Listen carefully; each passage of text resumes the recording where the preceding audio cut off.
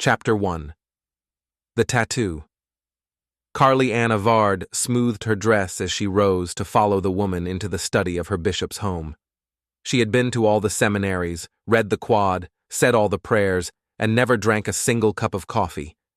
Now she was to enter the Holy of Holies, her bishop's study, to receive his blessing for her mission to the great unwashed. Carly was an unassuming waif of a girl with glasses who never tried out for cheerleader, never had a date, never attended a public school, and helped little children cross the street. And she loved her church. She was an only child, her mother having suffered from cervical cancer right after she was born, and all hope of a large family was gone. That left only Carly to be big sister to brothers who would never be brought down from heaven to assume their earthly bodies. The Avard family had dwindled down to Carly as the last strand of her family line that had stood at Immigration Pass with the prophet Brigham Young as he gazed upon the Salt Lake Valley and declared that it was the place where all could live in peace. And now little Carly, the last of that pioneer family, was to receive her bishop's blessing and embark on her mission to bring Joseph Smith's message to a troubled world. She knelt dutifully, kissed her bishop's Masonic ring, and announced that she was ready. Carly's father had been a well-respected citizen of the community. Operating a convenience store in Caldern Hale, he was temple-worthy, and although his daughter was not old enough yet, would accompany him religiously. Someday, she would be married after she returned from her mission, bringing Zion to the Gentiles and saving the world one soul at a time. She would cook, clean, and make little Mormons. And Carly was okay with that. As she stood in the study, smoothing her dress, her only wish being that her father could have been there with her. Unfortunately, he had been killed in an armed robbery at his store when she was 10. His killer had never been found. Still, Carly soldiered on. She had been taught teachings from her father and from his group after his death. All the teachings. From the Book of Mormon, Pearl of Great Price, Doctrines and Covenants, and the oral teachings implanted in her impressionable mind of the ways of the dark angels, defenders of the church, teachings that Gentile non-believers would never know, teachings that even modern Mormons would never believe, preserved only in the minds of a very few devout believers and spoken only in hushed tones among the dark angels, the Danites, Anjo Vingador, the Avenging angels. In an age when nothing was absolute, nothing affirmed, the dark angels would place a single bullet on Porter Rockwell's grave, confirming their induction to the most secret organization in America. And even though Carly never expected to use her Danite ways, she, too, had left her bullet and soul on Old Port's stone and assumed her place in the ranks of God's army as a daughter of Zion. She was 11 years old. Like those before her, she swore blood atonement to any who would harm her brethren or her church. 5 years before this night, as she dragged her thumb symbolically across her throat, she recited, Pele Alo, in a promise that should she reveal any temple secrets or things of this night, her breast would be split asunder and her blood spilled upon the ground for her sins. And Carly was okay with that. After her blessing, Carly had planned to do a sleepover at her best friend, Tesla's house. One more night of pillow fights and popcorn before venturing into the world of the Gentiles. Tesla had mentioned they slip over to City Park to meet with her grandfather and some of his friends for one more night out, but Carly had declined wanting to stay at Tesla's house for goodbyes. But for now, she kissed her bishop's ring, averting her eyes in respect, and curtsied like the good little Mormon she was. But before her mission, there was still one more matter that had to be addressed. As she left, her best friend Tesla was waiting in the corridor to take her to the park to celebrate her leaving. But first, 2 missionaries had arrived for one last bit of temple business. They would place the mark of the Archangel Michael, a small, flaming sword on the left side of her neck. At that point, she would cease being a daughter of Zion and become a true Danite for life and beyond, as she promised her father. Sworn to defend the church and the life of the prophet of the Lamb. Chosen to follow in the line of St. Peter, through the restoration heralded by Joseph Smith and given to all who believed and were found worthy of eternal life in the celestial kingdom. Tonight, as other members of the secret society stood in reverence, a small tattoo of a flaming sword would be placed, sealing her to the service of the prophet even unto death, which she would give unto anyone who harmed that church in any way. The corporal at arms put his lips to her right ear and whispered, "Thou wast Carly, thou art now Ruth. Receive thy commission." With a gentle slap on both cheeks, she rose from her knees, dragging her thumb across her throat and reciting, Pele ale. As she was being driven back to the bishop's house, the missionaries talked to her. "We understand you will be at a going-away party tonight," the driver said. Carly had not been aware that the two young men knew of that. It's just a short get-together my friend wanted to take me to. I'm not going to City Park after dark. I told her that I just wanted to spend the night at her house. "The girl in the hallway?"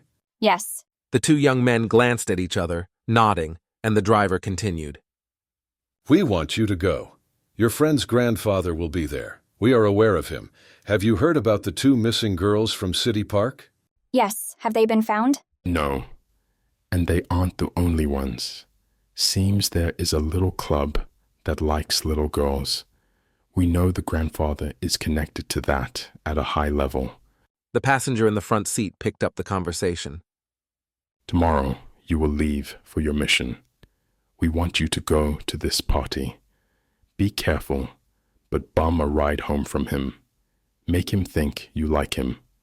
Let him know you want him to take you alone. Have this conversation with him alone. Slide over next to him in his truck. He will find a secluded place to be with you. Let him take you there. Carly was beginning to get nervous. What do you want me to do? "We want you to leave him there." Oh, you mean just get out and leave like he tried something with me? No, we want you to leave him there. The word leave became clear to Carly. Atonement? Leave him there for what he did to the Watchers. The driver drove home the point.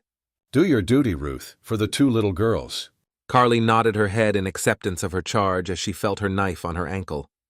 While this was happening, not worthy to enter the bishop's sanctuary, Carly's best friend Tesla sat in the bishop's den and waited, considering this to be just more bit of religious stuff that Carly needed to complete the preparation for her mission. Tesla, nor anyone else in her family were temple, having fallen from grace a long time ago. That was why she was sitting alone in the den and could not follow Carly into the bishop's study. She saw Mormonism as superstitious nonsense.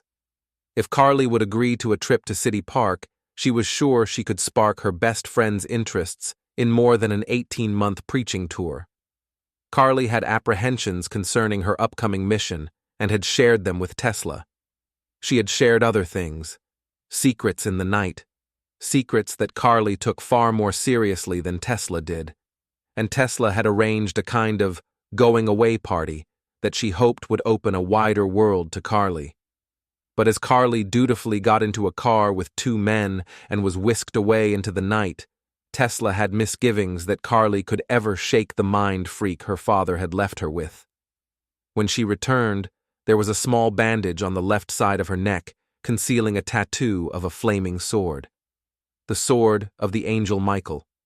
The sword that locked her into a society so secret that some bishops even said that they were an old church myth. The two missionaries offered the two best friends a ride to Tesla's house for Carly's last night of freedom. Not having been told the reason for the trip, Tesla's interest was piqued, and when she noticed the bandage on Carly's neck, her curiosity aroused. While being driven back to Tesla's house, she inquired. "What is that?" she asked. Rubbing the bandage gently, Carly said, Promise, Daddy, before my mission. "When my brothers come home with one of those bandages, it's a tattoo. You get a tattoo. Just a little one. Like I said, promise, Daddy. Something weird, huh? Mormon shit. That is why they think we're a cult up here. You're gonna end up being a sister wife if you don't watch out. You know the church doesn't sanction that. Why would you say that? Don't sanction that?" Tesla chuckled. The whole western end of the lake is filled with trailers full of people that don't sanction it. Tesla reached for the bandage on Carly's neck. Let me see. Carly grabbed her wrist. Stop. It's personal. Between me and my dad. Promised him. You're not allowed to see it.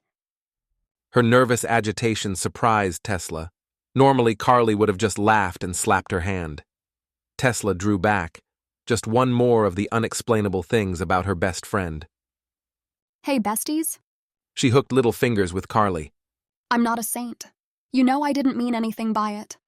Maybe this mission is bearing on her mind, Tesla thought, and she let it go. You're not still a saint? Then what's that figurine on your necklace? Carly was referring to a figurine of the angel Moroni that Tesla had on a necklace. The angel that had led Joseph Smith to the golden plates that supposedly had led into what was now the Book of Mormon. One little bit of faith that Tesla held on to. It's special to me. Tesla said. Because it is special to you. She leaned to kiss Carly, but Carly raised her hand, glancing at the two missionaries in the front seat. If they didn't like Tesla's grandfather, how much less would they like Carly and Tesla being more than best friends? Carly responded with the customary finger squeeze. Sorry. Lot on my mind. Do you think I'm ready for mission? If there's anyone on the planet more ready, I'd be surprised. She sheepishly bowed her head. Gonna miss you. Carly said. Hey, that thing you wanted to do over at City Park tonight. I've been thinking. Yeah, let's go over and hang out a bit. Tesla's face lit up. Fantastic, you're gonna love it. Carly hugged her. I'll be back. It'll be just like before. But as they drove past the temple, unheard by Carly, Tesla looked at the gates of City Park as they passed them heading for her house and whispered to herself. No, it won't. Chapter 2. Tesla. All little Mormon girls expect to grow up to be beautiful women, get married and have babies.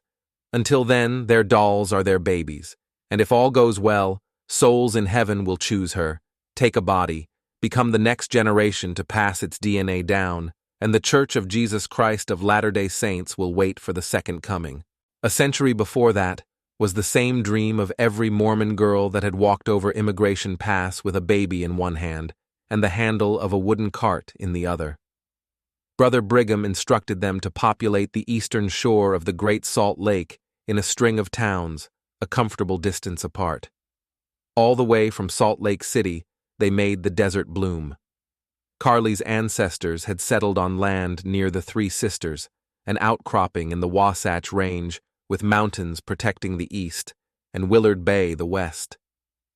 Each night as Carly looked at the Wasatch Mountains from the orchard behind her house, she imagined growing up, having those babies, and growing old in the big blue house her father had bequeathed to her and her mother when his Lord called him to the celestial kingdom.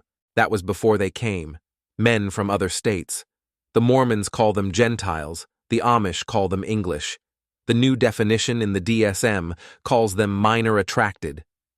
The Three Sisters stood guard against Indians, but could not defend against nameless sex traffickers pulling off the freeway in the town of Caldern Hale to defile the great-granddaughters of those early pioneers.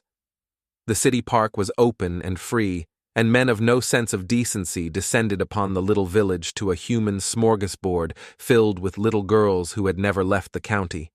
Sick men with evil minds. The devil brings confusion, and child sex trafficking was bigger than AT&T, and it could turn a little girl's dream into a never-ending nightmare. And this night, Carly's dream, and womb would be torn apart and replaced with revenge inside her chest. Love is not supposed to hurt. After she was violated, she would be dumped like garbage on her father's front lawn beneath one of the peach trees that she and her father had planted when she was a little girl. Her mother cleaned her up, and a local doctor stitched her up, but the water could not wash away her shame or give back her innocence. Her hope of motherhood would forever be faceless dolls. She prayed, and her Bible said that vengeance was her Lord's, and she would accept that so long as the Lord did not take too long, and she got to watch. The little missionary had a new mission. She stared unblinking at the little cotton balls and fingernail polish remover as she stuffed them into the pockets of her black hoodie. The sun was just creeping over the Wasatch Mountains as Carly put black smudges under her eyes and slipped her tracker off her wrist and climbed out of her second-story bedroom window. She smiled to herself as she saw the device still flashing its blue light. It kept up with her location. Suspecting that she may be suicidal, her therapist insisted on it. The doctor that her bishop brought the night she was found on her lawn doubled as her therapist. Too many cooks spoil the meal, and Carly's meal had too many courses to add dessert. She was depressed, but she was not suicidal, she was homicidal. Not autistic, just quiet, but her therapist had diagnosed her and prescribed an array of pills. No anger management would help the revenge inside her chest. She had removed the tracker with a little lotion. When her therapist had put it on her, Carly had made a fist. Now all she had to do was extend her fingers, and it came right off her tiny wrist. There would be no evidence that she had ever left the house that morning, except her temple garment left on a chair in her bedroom, because what she had planned on this night would defile it. Her father had trained her in the hidden arts of the ones who move in the shadows of the night. He never thought she would need that knowledge, much less use it. She played with it, just like a toy. Slipping on her black jeans and hoodie, she slipped from her bedroom window, landing cat-like on the deck, just as her father had taught her. She would land on the deck, flexing her legs to absorb the impact and make no sound. She sprinted quickly across the yard, dropped into one of Brigham Young's irrigation ditches that would allow her to go under the fence, not over. Her dark hoodie hid her in the night. The dry leaves made no sound. She walked pigeon-toed, Ute style. She'd made this trip many times, and it was easy to lay low, unseen by passing cars. She found herself in the park, secreted in the trees, watching for lights in her best friend's house. None were on. It was a Sunday, and the family, not being one of the faithful, didn't rise early after Saturday night. She had counted on that. She knew that even her best friend, Tesla herself, would be comatose right now. But she wasn't in a hurry. She had to do this right. There were rules. She was resolute. The men who had been prowling the park for Saturday night had long since gone home. She was alone. The months of healing after her rape had conditioned her. They made her aware of her womanhood and the vulnerability of it. Being forced down on a bed in an RV and used as a sex toy had introduced her to the real world. Her father taught her to kill and skin deer. She routinely carried a knife between her sock and boot. She could throw it 25 yards, but preferably 10. When she was pushed onto the bed in the RV that night, she reached for it. Her reflexes were keen, but the vodka and orange juice had dulled her edge. The man who sat on the bed beside her caressed her leg, and she liked it. She enjoyed the touch, but when he became too personal and tried to fondle her, she stabbed him through the back of his hand. Not all the way through, but enough that when combined with the beer he'd had consumed, it brought a response that was out of character even for him. He grabbed the knife and poked her thigh 4 times, maybe a little too hard, and she would forever have 4 diamond-shaped scars. As she recoiled in pain, he forced her flat to the bed. He pulled her blouse up.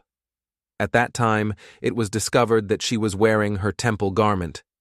The garment is in 2 sections, a top and a bottom. As Carly fought, her attacker easily pulled the bottoms down to her knees and took her dreams of a temple wedding. His attack was over in less than a minute, but he had friends in the room, and what should have been a rape became an abomination. Carly winced as these memories came flooding back. Her therapist would go on and on with meaningless words about forgiveness, as Carly would rub her thigh and fantasized about watching her being raped. Would she cry, or would she enjoy it? She knew her therapist was Temple because when she bent down to pick up a file from the floor, Carly had seen the bottom part of her garment, and that just served as a trigger for her. Carly knew her therapist certainly wouldn't let her hair down, not even for her husband. She was all about Mormon beliefs, meaning men had the upper hand. Men would always be on top. Her garment was a little too tight. She didn't seem to understand anything else. Perhaps she would understand being held down and brutalized. Maybe it would excite her. Before that night in the park, Carly had never felt anything in her chest other than the burning in her bosom that all Mormons look to prove the Book of Mormon is true. Now she defined truth by a night in the park, and the burning in her bosom was revenge from having her nipples twisted, and no prescription or Book of Mormon would cure that, because love is not supposed to hurt. As she watched, making sure all the lights were off and everyone was settled in for the night, she recalled that night in the park, when her best friend led her to an RV. It took the longest time for her to admit that she had gone there willingly, because to admit that she had to face her inner self. It was her last night home before launching on her mission for the church. A year and a half, with truly little contact with family. Mother's Day and Christmas. A year and a half of long hours of preaching Christ across the sea to people who at best were irritated and at worst belligerent or even violent. 18 months without social contact or any other contact, holy or otherwise. She had to face the fact that she had secretly hoped that someone would give her a little attention that night, a holding of hands or something more. She was ashamed of the thoughts that she could not express and emotions she had suppressed for so long. The drink had neutralized her amelia and the devil had her free will. Her best friend's grandfather had given her orange juice, but there was more than orange juice in that glass. Vodka. She had been talking with a man. He said he had a farm just north of town. He was Mormon and seemed interested in her mission. A young man had laid his hand on her thigh, and she didn't stop him. He squeezed it. The grandfather came and asked if she wanted to go into a back room. At first, she was doubtful, but the young man squeezing her leg had quickened her pulse, and she was having thoughts foreign to her. As the drink took hold, she decided to go to the room, but her legs were shaking from the orange juice and the excitement rising in her breast. But it felt good. Her head and her heart became light. Her best friend's grandfather and the younger man helped her. Upon entering the room, she sat on a bed. The young man sat beside her. He ran his hand through her hair. He began to undo her blouse. She pushed his hand away, but then pulled her hand back and leaned back. She was in that netherworld between yes and no, and yes was taking hold. As his hand worked on her blouse, she considered playing along. Between the vodka and his attention, she was getting a rush she'd never had. Men from as far away as Denver and Vegas came to pick the low-hanging fruit of the unsuspecting Mormons. They could accept Joseph Smith's golden tablets, but be oblivious to the raging hormones that were coursing through Carly's veins that night. Other curious girls would be lured to the park and sometimes to the deserts around St. George or even Arizona when things went a little too far and the girl would never be heard from again. Sex trafficking was a polite word. Carly was going deeper into her womanhood than she'd ever been. But before the night was over, she found herself waking up on her lawn covered with her bloody temple garment.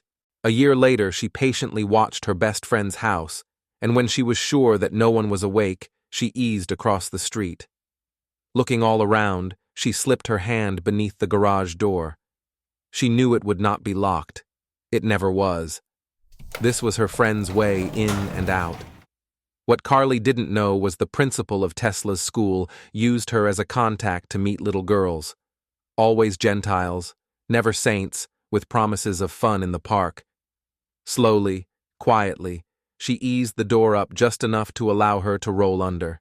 Then, even slower, she let the door down. Only her best friend's grandfather was in the garage. He would be the first to die that night. That night in the park, after she was assaulted, the grandfather appeared concerned and appeared to attempt to clean up the mess, such as it was, but while pulling the top of her garment down, he just couldn't resist the temptation and became number 2. She looked down upon the old man. He had thought she was passed out that night. If he woke, she would just kill him without delay. But she didn't want that. She had something more proper for him. She would not leave and grant him one more day. That would be more than he deserved. He cooked meth in the basement and regularly passed out on an old mattress on his garage floor. But his meth-induced stupor wouldn't numb the plan she had for him that night. She wanted it to be in front, so he would know it was her, and close enough so he would know what for. She was a shadow in the night. Like all the other nights, no one would know she was there except her best friend, Tesla. She would sneak up to her room, and there would be conversation, and laughter, and eventually love. The heart goes where it will go, and one night Carly's heart went somewhere she could never tell her bishop about. As she stared down at the old man, she knew right where his little electric heater was. He would often pass out on a mattress in the garage if he were not in his granddaughter's room. Many a night Carly had to bolt from her best friend's bedroom as the old man made his visit. But it wasn't until that fateful night in City Park, when she was penetrated by the reality of what her friend had to endure, that she understood and felt a twinge of jealousy. She let her hand run lightly over his face. Soon she would replace his slumber with a dirt nap in hell. She glanced at the little electric heater. It was on, but she leaned over and turned it off ever so gently, just to let it cool a bit. When she was through with him, she had pressing business upstairs. But right now, he was job one. As he lay sleeping on the air mattress on the garage floor, she silently eased back over. He was second that night in the park, but tonight he was going to be first. The first to die. Tesla had arranged for her to be at the RV, but he had made the orange juice. He led her to the room, and he was just as guilty as anyone else that night. She pulled a garrote from around her waist. Taking it in both of her hands, she looped it around his neck and pulled it just enough to wake him. She wanted him to see her face when he roused. In short order, his eyes opened to see a familiar face. Then she pulled the cord tightly to crush his larynx to forbid any outcry. In her head, she could hear an approaching train. She was staring right into his eyes. She wanted him to have no doubt about who was killing him. His hands clawed for her face, but he'd already lost the strength that it would take to fend her off, and his hands lacked the power they had that night in the park when they were over her mouth.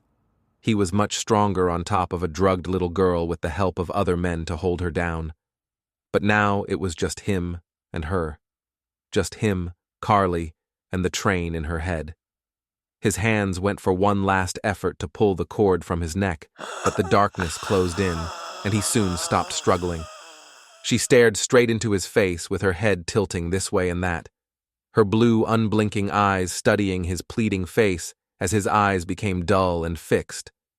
But as per her training, she continued to choke him for 4 minutes. Carly steadied his hand as it jerked spastically near the heater. Placing the garrote back around her waist, she felt his jugular for a pulse. Carly had felt waves of ecstasy wash over her as he fought for his life, and while her orgasm surprised her, she didn't resist. And after the train in her head left the station, as she leaned back, and after a few deep breaths, with beads of sweat forming on her forehead, she examined her handiwork. The smell of feces filled the garage, and his pants were soaked as all his bodily functions had let go. She wondered if he had released all his bodily fluids. She had almost twisted his head off in her excitement, but the fire she had planned would cover the ligature marks on the neck. The firefighters would find him curled up in the fetal position as all fire victims wind up. Now it was time to visit Tesla. On the way, she noticed a man sleeping on the couch. She did not remember him from the night in the RV, but no matter. He shouldn't be here, just more wood for the fire. The sound of a train approached again in the distance as she climbed the stairs on her way to her best friend's bedroom. Carly touched her knife. She had lost the knife her father gave her in the RV that night. As the train in her head grew louder, Not now. she thought. She silently went to the second floor. Easing down the hall, she pushed a door open. Her best friend was sleeping. She silently slipped into the bedroom. The girl was sleeping on her belly. The cool of the desert air was drifting through a window that was open. Coming off the Wasatch, it smelled like ice cream. The sheets had partly fallen away, revealing that her friend, Tesla, was sleeping nude. Carly watched her back rise and fall. A soft feeling of excitement and regret entered her mind as she eased her arm beneath her friend. She almost regretting the old man drawing flies in the garage, but this voyage had already started, and there was no turning back now.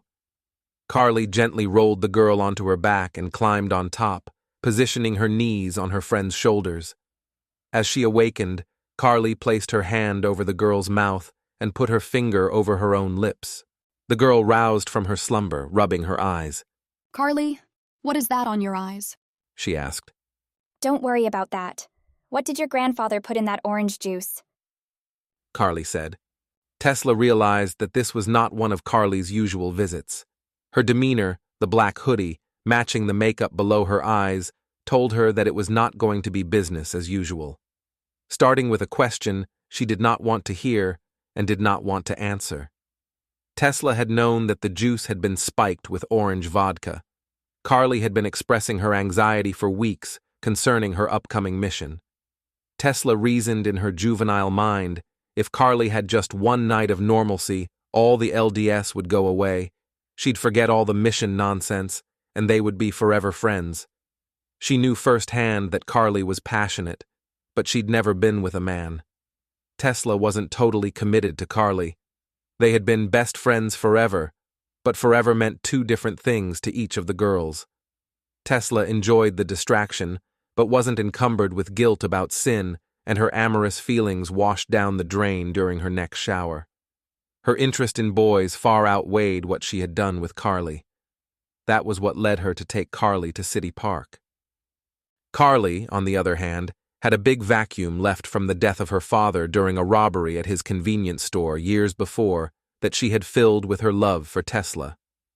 Being an only child, she was Mommy's little girl, but Daddy's best buddy. In Carly's mind, no man could ever replace him, but Tesla touched her body and soul in a way that eased the pain until she met her father again in the celestial kingdom. Her only problem was the reconciliation between Mormon doctrine and her growing romantic interest in Tesla. And Tesla had believed enough vodka and the right man at the right time could bring about that reconciliation. Carly, I didn't know. Honest. I thought we'd just party a little. My grandfather knew them. He was there. I know. He gave me the orange juice. Leaning forward, she said, Do you know what he did? You wouldn't know because you were too busy on the couch. It was true. Tesla was with a man on the other couch. Before Carly could become angry or disgusted, the orange juice began to take effect, and her anger morphed into something else, something that she had never felt before. The juice released her inhibitions and cumulated into lust that caused fantasies to flood her imagination, exciting and repulsing her to the point that Tesla had to tell her to, Just lay still. Her friend began to clear her head. This was not the first time her friend Carly had crept into her bedroom after everyone was asleep. The first sleepovers made the two girls as close as sisters. Later, they were closer. I never did those things. You know I am Temple. Why did you let it happen? You watched. Carly was truly hoping her best friend would tell her something, anything that would quiet the approaching train in her head. Tesla opted for logic. You wanted to do it. You needed that, Carly. You wanted to go and hang out with those guys. I know you are Temple and I love you for it, but you gotta let that go sometimes. You were letting go a little. You wanted the touch. I saw you sitting by him. What went wrong? He grabbed me. No guy ever did that. And you stuck him. Why'd you do that? Carly rubbed her head. I don't know. Why did I even go in the first place? You wanted to go. Do you know why I wanted to go? Because you are my best friend. I trusted you. You knew what was in that juice. Do you think I wanted them to drag me into that room like that? Grabbing her best friend by the shoulders and pulling her close, she hissed. Think, Tesla, look at me. Her friend was confused and afraid. I do not know. We were just supposed to mess around. Upon hearing the statement, We were supposed to mess around? the truth of her actions that night made the train become louder for Carly. To admit, even to herself, such thoughts exposed her true soul. But she thought Tesla was her date that night, not the man her friend was messing around with on the couch. She was still her friend, but in her mind, she now understood that her best friend had been a participant in a real party that night. Now Carly felt a new emotion, jealousy. It was not fun for me. And that orange juice? What was in it? I only took one sip. Okay, Papa put a little vodka in it, no drug, Carly. Tesla said. But you need to stop lying to yourself. You drank it all. You really let your hair down. Nobody threw you into that room. You ran to it. Hearing that familiar roar of the train in her head getting closer, she began to go down a tunnel, and suddenly she could see the man and feel his hands groping her. Surprisingly, the memory excited her. The intensity grew, and then she snapped out of it and was back on top of Tesla again. I can't have kids now. I don't know anything about that. They had issues, you had issues, I was just having some fun. Okay. That was out of control. Carly, you knew what you wanted. They went crazy because you stuck the guy. I was digging the party. I could tell. But you didn't drink the same juice that I drank. Then why did you go? Because I wanted to be with you. I love you, Tesla. You. Tesla whispered. You wanted it, I didn't. I wanted a night with the guys. I don't love you like that. The train pulled into the station. Tesla continued. You don't want anyone to know the real you. You hide your feelings behind your daddy complex and can't have an open relationship with anyone. At this point, Tesla tried to push Carly from her, but it was no use. Carly's knees were positioned firmly on the front of her shoulders. Carly felt a warm rush flood her face. She stroked her best friend's face with trembling fingers. I loved you. I know you are not Temple, but if you ask Heavenly Father for forgiveness, I will let you go. As she said this, she pulled a short dagger from her boot. Her words and actions struck terror in her friend. Let her go? Go from what? Was Carly's mind already made up? Over the years, the two had talked about Carly's father and his associations. Now she realized Carly had walked into the valley of the shadow of death when she uttered the Danite offer of redemption to someone condemned to die. The words of Porter Rockwell that he recited before fulfilling Brother Brigham's orders. Now, with a knife at her throat and Carly stroking her face, Tesla was paralyzed with fear. She knew the legend of the black angels that protected the saints from the wolf packs, and now one was sitting right there on her chest. All her years of friendship and the old tales of the persecution, but she had never seen this side of Carly, and now she suddenly believed everything Carly ever told her. They had talked about Carly's father, but she considered him of a bygone age that Tesla never really believed, and thought Carly had accepted all that mumbo-jumbo about blood atonement and sins or kingdoms because of her daddy fascination.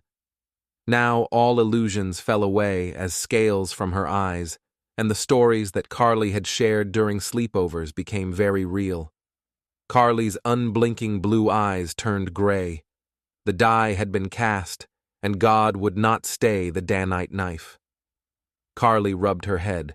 Carly, I love you, just not like that. Tesla said with a quivering voice. You know that? Forget all this religion, we're BFFs, we'll get over this. Carly stared down at the girl she had pillow fights with. She saw her friend in a different light now. All the fond memories she had were eclipsed that night in the park when Tesla told her to. Just lie still. Lie still. She still had love for her. That inner love she had fought to ignore began to die. Forbidden love that was overpowering. A love that neither could admit other than to each other in the dark of the night. And now Carly knew it was one-sided. But something else drove Carly. Betrayal. Fear. She had borne her testimony falsely, lied to God, and all she held holy was on the chopping block because what she considered the celestial kingdom on earth was one of the abominable sins God would not forgive. And she had wanted her friend to be waiting for her in the kingdom of God.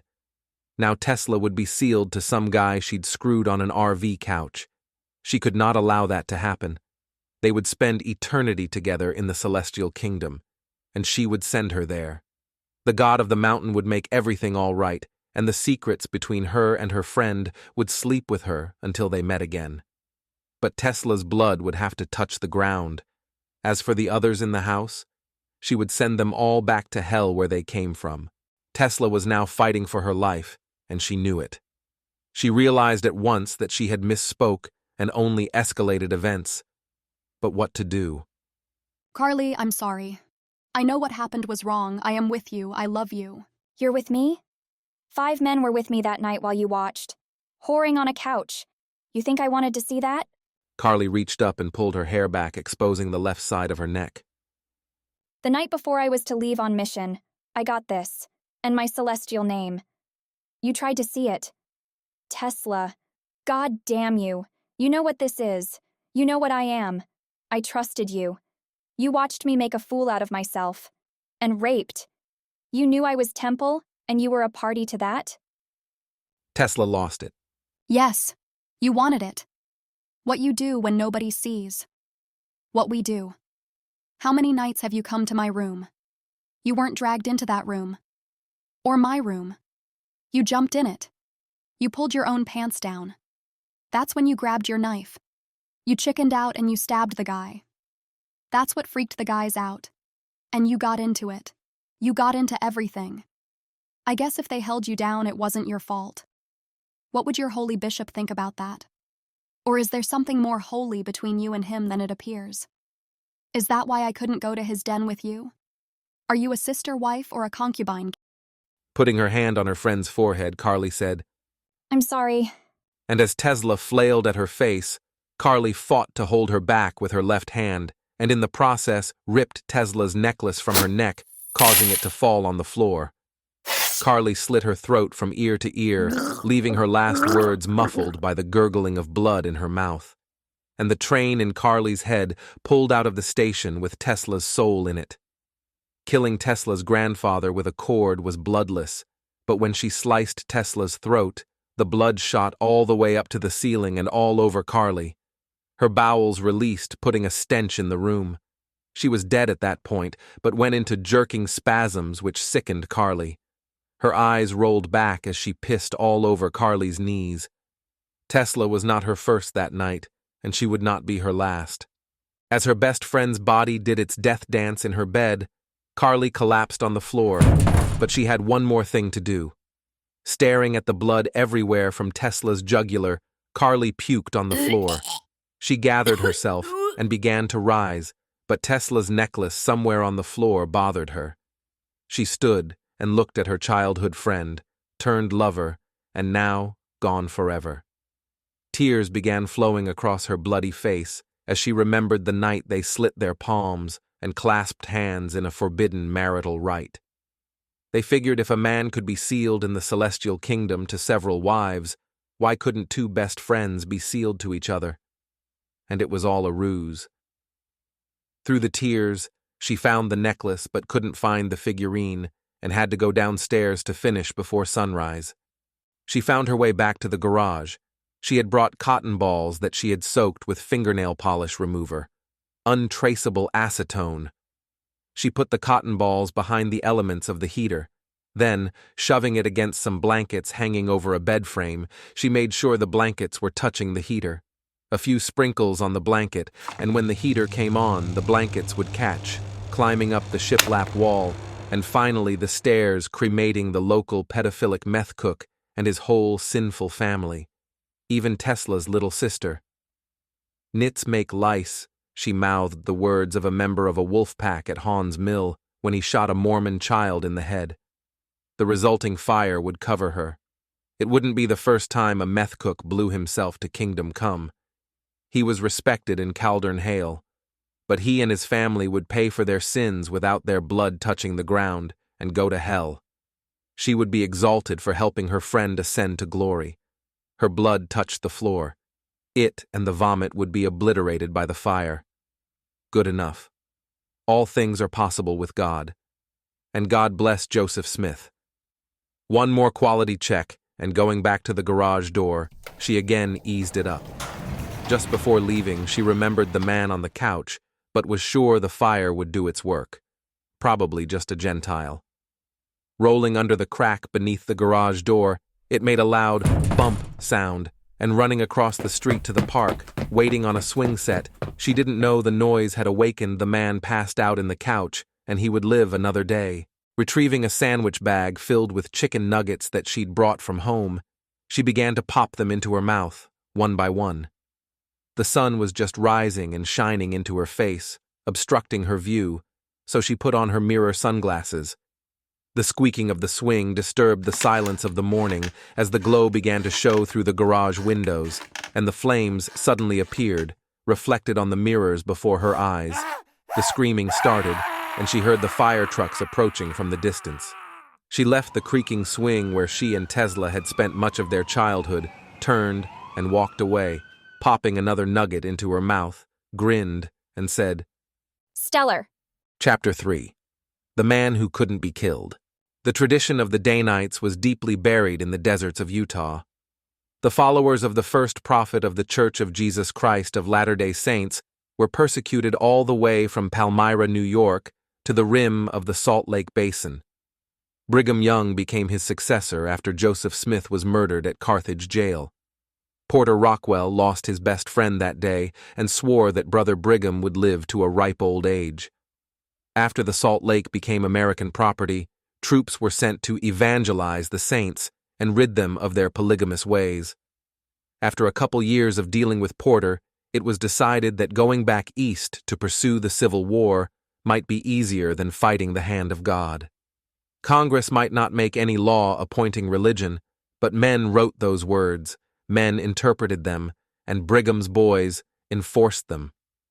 As Carly placed a flower on her father's grave, she could see the Wasatch Range Porter had come over to etch out an existence in a desert with a salty lake, and the men that ravished her on that night in City Park had destroyed her consanguinity. As the last of her lineage, they had literally killed her family that night. As she leaned down and kissed her father's stone, her tears fell to the ground. Vengeance is mine, saith the Lord, she said in a low, reverent tone, and then in a lower voice, almost a whisper so even God could not hear it, she said, And I'll go with that, Daddy, but I do take a little myself. 170 years before, Porter had been drinking for a while in the little bar just south of Salt Lake City. The bar leaned up against a mountain due to its construction and wooden floor. He sat alone. He said little, occasionally raising his glass for a refill. Dressed in trousers with a heavy shirt and long buffalo coat, as was needed to stave off the Utah chill that pervaded what little heat the makeshift fireplace could provide, he was lost in the past. Lost in memories of his best friend, Joseph Smith, and himself, walking along the river in New York with walking staffs to shore up the bad legs they both had. Then came Carthage jail, where he had done his best to defend his friend, but he was too late, and Joseph became a martyr forming the foundation of the Mormon Church. So, he led Brigham Young and the survivors to the Salt Lake Rim. But there was vengeance in his chest, a vengeance so profound that even the American army found it hard to face God's avenging angel.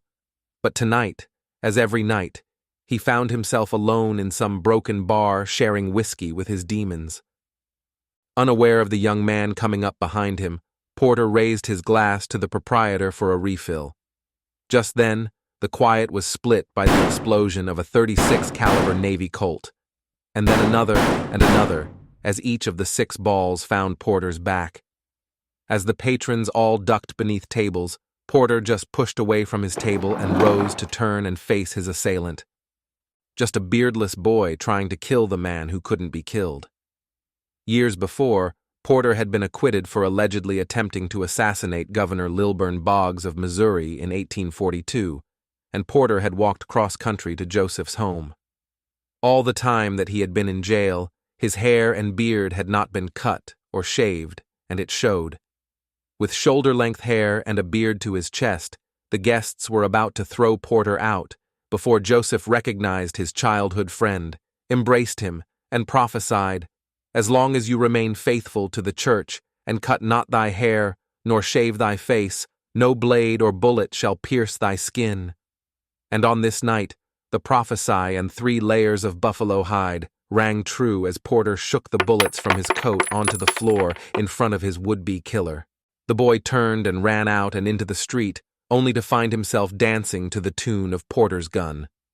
After the 5th shot, Old Port drew the hammer back and took dead aim as the hapless young man accepted his demise, but Porter relented. Relaxing the hammer on his .44, recognizing the boy, he said, "The only reason I don't kill you is that I know your parents. Go home, boy. Never let me see you again. Fourth chapter. She talks to angels. The sun was just rising over the Wasatch as Porter's spiritual daughter assumed her role of school crossing guard, helping children across the 4-lane highway between their neighborhood and the school. Dutifully raising her stop sign and ensuring the safety of the hapless urchins as they excitedly rushed to join their friends for another exciting day in Caldern Hale, Utah.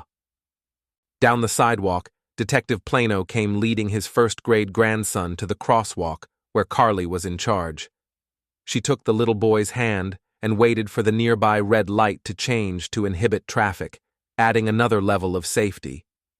Plano was a 200-pound man with dreadlocks extending to his shoulders, and his grandson was a mini-him, dreads and all. Detective Plano wasn't from Utah, but he got there as fast as he could. A highly decorated detective from Scotland Yard in England, he was recruited by the LAPD after his retirement as an asset to help solve numerous homicide cases. He would have put in his time and retired from LAPD as well, except for a car wreck interrupting his life's plan. On that day on Wilshire Boulevard, a man with one too many T-boned the car containing his daughter, son-in-law, Plano's wife, and newborn grandson. The parents and the grandmother were killed instantly, and Plano spent 2 weeks at the baby's side on a death watch. During that time, 2 Mormon missionaries came to pray with him, eventually bringing their bishop, who gave the child a blessing, and the little boy lived. After that, he brought the baby home, the only light in a life where no light existed. The Mormons continued to come, lending assistance in any way they could, and eventually he was baptized into the Church of Jesus Christ of Latter-day Saints. He had lost all interest in California and was drawn to Utah more and more. He retired, but the lure of Utah continued to pull him until eventually he moved to Caldern Hale, intending to settle down and finish his days, raising his grandson among the saints who did not drink and drive. But God had other plans. A slot became available on the police department, such as it was. In a town where the last homicide was perpetrated by Orrin Porter Rockwell, George Plano filled 2 slots. The only homicide detective in the county, and the complexion to satisfy the racial disparity obvious in the town. Detective Plano was Black Englishman. The church had received a revelation in 1978 that Black people were human after all, and could even participate in all temple functions. Plano never wanted to be temple. He was forever grateful for the life of his grandson and never questioned the God of the mountain. And, since there was no such thing as homicide in Caldern Hale, he was happy to serve as the chief of detectives in charge of sitting by the door, and George was okay with that. When the rumor spread that a little girl had been accosted in City Park, it sparked his interest, and after a little investigation, he discovered the backstory, but no police report had ever been filed. When he finally managed a visit, he found a familiar face sitting alone in her apple orchard behind her house. He was taken by her size, but more by her calm nature. He had brought cheesecake, and she rushed into her house to retrieve 2 plates and forks to enjoy it with him. No sign of the effects of the attack that all the inn of the town seemed to know, but did nothing about. This question was answered when she gathered the plates to return to the house, and he saw the flaming sword on her neck, and one glance from her sky-blue eyes told him why there was no police report and why this was company business, not a topic open for discussion. You look tired this morning. Rough night? Plano said as he waited with her. Carly gave him a sideways glance. No, She returned, pointing to the earlier batch of kids across the street, heading for school.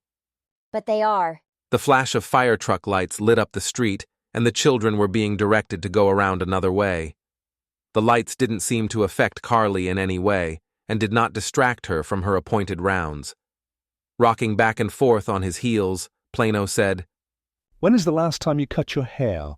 He referred to her long pigtails extending down the middle of her back. Carly squinted her eyes in thought. You know, I haven't cut my hair since my daddy passed. Nice memorial for your father. Well, gotta go to work. Plano said. Fire up there? She looked toward the distant trucks. Yeah, bad one. 2 killed, but gonna take an autopsy to tell what gender they are.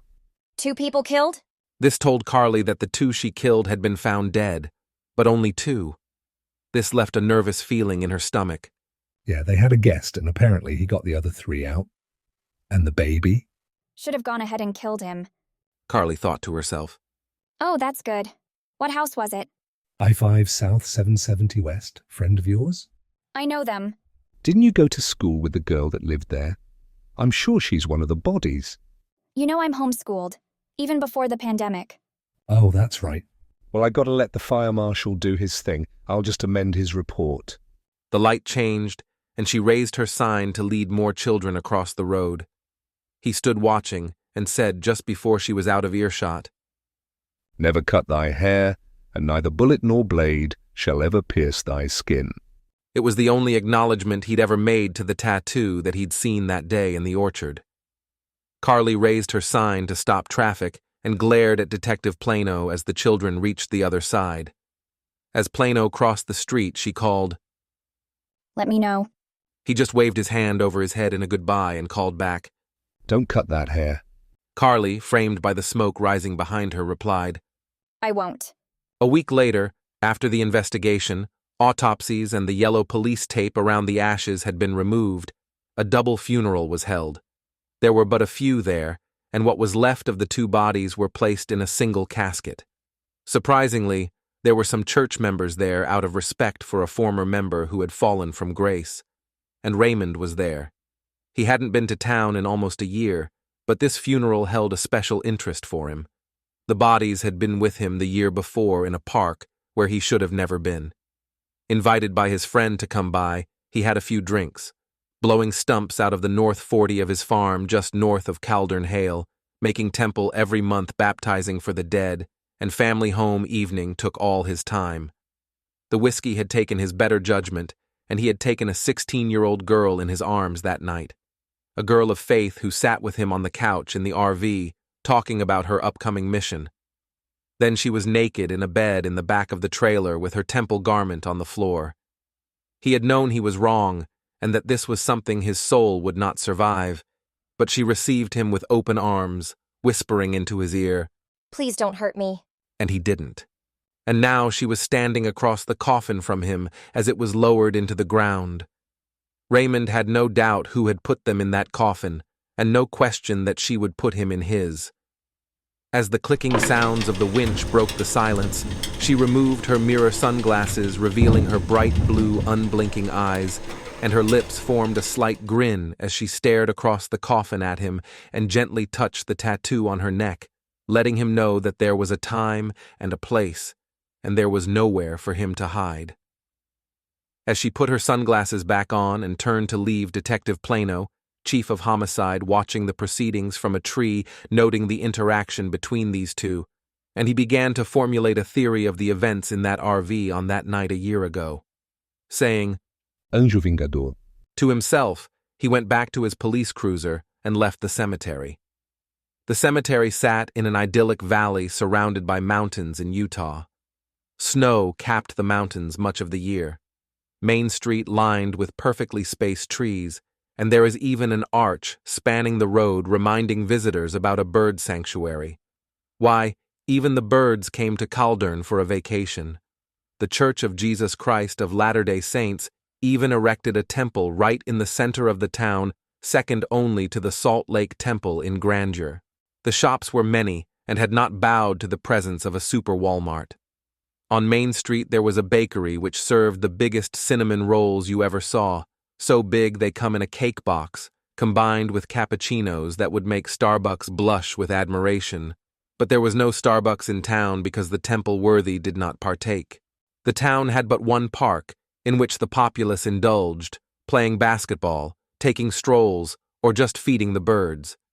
Children crowded the parks, and for all appearances, under the watchful eye of the Mormons, all children were safe because no one could ever remember when there was a violent crime there. The society is very structured. When Brigham Young gave his last speech, the Mormons flocked there and carved a place in the desert. As Salt Lake City was being overrun by filibusters looking for gold in the expanding West, the Holy of Holies sought solitude in the Wasatch. Most of the residents were descended directly from those pioneers. Carly's family tree stopped growing in the RV that unfortunate night.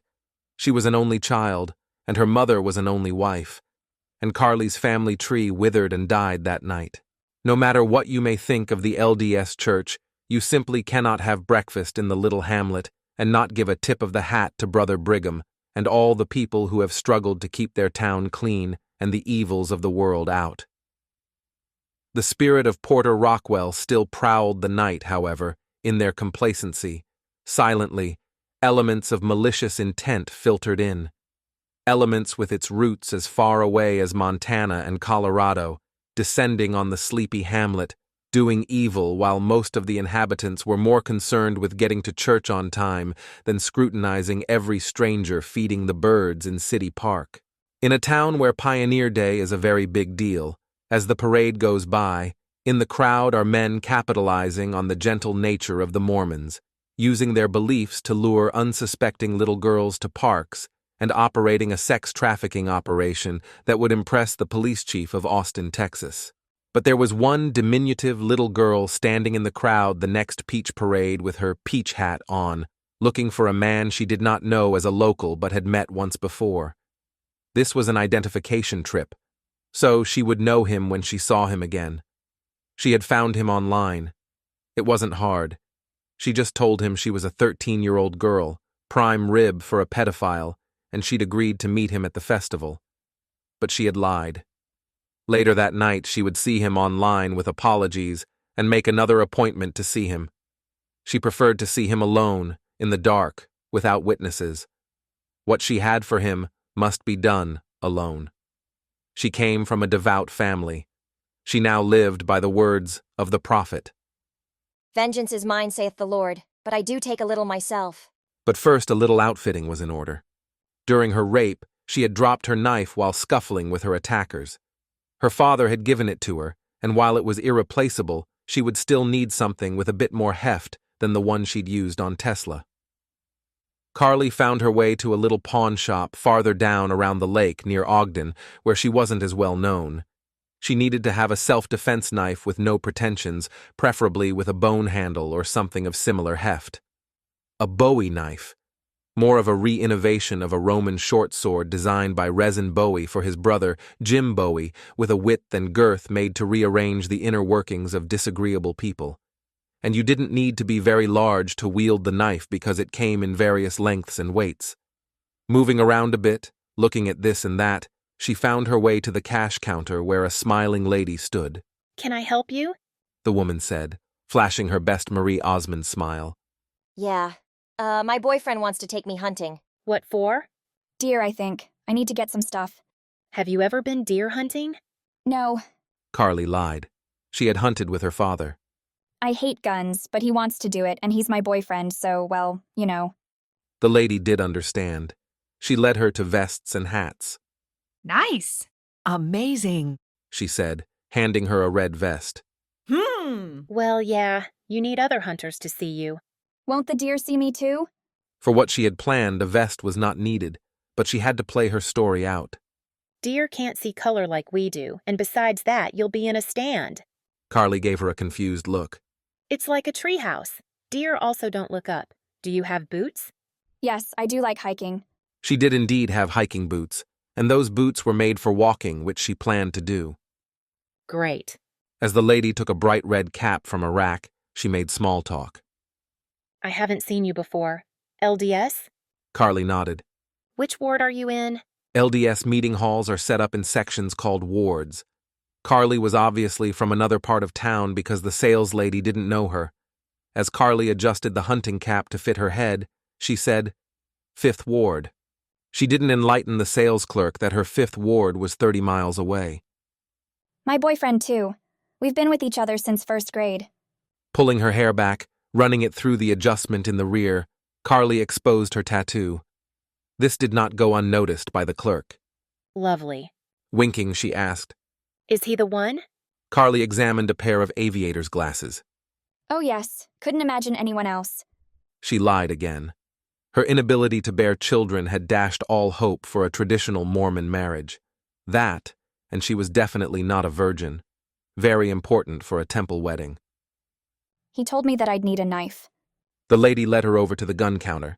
You'll need something like this. She handed her a buck knife. 8 inches, serrated edge, bone handle. Just what I think you're looking for. Perfect for your hands. Carly took the knife. Careful, The lady said. sharp, like a razor. Carly was fully aware it was almost a Bowie, but she continued to play innocent. Nice. You don't just drag the deer home. Gotta field dress it. Carly intended to field dress something, but kept the Valley Girl act going. Field dress? You have to remove the organs and cut it up. I thought we'd just drop it off in Logan and they'd do the rest. They would, and they'd charge you. Easier to just spill the guts in the woods and feed the wolves and such. Ew, I'd rather have a Big Mac. Wouldn't we all, dear? But if you're gonna be a saintly wife someday, you must share your husband's interests, or at least let him believe you do.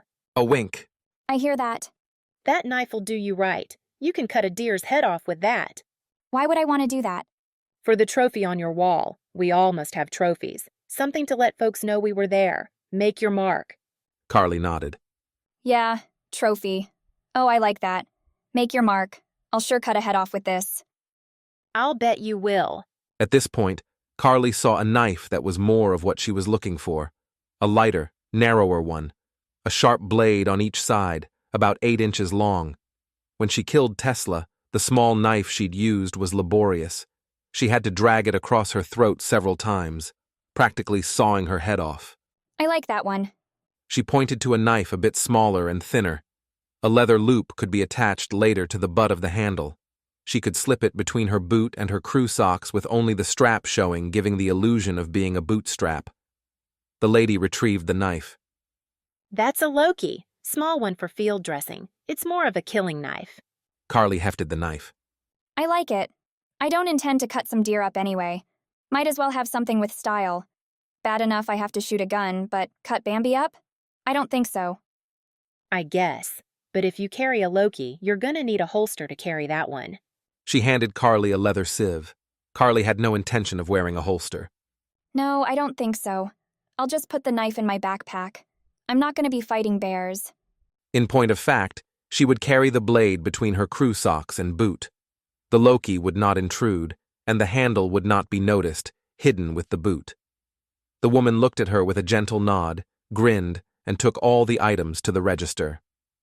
Will that be all? Yeah, I think that'll just about handle what I'm hunting for. You have a blessed day. You too. As Carly walked toward the door, the sales clerk called out, Miss? Carly turned. Yes? The lady held the sales receipt up. You forgot this. Carly came back and took the receipt. The lady reached and removed her hair from beneath her new cap, letting it fall around her shoulders. Looking her dead in the eyes, she said, Cuter for him like that.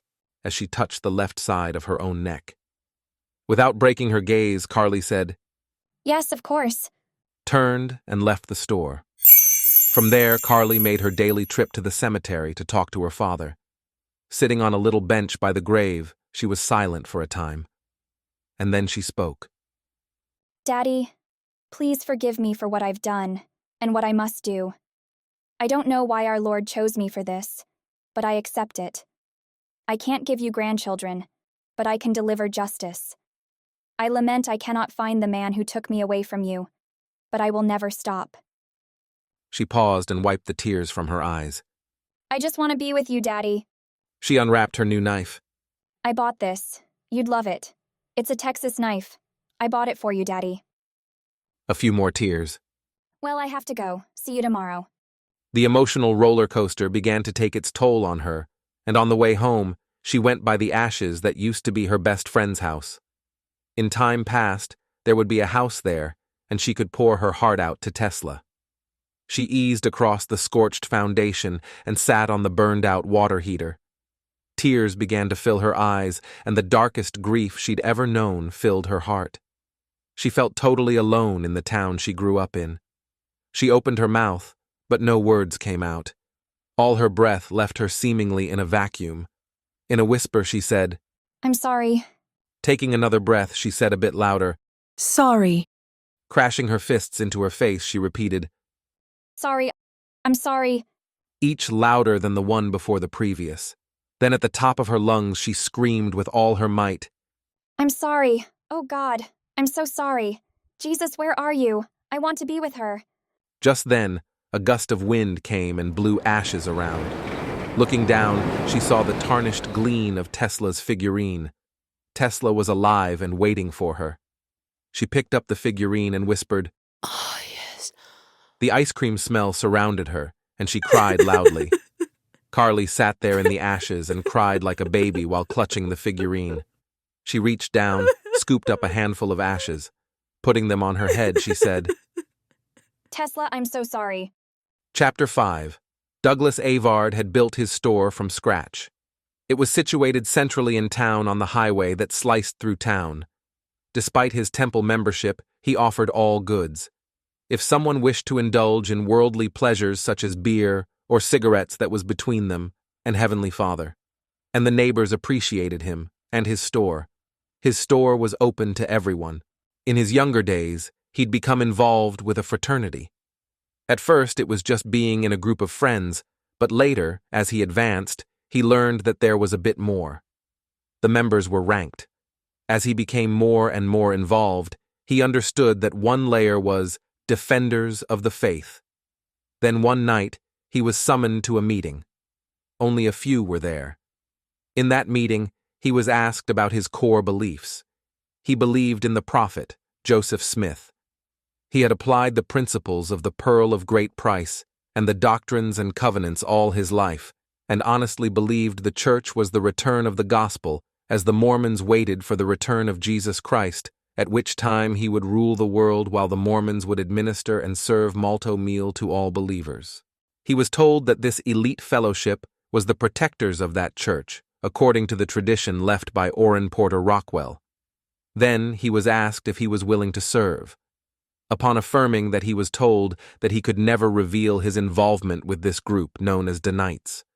For if he did, he would have his breast split asunder and his blood would be spilled upon the ground as an offering to God. He was given a tattoo on his neck, a small flaming sword, and Douglas kept the promise. The only person that he ever revealed what he learned was his little daughter. She absorbed the ways of the dark angels and enhanced them with her attraction to magic, especially sleight of hand. By the time she was 10, she was a master. But dark forces tempted Doug, and in time his inventory began to include items that, while the government disapproved, and Douglas also, in his mind it was all sinful, and sin was sin. The flesh is weak, and Gentiles are especially weak. All would deny access to the heavenly kingdom, and Jesus didn't need Gentiles there anyway, so what if they lost their souls? There was a man. Stan was a vagabond that found his way into Caldern Hale, and like any civilized society, that society would not accept him. Stan drifted from place to place, committing small theft and occasional burglary. The only thing he owned of any value was a pair of ostrich boots, with an image of a scorpion on the side. On the street, he was known as Boots. That night, when the dope ran out and his demons came, he decided to ask for credit from the little store on Medical Drive. He had heard that such could be had at the little corner store, and he put his bicycle by the side of the store and went in. "Can you help a brother out?" he asked. "I help all. What do you need?" "A rock. I'm hurting. Just a bump to get me through." Doug had regular customers among the brethren, but this man was not one of them, and besides that, he didn't extend credit for specialty items. "Sorry, can't help you." "Come on. One rock. What can it cost? I'll be well tomorrow." "No! Now get out of my store. Come in my store asking for credit. You're not one of my regulars." He frequently bought beer at the store. His friends had told him about Doug's sideline, but Douglas was very selective in selling to that clientele, and the very idea of extending credit to someone jonesing for a fix was out of the question. "No matter," Douglas continued. "I don't care. Just leave." He couldn't just leave. "I know what you're thinking. Okay, you're a problem. You are high up in the church, but you sell dope. Don't jack me, man. One rock won't kill you, but this will. At that, he pulled a Saturday night special from his pocket. So, Saturday night that the hammer was being held in the place with a nail where a pin should have been. With Doug's extensive hunting experience, the gun didn't impress him. How about a trade? My boots, real ostrich. How about them? Just a rock, man. Does this look like a pawn shop? No! Leave! Man of the Lord. Temple worthy. Boots cocked the gun.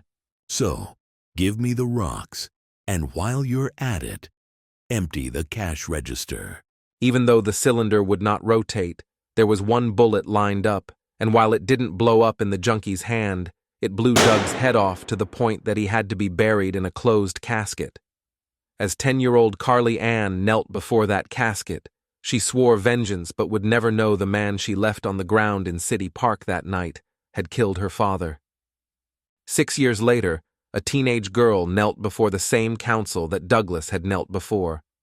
The leader placed his hand upon her head and repeated the same words her father heard before. He then took her hand and said, "Arise, Ruth." Chapter 6, Johnson. The air was crisp and cold, but it seemed the air was always crisp and cold in Utah. She zipped her hoodie up around her neck, putting the hood over her head, hiding her face. She waited at the edge of the park, feeling anticipation in her heart as she swallowed a couple Percodan. A simple search on Facebook had revealed him a week before. All she had to do was say she was 13, and they came. Men looking in forbidden places for forbidden things. It took some conversation to sort him out from the many hits that came on the so-called family media site. And tonight, she waited in the dark for a man going by the screen name Yellow Jacket 666. She had feigned a meeting at the Peach Day Parade, but only to make sure he was the right man. When he met her before she was busy being raped, she wanted to see his face without letting him see hers. She told him they should both wear yellow jackets, alluding to his screen name so they'd know each other, except she didn't wear yellow that day so he couldn't find her, but she sure found him, and his face disturbed her. Though her memory of that night was spotty, his face was vaguely familiar.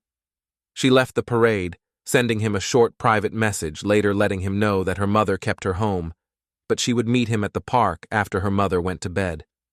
After that, a little dirty talk sealed the deal. She didn't have to wait long. Right on time, a car turned a nearby corner and cautiously eased down the street. As it pulled up, she walked over and greeted the driver. Utah plates. Again, she couldn't remember him. You Yellow Jacket 666? She asked. The lightly bearded man driving was slow to answer as he scanned the area. Maybe. You a cop? If you are, you must tell me. That's the law. This is a false belief. Cops are the worst liars if you don't count lawyers. She laughed. Sure, I'm a cop. Waving her hands in the air, she giggled and said, Show me your hands. She was mocking the thing cops always yell right before they yell. Shots fired. He laughed. She laughed with him. I ain't no cop, dumbass. Waving her hands, she said, Take me somewhere private and I'll show you what these hands can really do. And it's going to be hard not to come when you find out what I can do with my mouth. Using her tongue to make her cheek bulge out slightly, she winked at him. He was at a crossroads. She did look underage, and he was slipping past the point of no return. But throwing all caution to the wind, he unlocked the door anyway. Getting in, she unzipped her jacket but did not remove her hood from her head. Giving him a glance at her body, his reservations evaporated. She wasn't breathtaking, but her young face and 100-pound body took his breath away. Forbidden fruit has a sweet taste, and he knew this fruit would be easy to pick. Do you want to go to the park? He asked. Remembering her last time with men in the park, she had no intention of taking that chance again. Her size dictated that she needed to keep her distance. Even though she'd checked the park out already, she knew these guys frequently ran in packs, and beside that, she wanted him alone. That's why tonight she wore her hiking boots. Her knife comfortably between her crew socks and boot, the leather loop barely visible. From her hikes, she knew that she could find her way down the mountain to town, avoiding the road when she finished her date. So, she told him. No, somewhere private, up in the mountains. I know a place. That sparked his interest. Yes, somewhere private. He didn't recognize the girl he'd held against her will a year before, but Carly was a delicious morsel. But as he spoke, she began to place his voice. I know you from somewhere, she said. Don't know anything about that. Pointing her finger at him, she said, Principal Johnson. This caused him to weave as he drove. I don't know you. I don't remember you from school. I never went to your school. I'm homeschooled. But, you know Tesla. Yes, I remember her. Tragic. You were her friend? Yes, we were besties. Hey, maybe we should just forget about this. Where do you want me to drop you off? Dude, do you want this or not? I mean, I'm already in the car. I'm not a cop, but if one pulled you over right now, what would happen? Me, you in your car at 4 a.m. Come on. She reached over and tickled his ear. You know what you want. Just don't mark me up. Just then he saw her tattoo. You LDS? Oh, God. You gonna preach to me now? LDS? Kinda maybe sorta. You know what we're about to do. Does that sound temple-worthy to you? She pulled her shirt down slightly.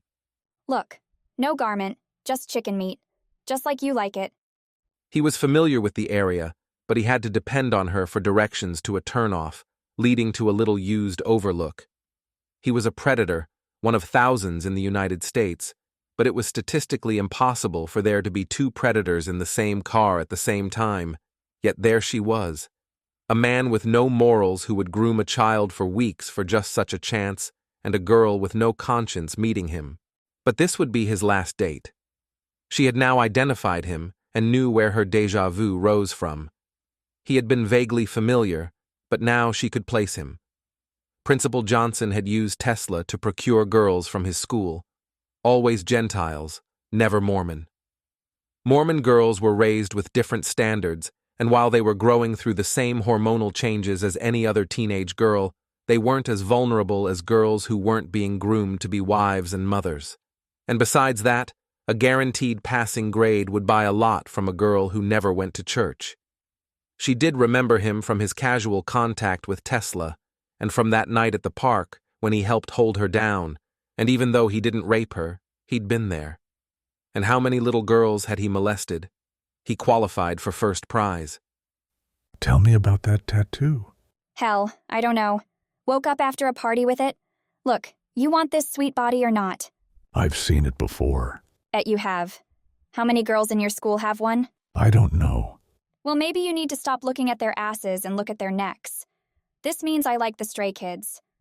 The tattoo had nothing to do with the K-pop group, but he bought the lie, and that's all she needed to get him up on that mountain.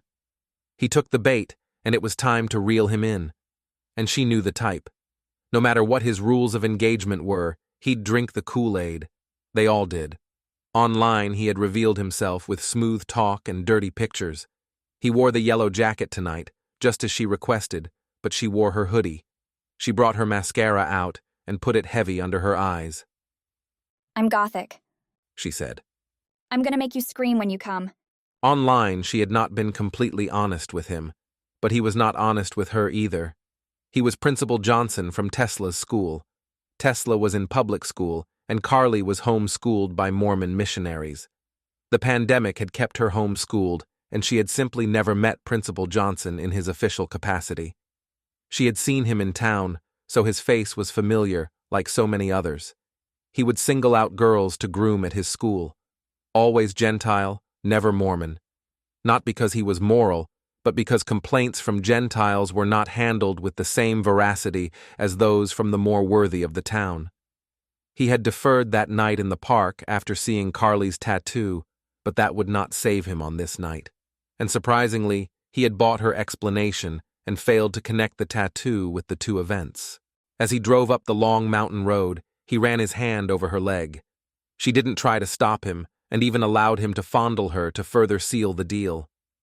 So, you like to party? When we get there, you'll see in the back seat. Hope your heater is good, 'cause I want to get naked for you.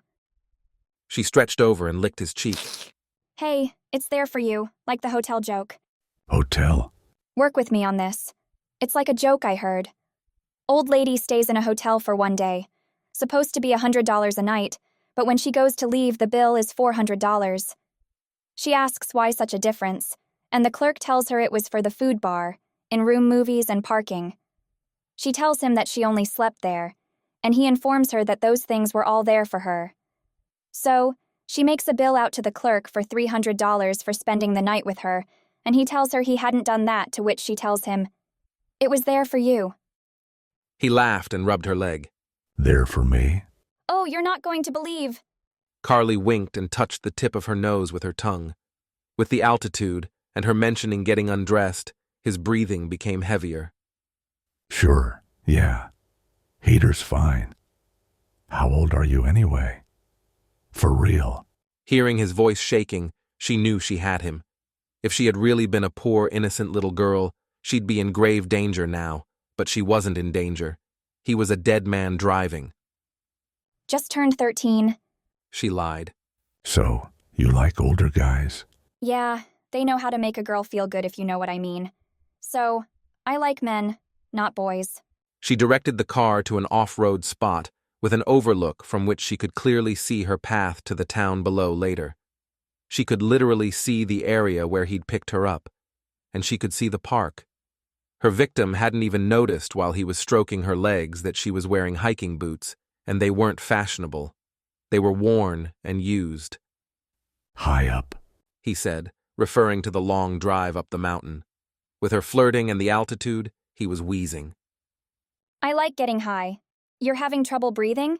Are you from Utah? Yes, but I have asthma. So, you're gonna make me scream, huh? You better believe it. You get high? He asked. She pulled out her pill bottle. I was talking about the altitude, but yeah. I stole these from my mom. Extending his hand, he said, Hey, let me have a couple. As she shook 2 pills out of the bottle, she said, Sure, it'll make you last longer. Hey, you ain't got no ED or nothing, do you? Oh, hell no. Well, ride me then, cowboy. All her cooperation and saucy talk ramped him up. There was no turning back now. He put the car in park and left the motor on to keep her warm, reaching over to her. She didn't pull away. He squeezed her breast and kissed her. She allowed him to reach under her blouse. You sure you're not Mormon? Does it really matter now? He caressed her breast. I guess not. Back seat? He asked. Climbing into his seat and sitting on his lap, she said, Later, we got all night. Pulling her chewing gum out of her mouth, she kissed him again. Schoolgirl kiss. And the bubble gum was for effect. It reinforced the illusion of being a 13-year-old. Another kiss. Not too provocative. You want the best lap dance you've ever had? She unzipped her hoodie a little more, revealing the future promise of the night. Carly was underdeveloped, and that completed the illusion. He gently glided his hands over her chest, and his breath became even more labored. She responded to his touch, arching her back and even letting out a low moan. As she looked at his face, she heard the train in the distance. Looking at him, she began to develop tunnel vision, and suddenly she was back to the RV. A man with ostrich boots laughed, slapped her butt, and asked her if she liked it. Another man was on top of her, and she was trying to scream, but he was holding his hand over her mouth. Her legs were being held down by yet another man, and that man was now caressing her legs in his car at an overlook. He had been a party ending her dream of a good Mormon life, leaving her testimony on the floor with her bloody temple garment. When the man rolled off, and Johnson prepared for his turn a year before, he let go after he pulled her hair back and saw her tattoo. Standing up, he began to leave. Where you going? The previous man asked. Pointing to Carly, Johnson said, She's temple. So? I ain't messing with no Mormon girl. And he left the room. The first man called out to him, See you in church. Then turning said, Who's next? Her date on this night put his hand behind her head to pull her closer, but this time she pulled back. Something wrong? No, sit back and relax, she said as she positioned herself on his lap. Promised you a lap dance. Can I turn on the radio? Sure, he said. and as she found a station that just happened to be playing the song Abracadabra, he pulled down his pants and laid his head against the headrest. She began to rhythmically move in time to the song on the radio. By this time, the Percodan was hitting him, and he relaxed as she increased the intensity of her movements on his lap. As his passion grew in intensity, she leaned back, waving her hands in the air like she don't care, and he closed his eyes in expectation of a happy ending. When he opened them, she was looking at him, showing there was nothing in her hands. Then, making a fist, she reached into her left fist with her right hand, slowly seeming to pull her knife out of nowhere, and he climaxed in hell. Right over here, Detective. The motorcycle patrolman motioned Chief Homicide Detective Plano to the car containing a body. Detective Plano sipped his coffee as he walked over and peered into the automobile. Christ! He exclaimed. Inside was a body with its pants down to its knees, but only the torso was in the driver's seat. Where's his head? Plano asked. In the passenger seat, Detective. The officer answered. Looking up from the body, Plano straightened up and began to circle the car to the passenger side. As he did, he asked the patrolman, Any witnesses? 2 kids over there up here looking for love. Looking into the passenger window, Plano said, Well, we seem to have gathered most of the parts. Johnson's decapitated head rested in the passenger seat, facing forward, with a rose stuck in his mouth. Yes, sir. We're waiting for forensics to work with that. Are they going to put it back on? Examining the passenger's area, being careful not to touch anything until forensics arrived, Plano noticed something out of place hanging from the rearview mirror. What's that? He said, straining to get a better look in the dim morning mountain light. That would be the gentleman's testicles, sir. Looks like a crime of passion to me. You think? Detective Plano said, and he added, Somebody removed the right eye. We couldn't find that, sir. The patrolman said. Tuku? Plano said, Indians did it in battle where they'd touch an enemy with a stick or something, like a way of telling the guy, gotcha, could have been today. Big insult in their culture. Seems like this guy took coup 2.0. Guess it was today. Uta Indian, perhaps. The patrolman guessed. Or Navajo? Plano said. He paused and said, I was being facetious, Jimmy. Indians just run casinos now. Looking back at the head, the detective said, Scalped him too. This idiot must have screwed the wrong daughter, sister, or wife. Do we know who he is yet? His wallet was missing, but I ran the plates. And? Car belongs to one Anthony Johnson. Fuck me. Plano exclaimed. What? The patrolman asked. Johnson is or was the principal of Joseph Smith High. I take back what I said about this being because of our victim's action on the killer's sister. Make that kid's sister all these school ma'ams like the little girls. I guess. You know who I think done it? Plano asked. Who, sir? Judging by the rose, jealous wife. As he started back to his car drinking his coffee, he walked past the surrounding rocks about 20 feet from the car. Noticing a brownish smear on an outcrop of rocks that upon closer inspection revealed a small palm print. On the ground, he found a crumpled piece of paper. Upon picking it up, he discovered that something was inside the paper. Unwrapping it, he found a bullet, a .45 long Colt. Holding the bullet in one hand and the paper in the other, he read, Anjo Vingador. Looking around to make sure he was unobserved, Plano placed the paper and bullet into his pocket. He saw the forensics crew just arriving and nodded his head in understanding. The Avenging Angel, he said to himself. Glancing around again to make sure he was unobserved, Detective Plano, Chief of Homicide Investigations Division, poured his black coffee upon the stain and continued to his car. Stepping from the gathering crowd, a woman in her 20s called out, Detective? Turning, Plano recognized the girl. Yes? She was in jeans now with a sweater tied around her waist and a legal pad, as said. I'm from the Salt Lake Expositor. May I ask you a couple questions? Thought you would be BYU. Please make it brief. And please remember, this is an ongoing investigation. I understand. What I'd like to know is, do you think this is a ritual or cult murder? Now, why would I think something like that? I saw the head detective. Reminiscent of Brigham's boys, wouldn't you think? If you could get them in a time machine, Plano said. Like maybe Danite? Oh, please, are you sure you're not BYU? So maybe cartel? Drugs? I think so. Satisfied, she followed around his car, opening a thermos that she was carrying, refilling his cup. Cold morning. This should warm you up. I noticed you spilled your coffee over there. As their eyes met, he remembered her having cheesecake with him. It is cold today. Yes, it is. As he sipped the coffee, Plano said, Cheesecake would be great. She answered him with an icy stare. By the way, Plano continued, Danite is just an old church myth. Yes, it is. The police officer came over before Plano could drive away. The team wants to remove the body for the autopsy. Leave everything in place. I want to look-see. Detective Plano said. Okay. You want me to use the next tow on the rotation? No, I'll call Flaming Sword Towing. This is too much for just anyone. Where to? I'll tell them. As Plano got into his car, the patrolman walked away as Plano called Flaming Sword Towing and Disposals. Turning to the girl, he asked, Will there be anything else? No. You've been extremely helpful, Detective. Thank you for your time. Thank you for the coffee, and don't cut that hair. Carly glared as he drove away. Chapter 7. Cook clean and make little Mormons. Sharon was in full cleaning mode. While Carly was of help with dishes and laundry, her duties seemed to stop at her bedroom door. Her room was a disaster area. There were clothes on the floor, food on the bed, and the carpet looked as if it had come from a tent. All normal for a teen homeschooled Mormon in line for her mission for the church. It had been a year since the event at City Park.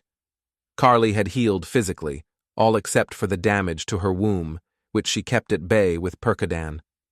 Her mother had concerns as to her mental condition, but the bishop had assured her, explaining that the young girl's mind was sound and centered on her faith, planning for the eventual completion of her mission.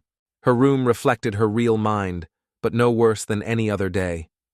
Her mother hoped the worst was behind them. Picking up her hoodie from the floor, Sharon was perturbed, however. Of all of Carly's possessions, her hoodie was the thing she coveted the most. A warm coat in Utah was a necessity, and a hoodie against the cold mountain air was a good deal that was far more practical than it would be in Houston or some other tropical climates where kids wore them to imitate thug life, even if they lived in the exclusive woodlands of Kingwood. As she picked up the garment, Sharon felt the pockets were full. This was another aspect of the teen personality. No matter how valuable or needed anything may be, it could be left in the coat pockets and discarded on the floor until tomorrow. If anything turned up lost, Mommy could always buy another one. Rummaging through the pockets, she found the usual. Gum, fresh, and some saved previously chewed favorites, saved for future chewing.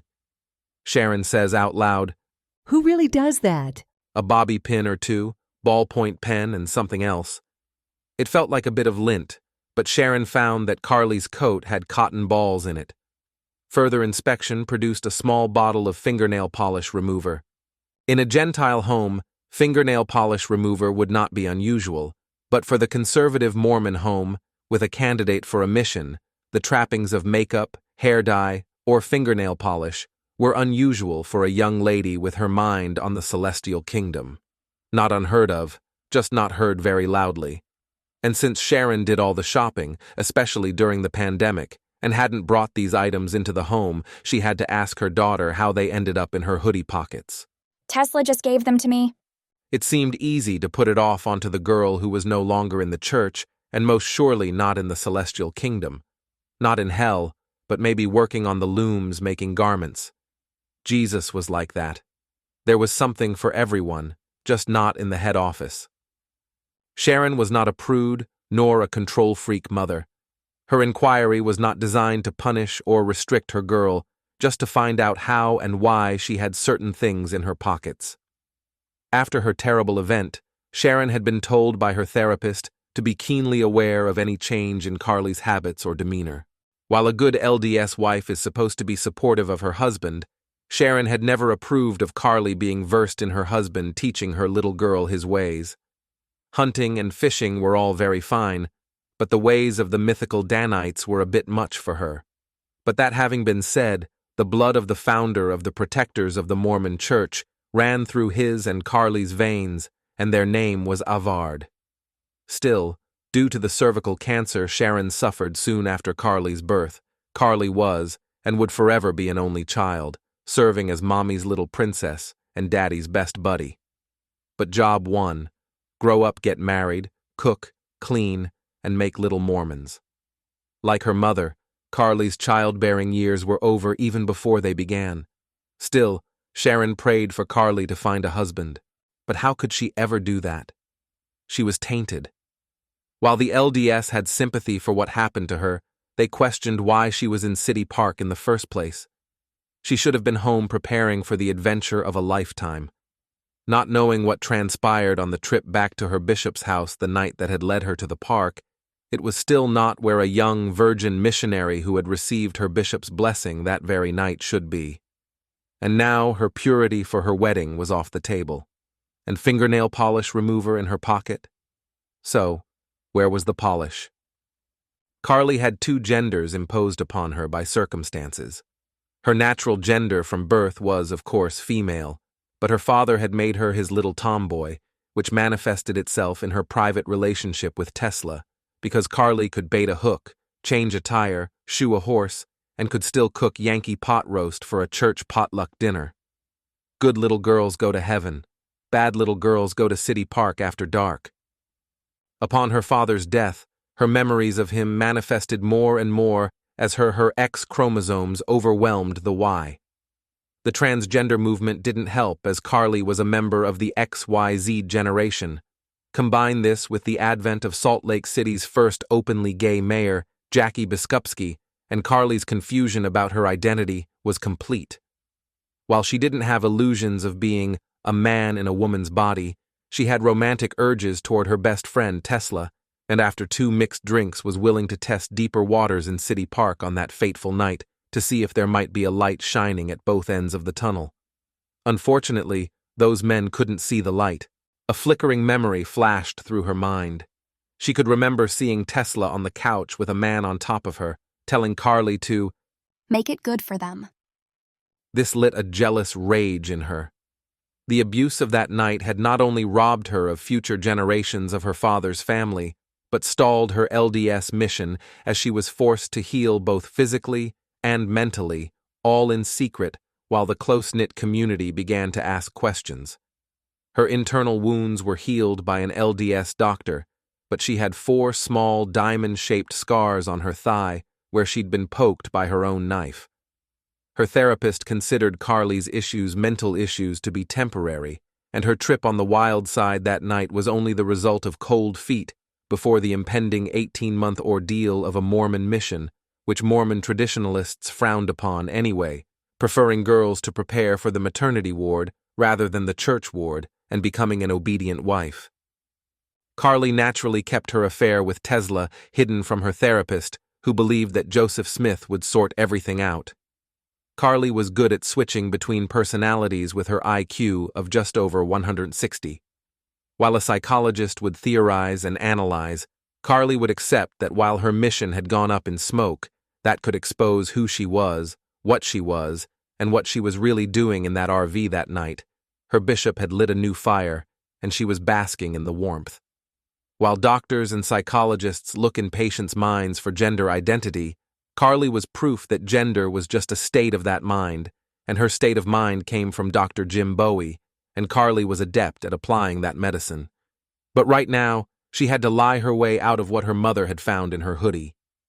So we're wearing fingernail polish now? Sharon held the polish cleaner in front of Carly. Well, not really. I tried clear, but I didn't like it, so I took it off. Well, here's the remover. Where's the polish? I gave it back to Tesla. I kept the remover to clean the polish off my nails. Sharon could already see the deceit in Carly's eyes. But this was not a Mormon thing. It was a mommy thing. Why didn't she just ask Sharon to buy her polish? The answer was simple. They had both backslid from their strict Mormon ways since the death of Sharon's husband. But fingernail polish? And she had allowed Carly to have TikTok. What's next? Tampons? They were both wallowing in sin. Maybe a little more doctrines and covenants, and a little less tiking and toking. There had been rumors in town of late. But, combined with Carly's assault, the therapist's warnings advice, and her husband's associates, Sharon needed to confer with some outside help not from the bishop. Her late husband had a man he had served with in the army, John Woodward down in Texas. Sharon had been friends with his daughter also before George Hennard had killed her at Luby's cafeteria in Killeen, Texas. After that, John became a bounty hunter, catching bail jumpers and serving warrants, and had a reputation of being one of the best in Texas. Sharon certainly didn't suspect her little girl of any major misdeeds. God knows she didn't have some boyfriend leading her astray. After the night in the RV, Carly would probably never have a boyfriend and end her life as a spinstress. But, again, she had never lied to her mother before, and she was lying now. No police report had ever been filed, and Sharon would like something, anything to be done to these men who had raped her little girl. A call to Texas was in order. The men who assaulted Carly were still out there. Or were they? She knew that Carly knew the kind of men her father ran with. The men who thought she was cute going through her Danite moves when her father brought her around, but Sharon drove this from her mind. She just didn't want Carly exposed to blood atonement.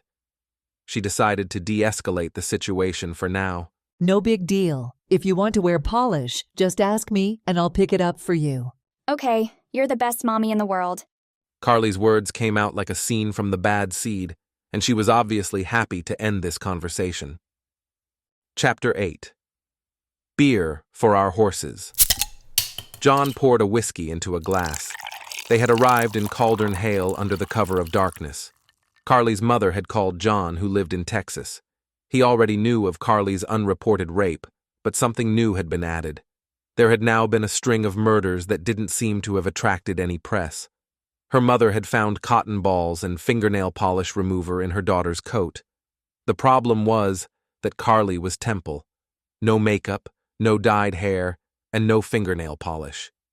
Even though Sharon couldn't make any connection, she needed some help from an old family friend in several areas, and not from the two missionaries who were constantly dropping by to make sure Carly was all right.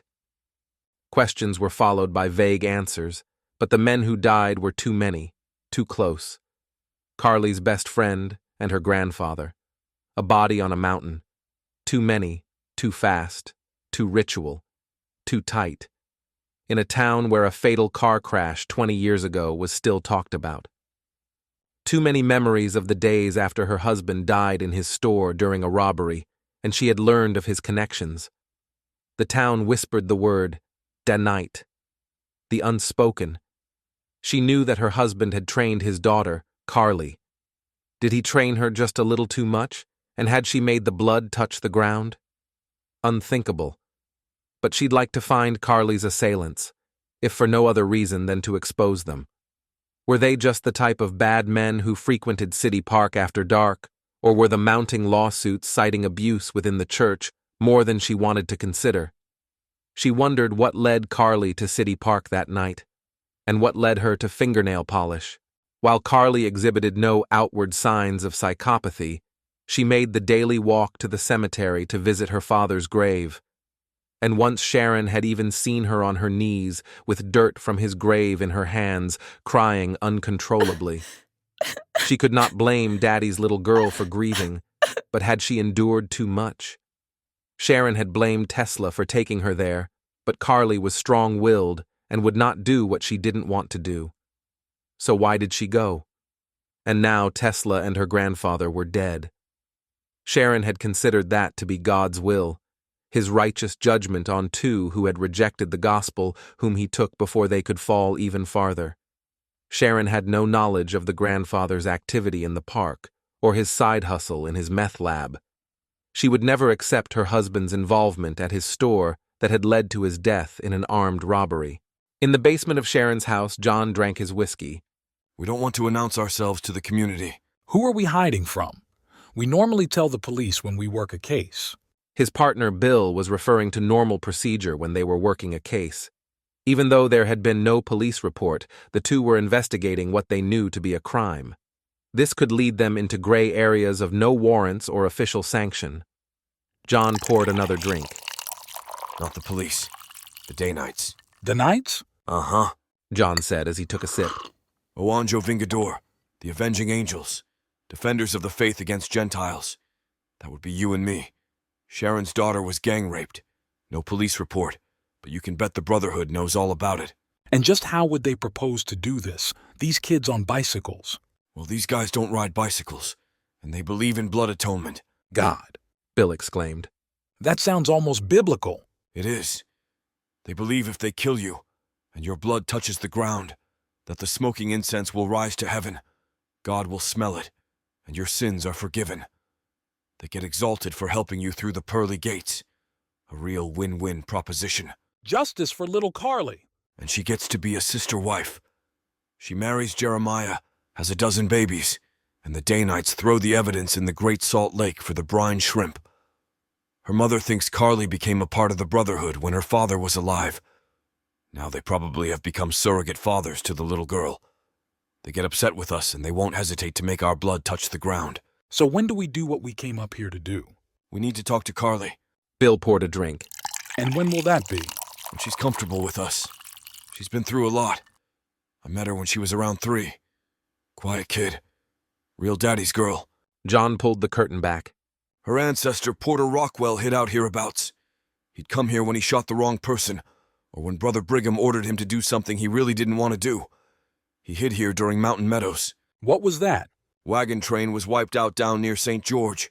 Everyone old enough to speak was shot. Old Port would have no part of it, so he came up here. Why were they killed? The Mormons were persecuted all the way across the continent from Haun's Mill to Nauvoo. They were burned out, run out, and terrorized until Brigham Young brought them here. He figured a desert with a salty lake was just hellish enough that the Americans would leave them alone. Then, as soon as they had the canals dug and the beets growing, here come good old capitalism to reap the blessings. That's the American way, you know. The people of the wagon train rode through Utah running their mouths.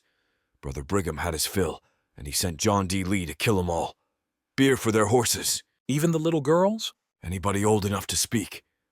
That is why we must be very careful with Carly, and we must make sure our new friends up here understand that we stand with the Lord.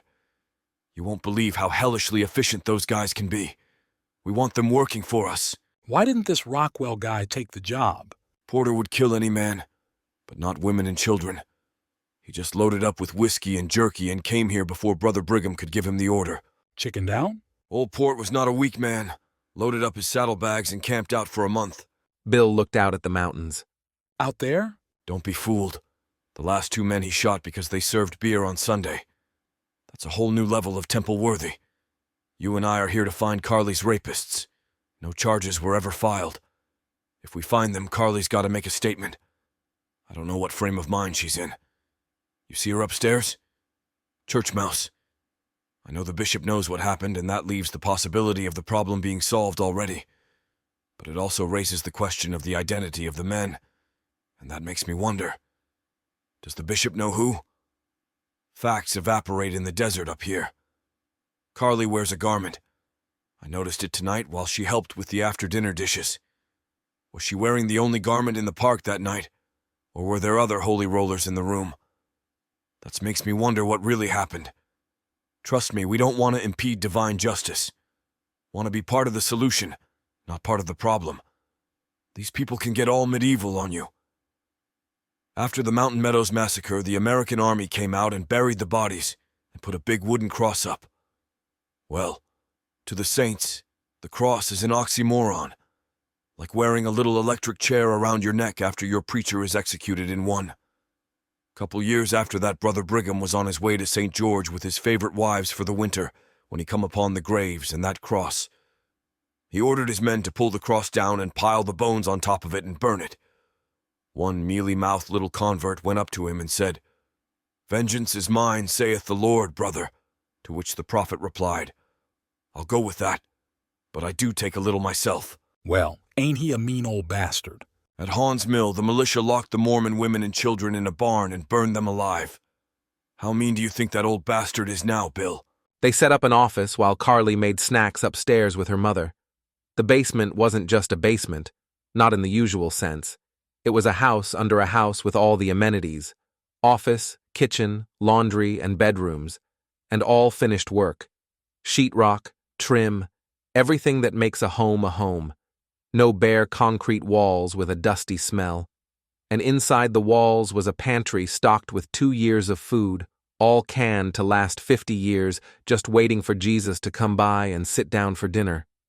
Stepping up out of the basement to the backyard, one was greeted with a view of an orchard with a vision of the Wasatch Mountains in the distance. In the summer, the wind coming over them provided natural air conditioning, and in the winter, they provided ski slopes. Carly never told the police anything. Her mother's legal advice came from her bishop. She had been withdrawn since her ordeal. She confided in no one except her bishop, her doctor, who doubled as her therapist, her temple-worthy doctor, who took patient-doctor confidentiality to a whole different level and said Carly had PTSD with a side order of reactive attachment disorder. No one knew if she hid memories or just didn't have any to hide. All they could hope for was time and prayer would heal the scars, inside and out. While John and Bill set up their office, Carly came down and began to help. As she cleared the area, she found 3 cups. As she picked them up, there was a small ball beneath one. Have you ever seen the shell trick? She asked. Why no? John said, frankly surprised at her speaking. Let me show you. She set the cups back on the table. Putting the ball beneath one cup, she began to move them around. Okay, where is it? The choice appeared easy, but when John made his choice, no ball was there. Where is it? He asked. Grinning, she gathered the 3 cups, stacking them together with it being obvious the ball was nowhere on the table. Mom said snacks are ready. And she went toward the stairs. Okay, but where's the ball? As she topped the stairs, she called down, Check your pocket. To his amazement, the ball was in John's pants pocket. They had breakfast at the house the next morning, and the girl was quietly attentive, in proper Mormon fashion, only speaking when spoken to. Collecting the plates and doing the dishes after dinner for her mother. The perfect little Mormon. As Carly went to get ready to go and help at the school crossing, Sharon privately spoke with John. Did you notice that tattoo on her neck? Not really, he answered. What is it? A flaming sword, the sword of St. Michael, the archangel. So, you're Mormon. Well, we don't abide tattoos, especially on girls. My problem is, I don't know how she got it. She had it when we found her on the lawn that night. I don't know if someone in the church did it, or the men who assaulted her that night did it as a joke. Why does that mean anything? Sharon sipped her juice. A logo of the Danites, mark of the Avenging angel. She laid her hand on John's arm and spoke with conviction.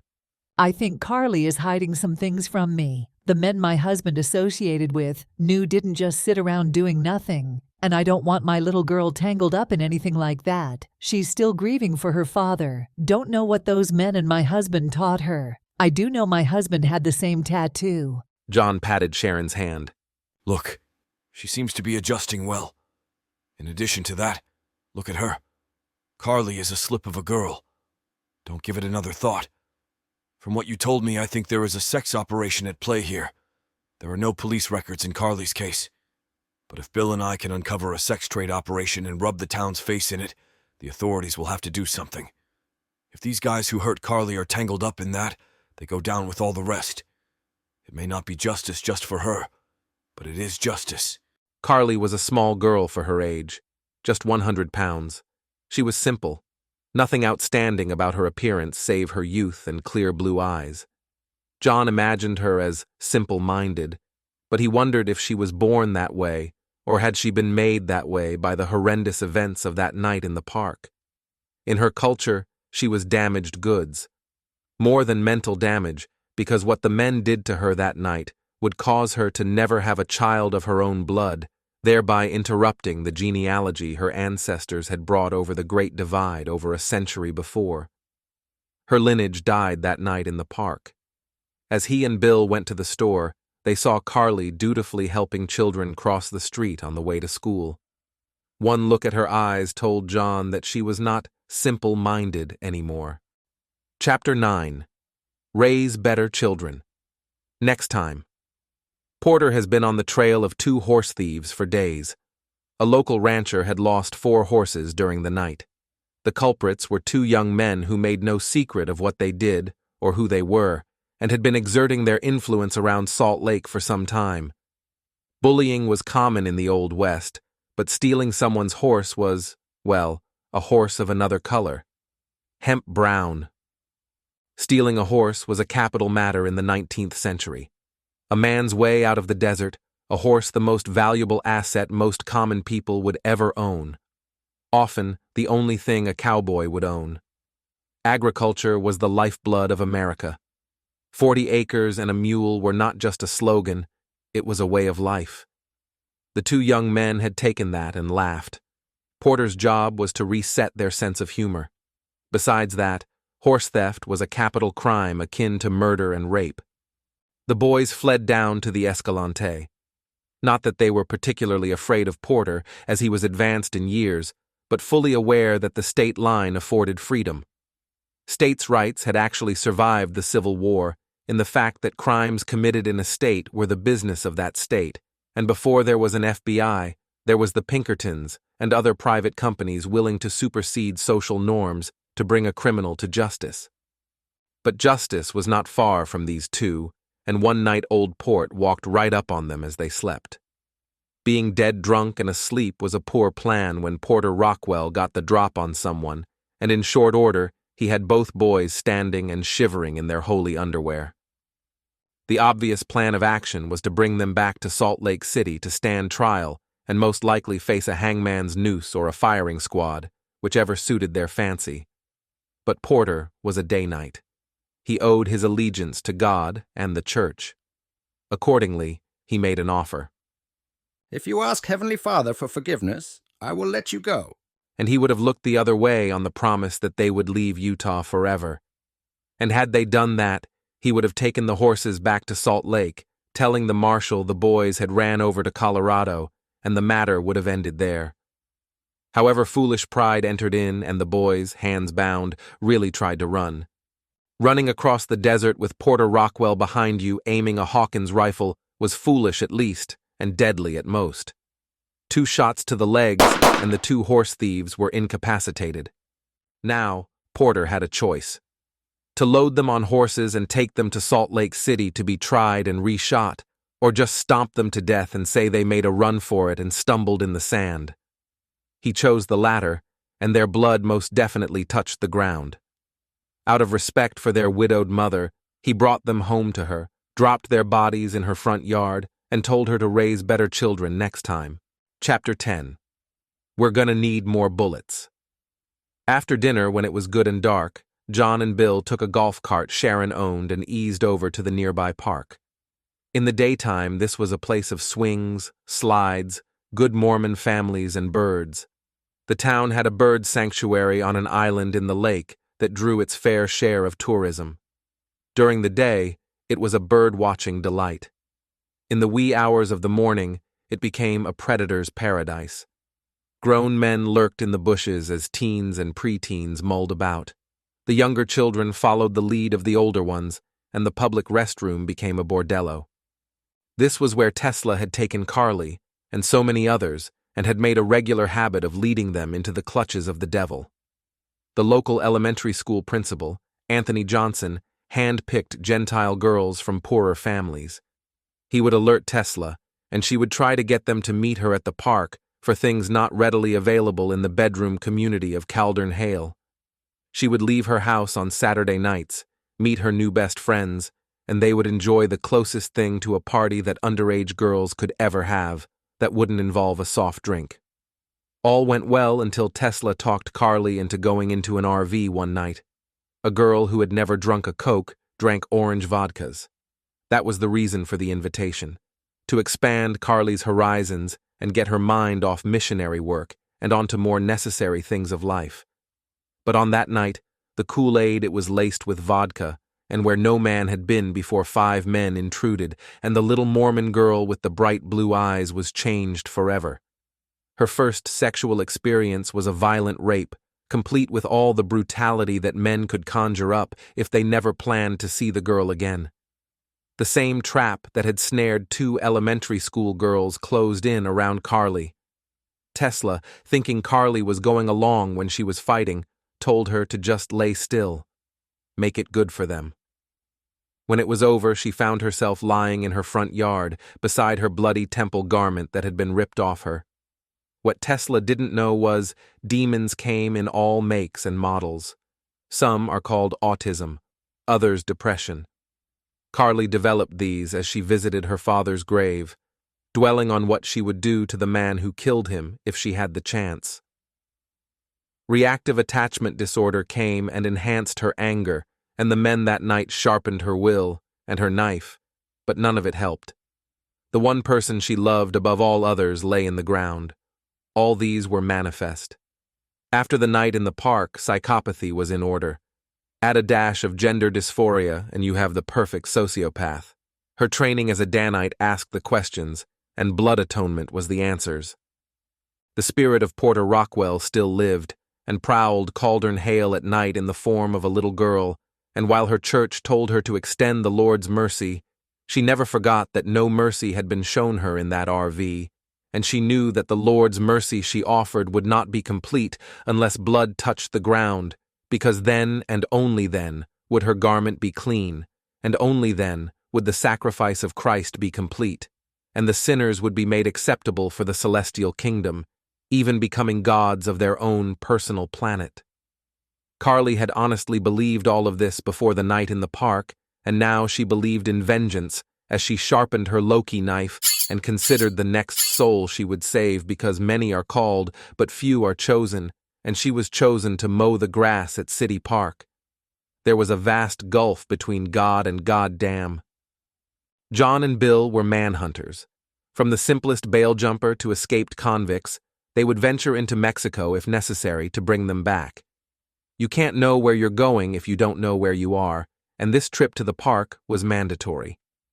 Originally, the two thought this trip to Utah involved a slam dunk involving a simple assault on a little girl. The trip to the park resolved all those ideas.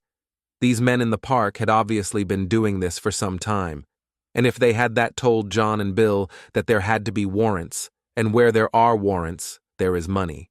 The park operation that was so obvious, a blind man could have seen it in a heartbeat.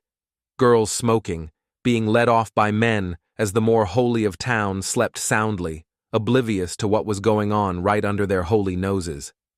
When a little girl turned up missing, she was just a runaway. When she turned up dead, it was God's will, and her case went as cold as her shallow grave. 2 little girls had so disappeared recently. They were not Gentiles, and their disappearance did not go unnoticed by the Brotherhood. In fact, the very reason Carly finally agreed to go with Tesla to the party in the park was because Tesla's grandfather was somewhat tied to the disappearance of those 2 little girls, known as Watchers.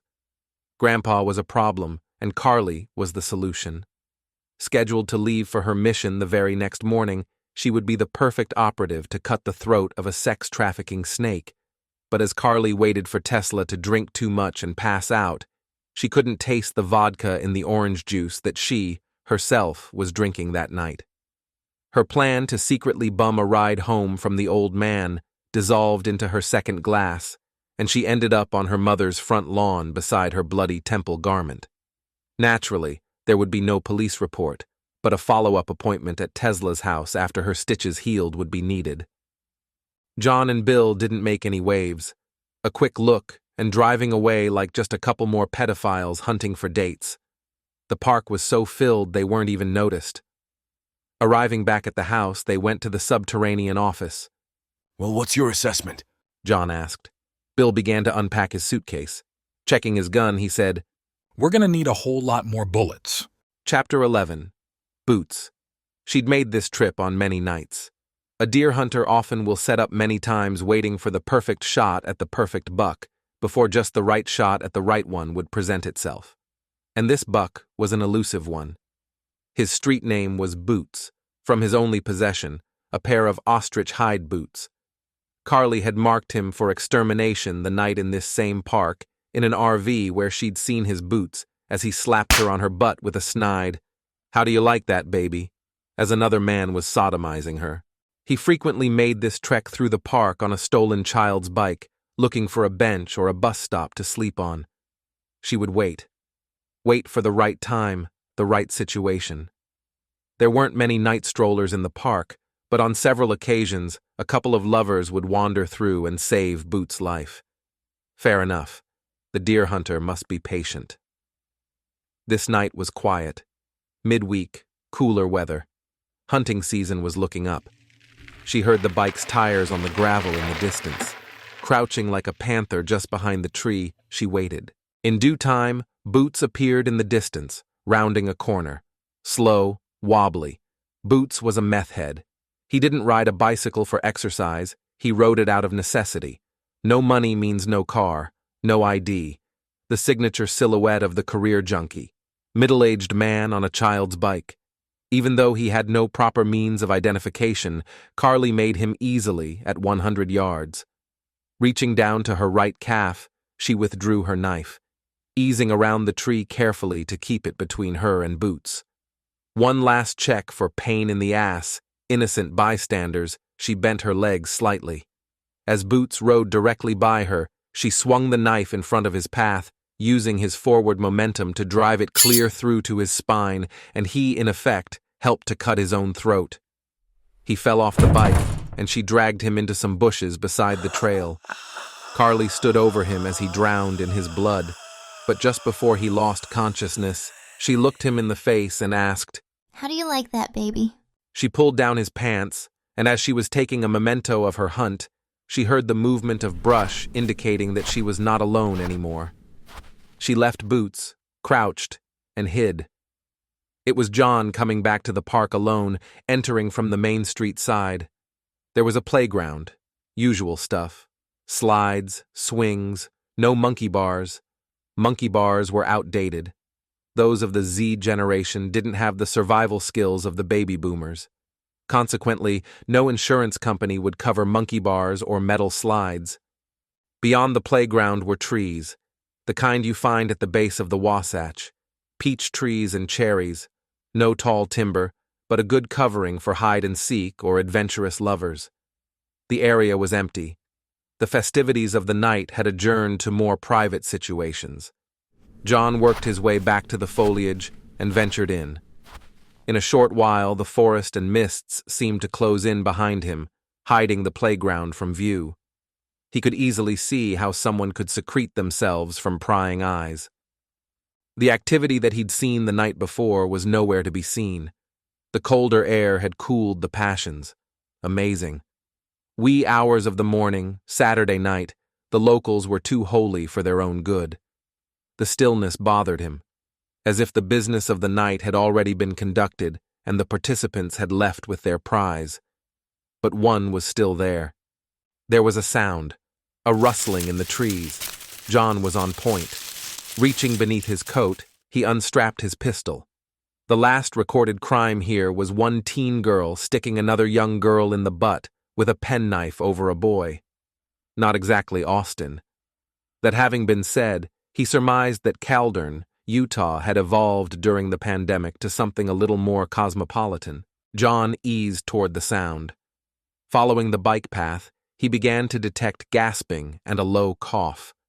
Leaving the path, he began to work his way through the peach trees and brush when he came upon a man lying on the ground, kicking as he slowly drowned in his own blood from the gash across his throat. The blood wasn't gushing but oozing from his throat, and each successive heartbeat showing he was running out of beats and time. He noticed that the man was wearing ostrich boots. John bent down to the man. He was well beyond help, and John didn't want any empirical implications anyway. "Don't know who you got cross with, partner, but they done for you." It was then that he noticed that there was blood on the man's pants. It was then that he heard a voice right behind him. "Don't touch your gun. You'll never make it," a child's voice told him. Holding his hands in the air, he turned slowly to see the voice, and was confronted with was a slight form in a dark hoodie with a face scarf reminiscent of the Middle East or someone versed in the high winds of the Utah desert. Short, with the hood covering the hair, but revealing just enough that he could tell the hair was blonde. The coat extended to the knees. In the right hand was a knife, still bloody. From his Texas raising, he could see the knife was a butcher knife. In the left hand was something that he couldn't quite make out. A candy bar? A baggie for marijuana? The darkness hindered identification. From the proximity, John reasoned that the person could have easily cut him with the knife, but for some reason did not. His experience told him conversation would give him a chance to de-escalate a terrible situation. John asked, "Did you do that?" Slowly the head nodded. The nod exposed the chin and a bit more hair, the blonde hair of a young girl. "Why?" John asked. He touched me, The voice said in a soft whisper. It cracked as she said it. She made no move toward him, and he was glad. She could easily reach his throat, and he would be laying beside the man on the ground. She had killed this man. John had no doubt. She had obviously put the man on the ground, and his years of law enforcement told him that wasn't a chance rendezvous. She had lured him there, or had been waiting there. The hoodie, the knife, and her demeanor told him that this was not a random thing. The man had come to the park for a purpose, too, to abuse what he thought was an angel and instead had met the devil. She raised her left hand. To his horror, he perceived it to be a scrotum. John looked at the dead man again. Looking back, he asked, "All this because he touched you?" She raised her head until the moonlight illuminated her face. It was Carly. In a soft voice, she asked, "What did you come to the desert to see?" He looked back at the now still man, and by the time he turned around again, she was gone. She would never know the body that she left in the park that night had killed her father years before. He took a piece of brush and covered both of their tracks as he left. Where his visitor had been standing there was blood on the ground.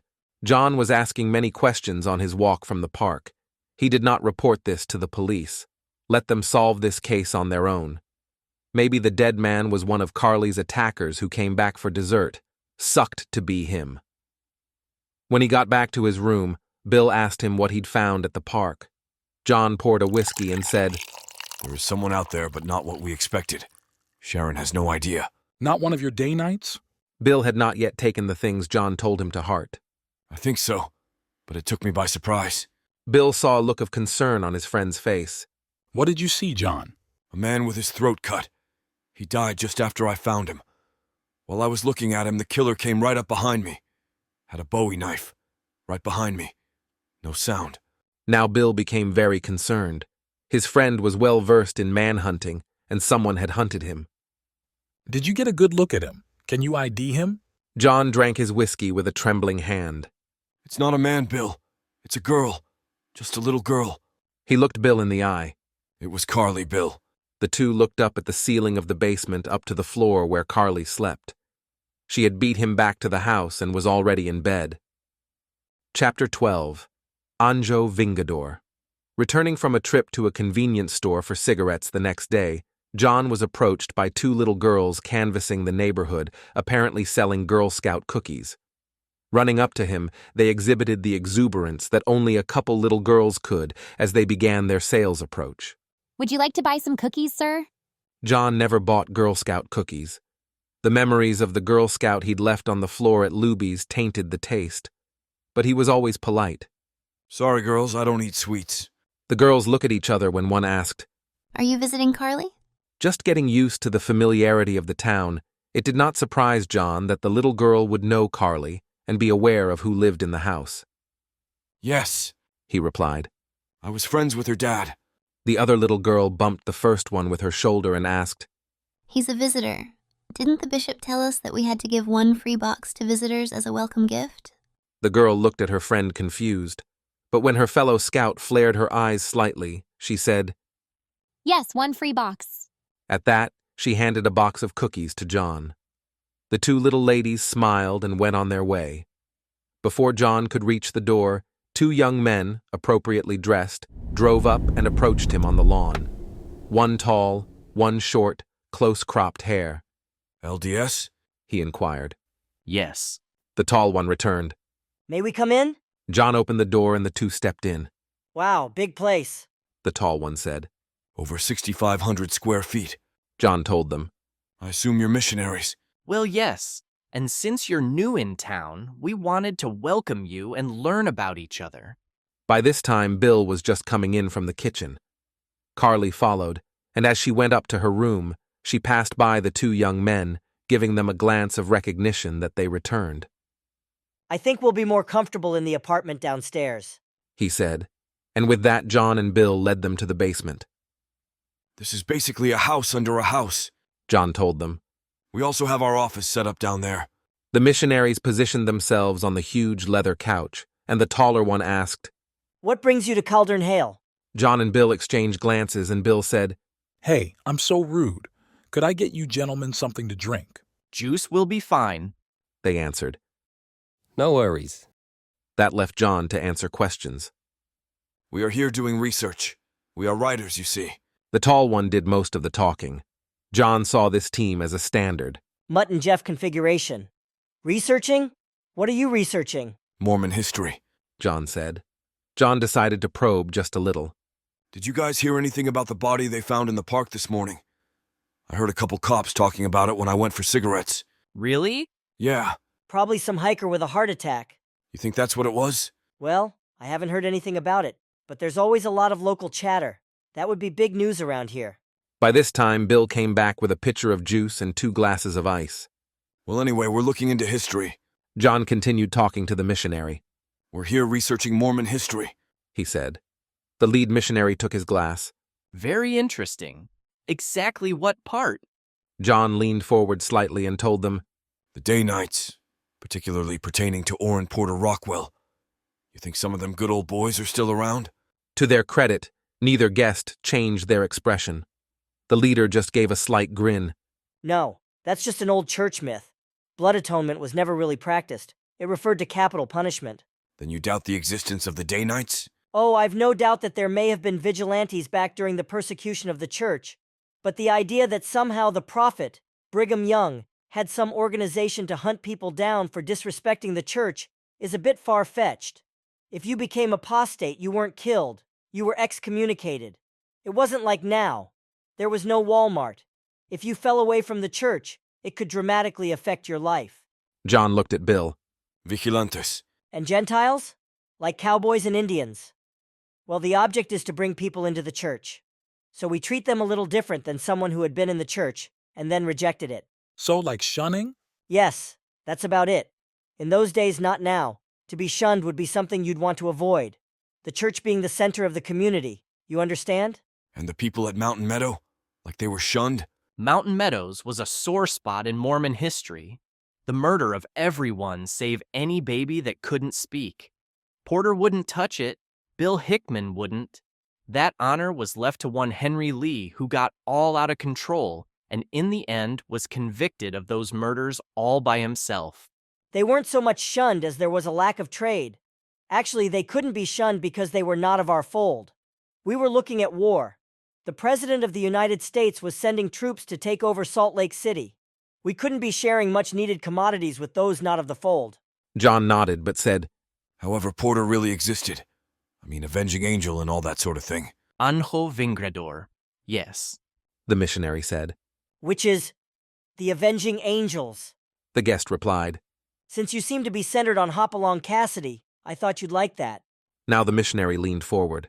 Old Port lost his best friend from his childhood to a mob. He'd seen his friends' houses burned down to ashes and helped lead the church to the Salt Lake Valley to avoid persecution. He was a hard man, yes, but like I said, the Danites are an old church myth. There were angry people striking out on an individual basis, and perhaps that was what happened at Mountain Meadow, but it was not sanctioned by the church. As a matter of fact, the prophet dispatched a writer with a personal letter telling the people not to molest the party and to allow them to pass through Deseret peacefully. Perhaps the creation of the myth kept us safe. This thinking that there may be some underground organization out there keeping tabs on enemies of the people scared off some of our detractors. The missionaries set their glasses down. Anyway, I wouldn't know anything about that. Want to know what I think? Sure, shoot. Both visitors laughed. What's so funny? John asked. Talking about Porter and you say, shoot. I think if the guy in the park wasn't natural causes, it could have been a dope deal gone bad. We have the same problems here as anywhere else, especially since the pandemic. Drugs going from Reno and Vegas to Denver and beyond. I think our friend in the park could have got crossways with Pancho Villa. Among other things, John interjected. Yeah, Anyway, good luck on your project. We will be around should you need any help in your research. They then showed the two young men to the door.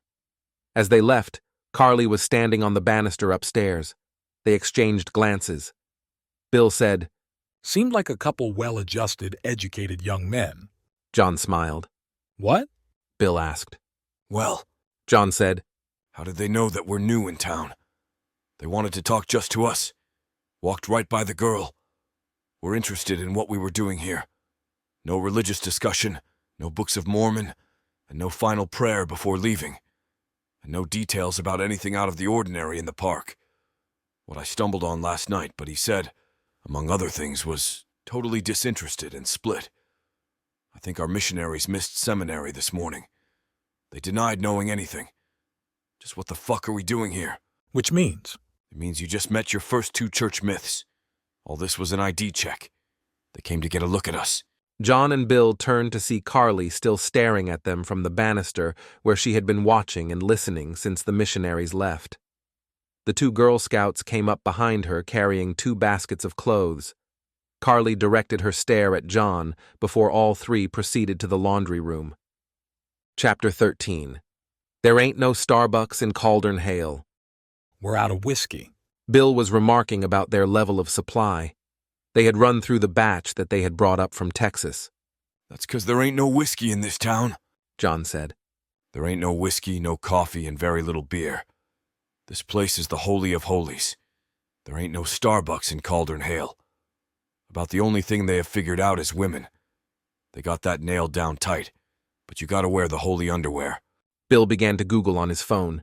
"Hey, there is one liquor store right here." "No way, where?" John asked. 43 South 100 West. Bill showed him his phone. All addresses were gauged by position in relation to the temple. This gave addresses with the same series of numbers adjusted with north, south, east, and west in relation to the temple. John knew from the small numbers where the temple was, and the numbers Bill found almost made it seem as if the liquor store was in the temple parking lot. John looked at the screen. "Impossible. That's the freaking temple." Bill pointed to his phone. "Want to check it out?" 10 minutes later, they were at the temple circling, and sure enough, the state liquor store was right there across the street from the temple. It wasn't easy to see from the small, nondescript sign reading State Liquor Store. "I never said they weren't enterprising," John quipped. What John didn't know was the legendary Rockwell himself made and sold liquor in bars he owned. Indeed, after showing up at Joseph Smith's house, he operated a bar there until Holy Joe's head wife put a stop to it. She also condemned tobacco because of spitting on the floor. Women were a powerful influence at times, especially if you had 35 of them. That's also why Utah women got the right to vote early on. The liquor store didn't have the wide selection one would find in Texas, but it did have some name brands, although not in abundance.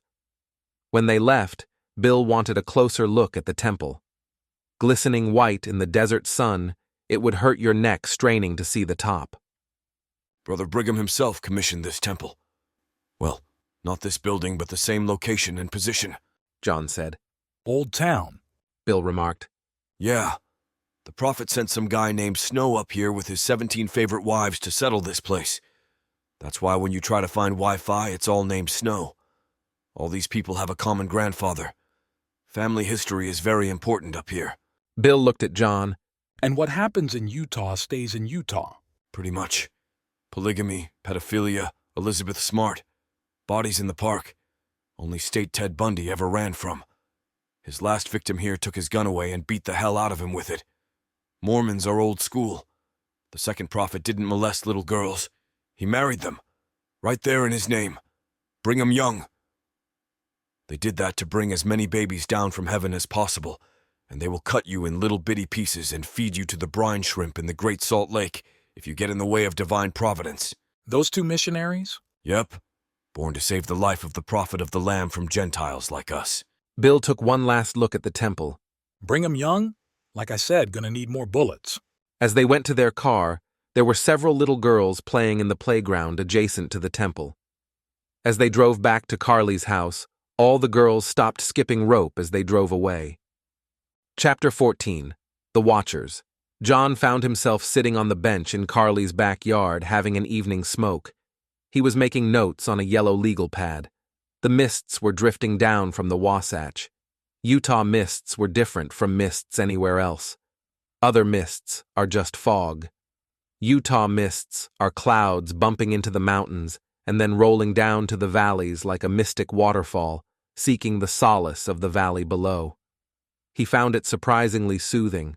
The recent events had already faded from the memory of the local population, if they had ever been there at all. He found that to be very strange. If it were any other place, even cosmopolitan Austin, CNN would have been all over this story, but not in Caldern Hale. In fact, the biggest news in town was not bodies or trashed cars. It was Bill and John. In the little mountain village of 8,000, their word-of-mouth network was far more reliable than any news service, and the arrival of strangers was the subject of more interest than anything the Gentile news services could offer. Earlier that morning, while buying a pack of cigarettes at a local convenience store, the young checker said to John, "Oh, you must be one of the guys from Texas," which told him that this was a very tight-knit community, tighter than he cared for. In his line of work, being off the grid was imperative. Normally, he and Bill would check in with local police in case any problems should arise during their discourse with the people.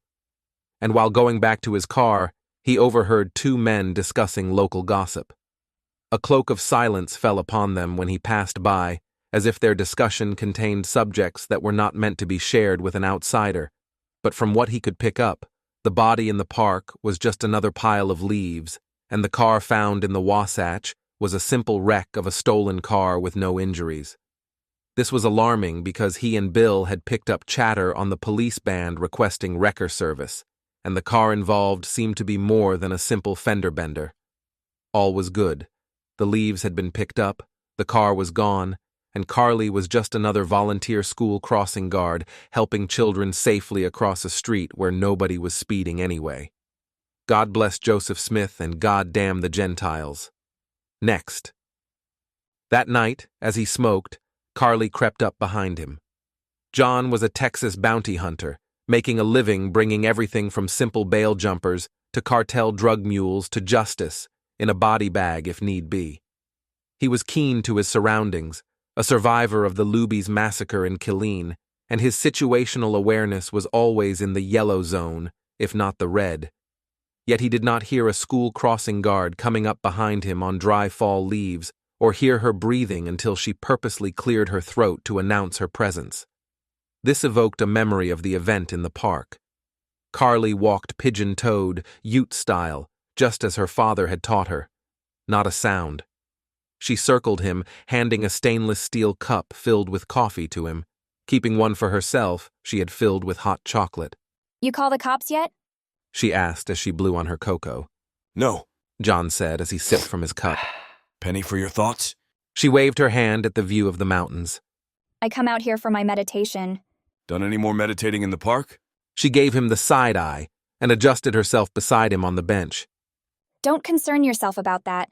Just look at my mountain and enjoy the coffee. She pointed to the Wasatch through the distant mists.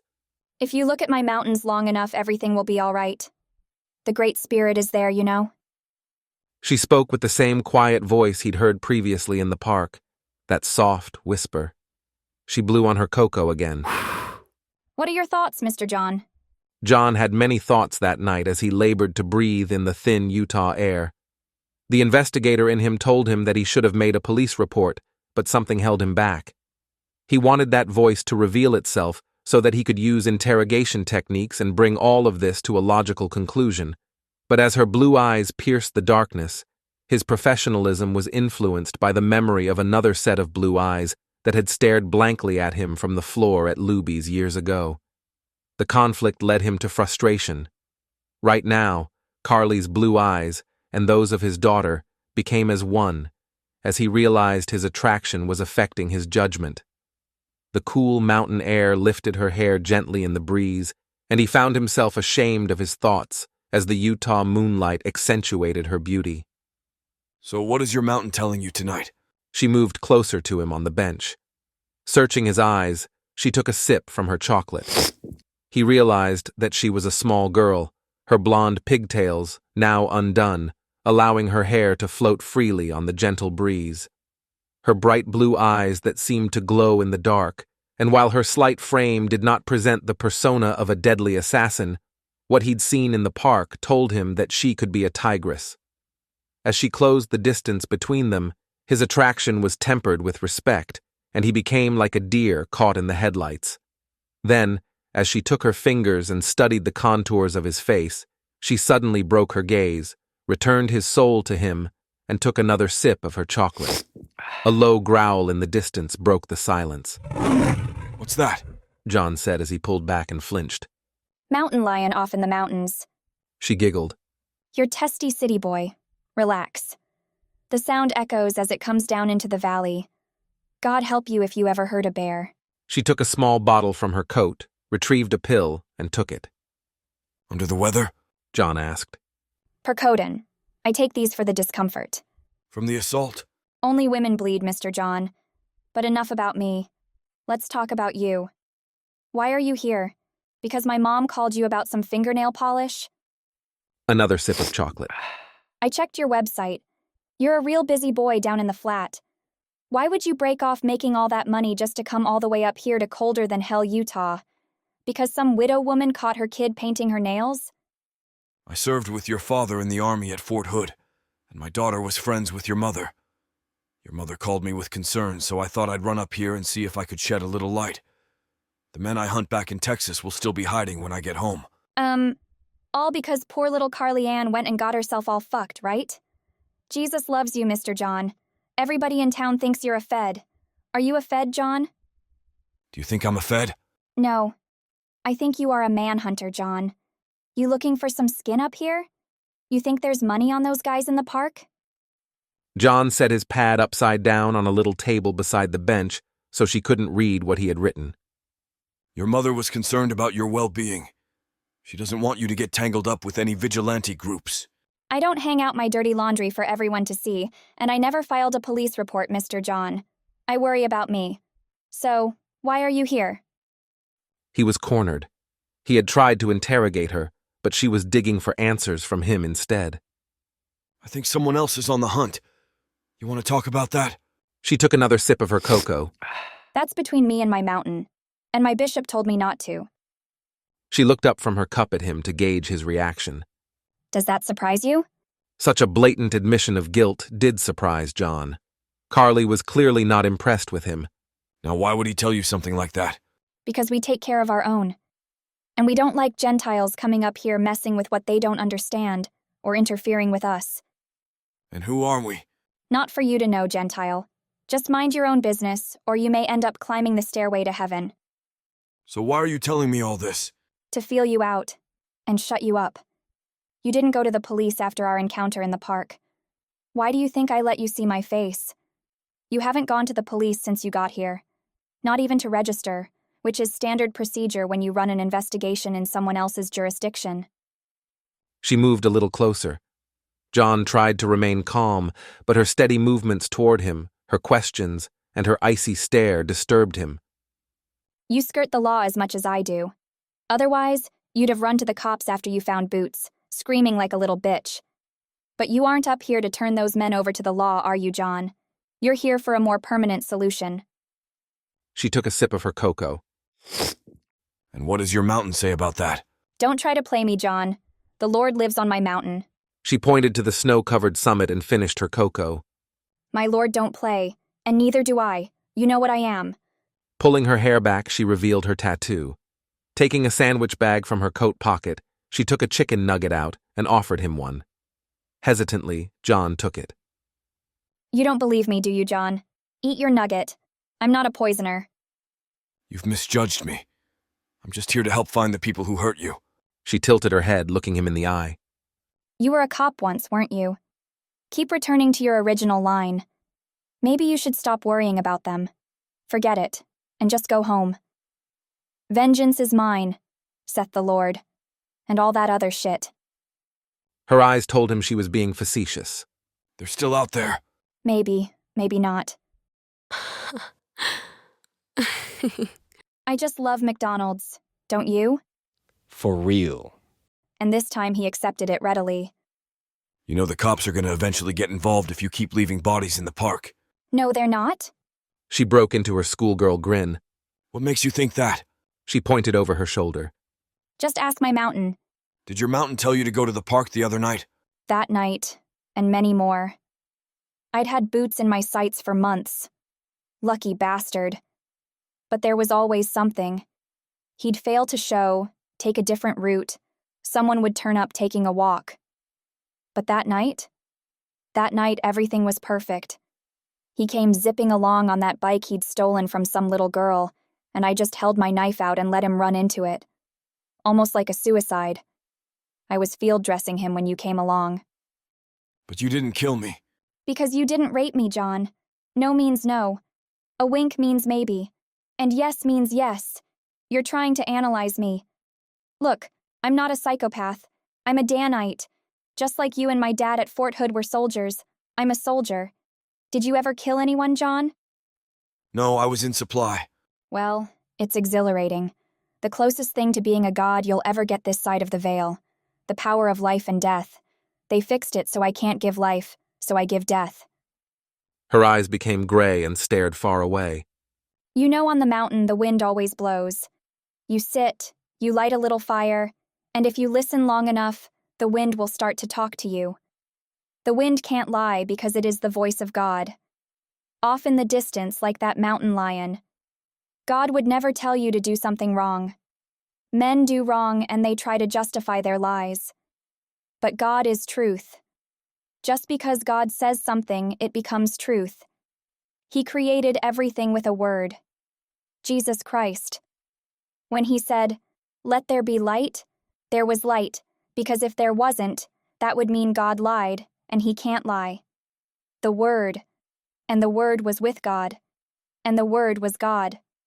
I don't trust men or the church, Mr. John, but I do trust God. Men try to describe truth. God is truth. And what is truth? John quoted the Bible back at her. She raised her pants leg up slightly, revealing her knife under her sock. This is the truth, John. She eased closer. Then, pulling the knife, she flipped it, and holding it by the blade, placing in under his chin, she alluding to a movie, saying, "Say hello to my little friend," letting out a girlish giggle as she handed John the knife. I dropped it at a critical moment, so I added that strap on the hilt. Cut the boot strap off and put it on the butt, so when it's in my boot, it gives the appearance of a bootstrap. When I grab it, I run my middle finger through the strap, close my fingers, and if I do that, it's your ass. People see what they want to see. My boot on my left leg has a strap, so the one on the right must be the same. They see what their minds tell them to see. But the mind ain't God. The mind lies. It fills in the blanks, so things make sense. Matching boots on a pretty girl makes sense. And they believe the lie. They see the invisible. They see things that are not there. She reached up, as if plucking something from the air, and dropped it into her empty cup. John thought she was driving home her point, but he heard the clink.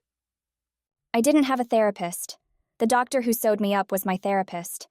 John was beginning to understand why she had never spoken to the police.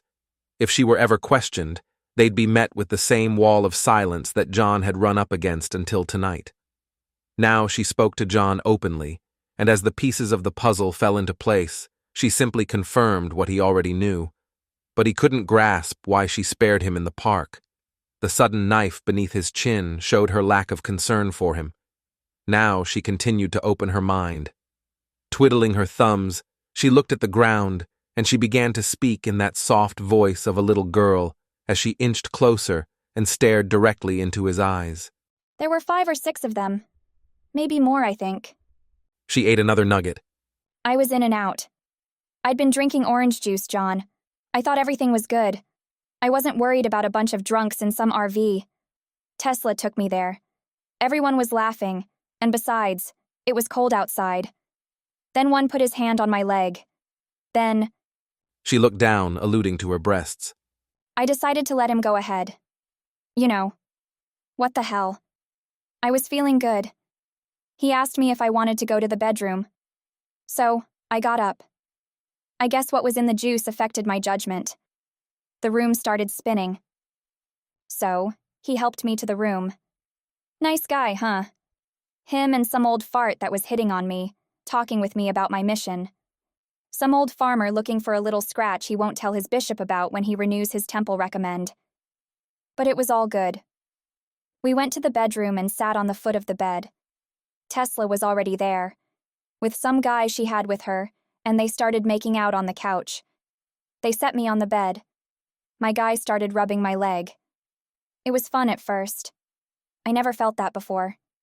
You know, playing around, doing little circles on my leg. Nothing serious.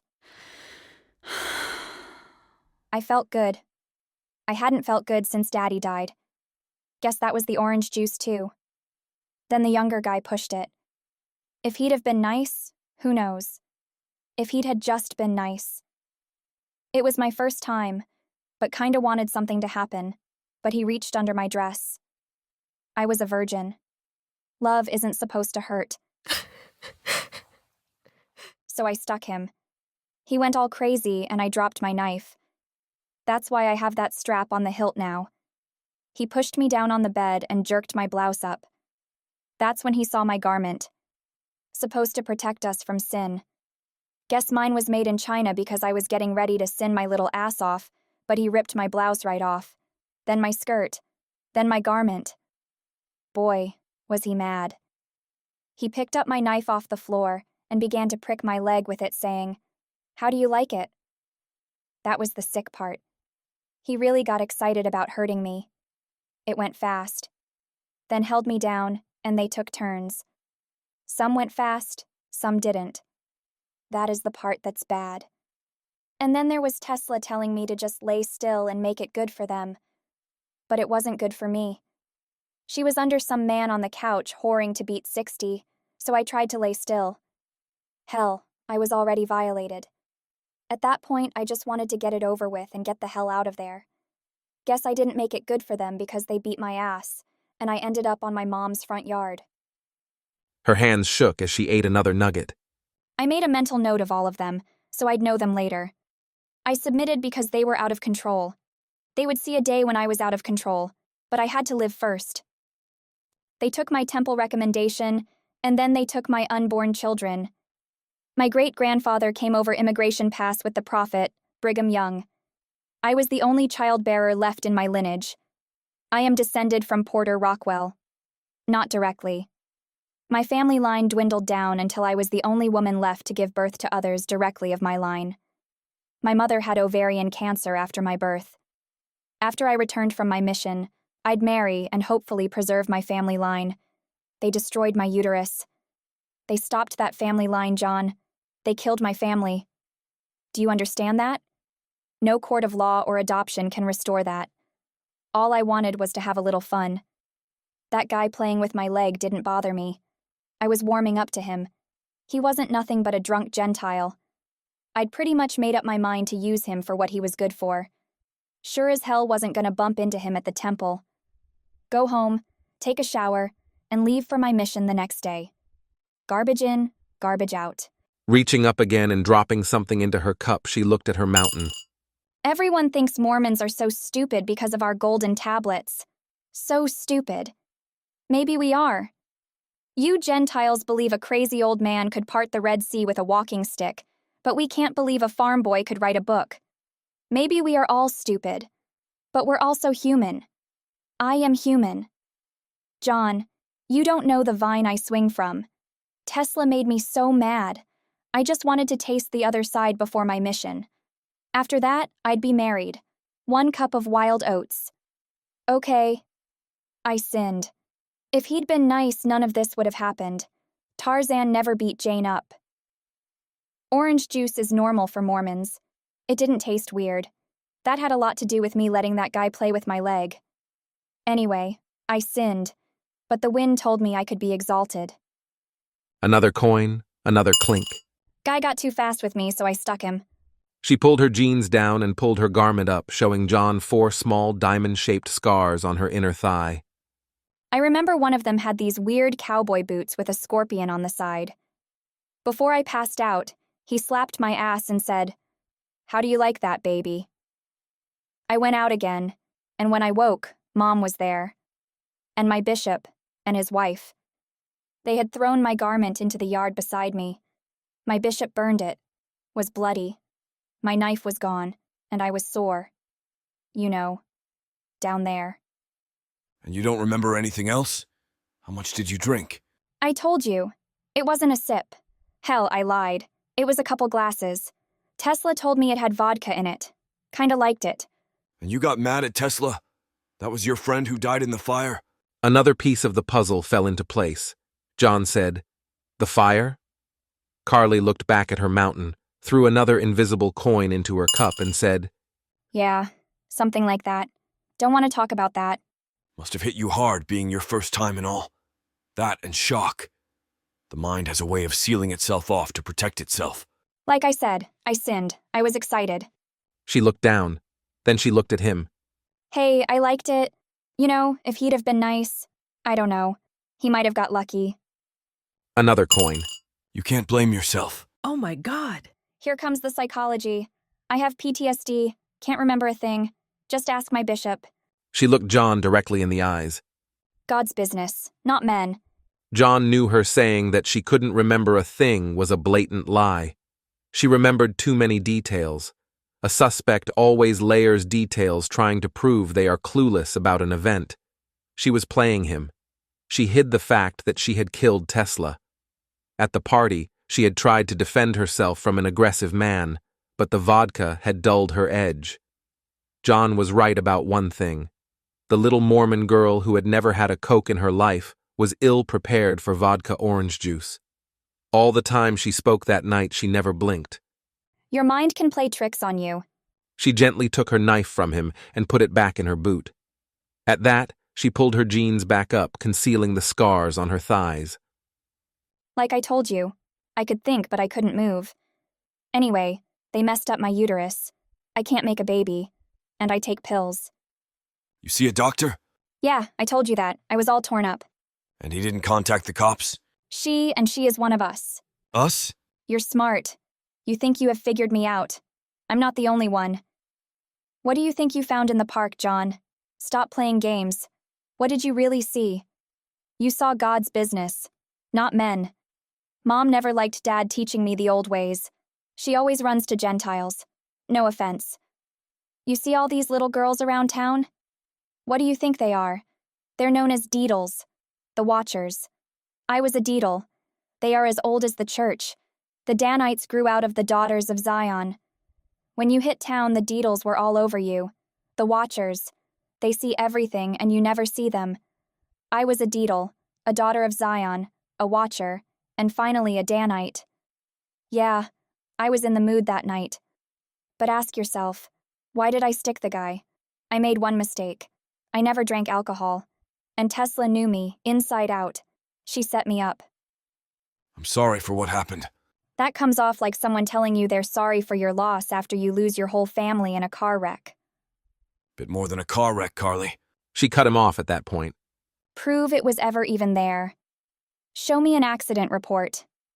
Look, I don't need your pity. Shit happens, okay? I didn't just happen to be in the park when you saw me there. Why do you think I let Tesla take me to that party? Do you think I let my guard down that much? Do you think I'll stop? There will be others. Much worse. I was sent. Since I was 11 years old.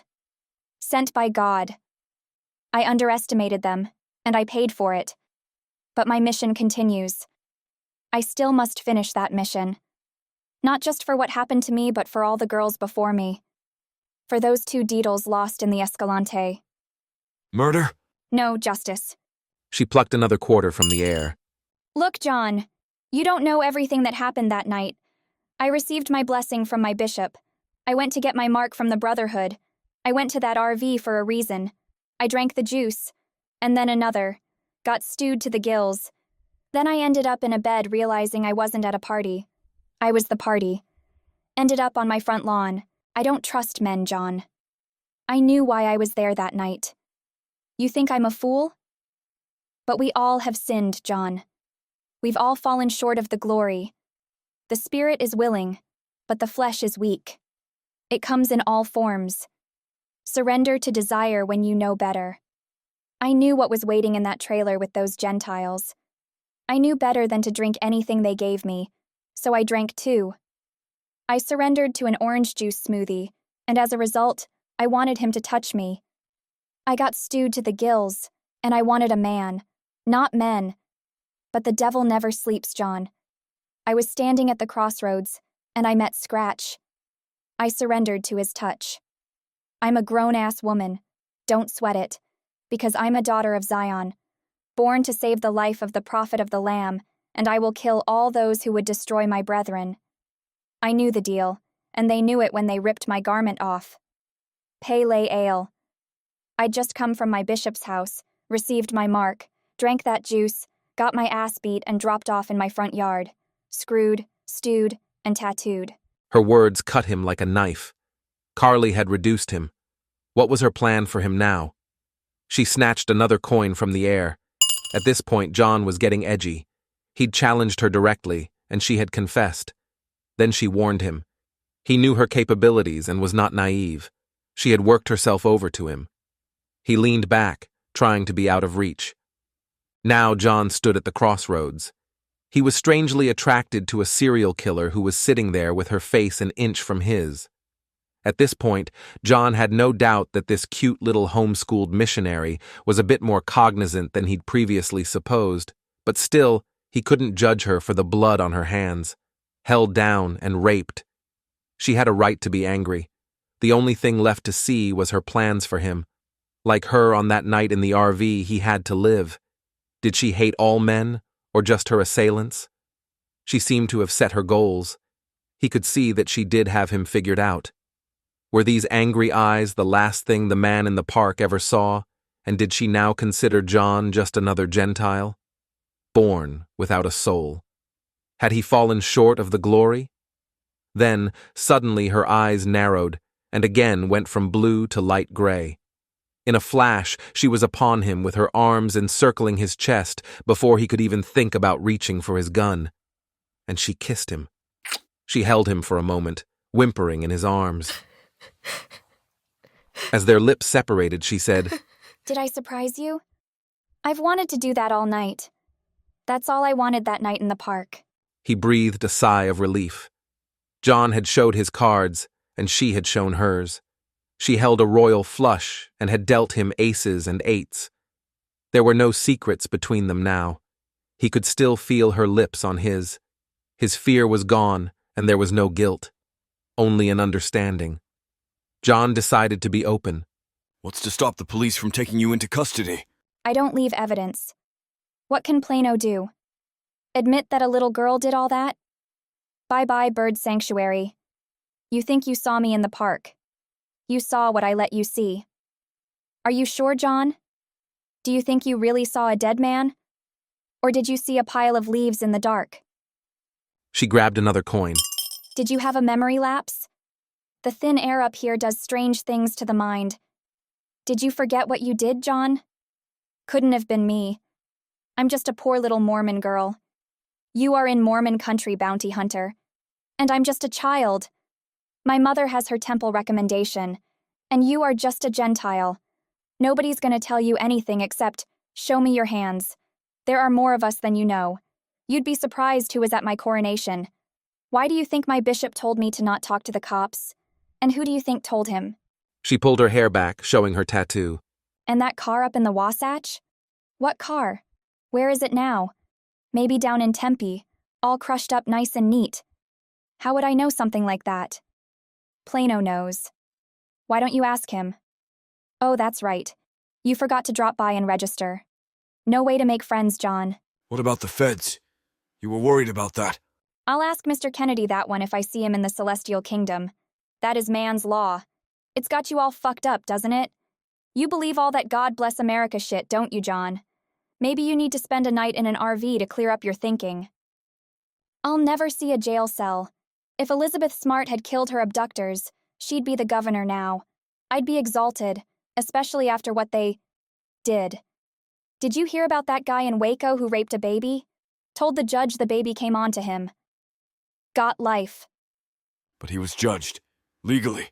We are a nation of laws. So are we. She pointed. Just look at my mountain. I'd have given him life. About 2 minutes to bleed out. You Texans have lost your rabbit-ass minds, and you call me crazy. They both fixed their gaze. She smiled. You're a good kisser, John. But you gotta get that reality thing a little bit tighter. Your mind fills in the blanks. She suddenly took his glasses from his face and dumped 2 coins from them into her cup. She began to laugh. For some insane reason, he laughed with her, nervously. They sat there laughing like 2 patients at a state hospital. She leaned over and kissed him again, longer this time, then looked into his eyes and said, Jesus said if you even look at a woman with lust, you might as well go for it. What are you thinking about right now, John? She licked his nose. He now felt sympathy for her, and he did understand. Still, murders? He couldn't get his mind around that. But she was right. The odds were stacked against him. Poor little raped daughter of a pillar of the community who was murdered in his store. His temple-worthy wife in good standing with the church, and the daughter invoking the ancient Mormon ritual of blood atonement. Now he felt admiration for her savvy. They stared at each other for a few more minutes. You're sweating like a schoolboy. Might be the altitude. She licked her finger seductively and put it up into the air as if testing for the wind. This place has natural air conditioning with the wind coming over the mountains. Then she leaned closer. He looked into her eyes, and indeed was perspiring at what he saw, and he realized that during all this time he had not seen her blink once. From his history with killers, he knew of the fixed gaze psychotics may exhibit. If this were in a treatment center, it would be called psychopathy. In the desert, it is called survival. Then she stood and turned to walk back to the house. Just look at my mountain. Don't worry about me. There was no body in that park, John, and no car on that mountain. She turned her cup upside down. Nothing fell from it. And there are no quarters in the cup. That's what happens when you believe in things you can't see. Believe me. I know, remember? What did you come to the desert to see? I saw it. Did you, John? What if I go to the police anyway? She smiled, dragging her thumb across her throat and said, Don't bet your life on a kiss. Judas kissed Jesus. Pele ale. And walked up to the house. As John sat there looking at his glasses, he saw a figure appear from the mists in the distance. A man with a long coat and a black hat. He couldn't make the face, but the man had been standing there all the time they'd been talking. They looked at each other for a time. Then the stranger spoke. You gonna be all right? A black voice asked. Yes, John said. And you? The stranger touched the brim of his hat. Be careful, brother. Turned and disappeared back into the mists. Saturday broke bright and slightly warmer, so John and Bill decided to take a stroll over to City Park to try and see it on a normal day. John was shaken by the previous night. What they found was refreshingly normal. Old people sitting at picnic tables eating sandwiches, and children of all sizes and shapes playing. As they walked through the area, a man sitting with his family offered them a sandwich. As they sat eating with the family, they watched the children play.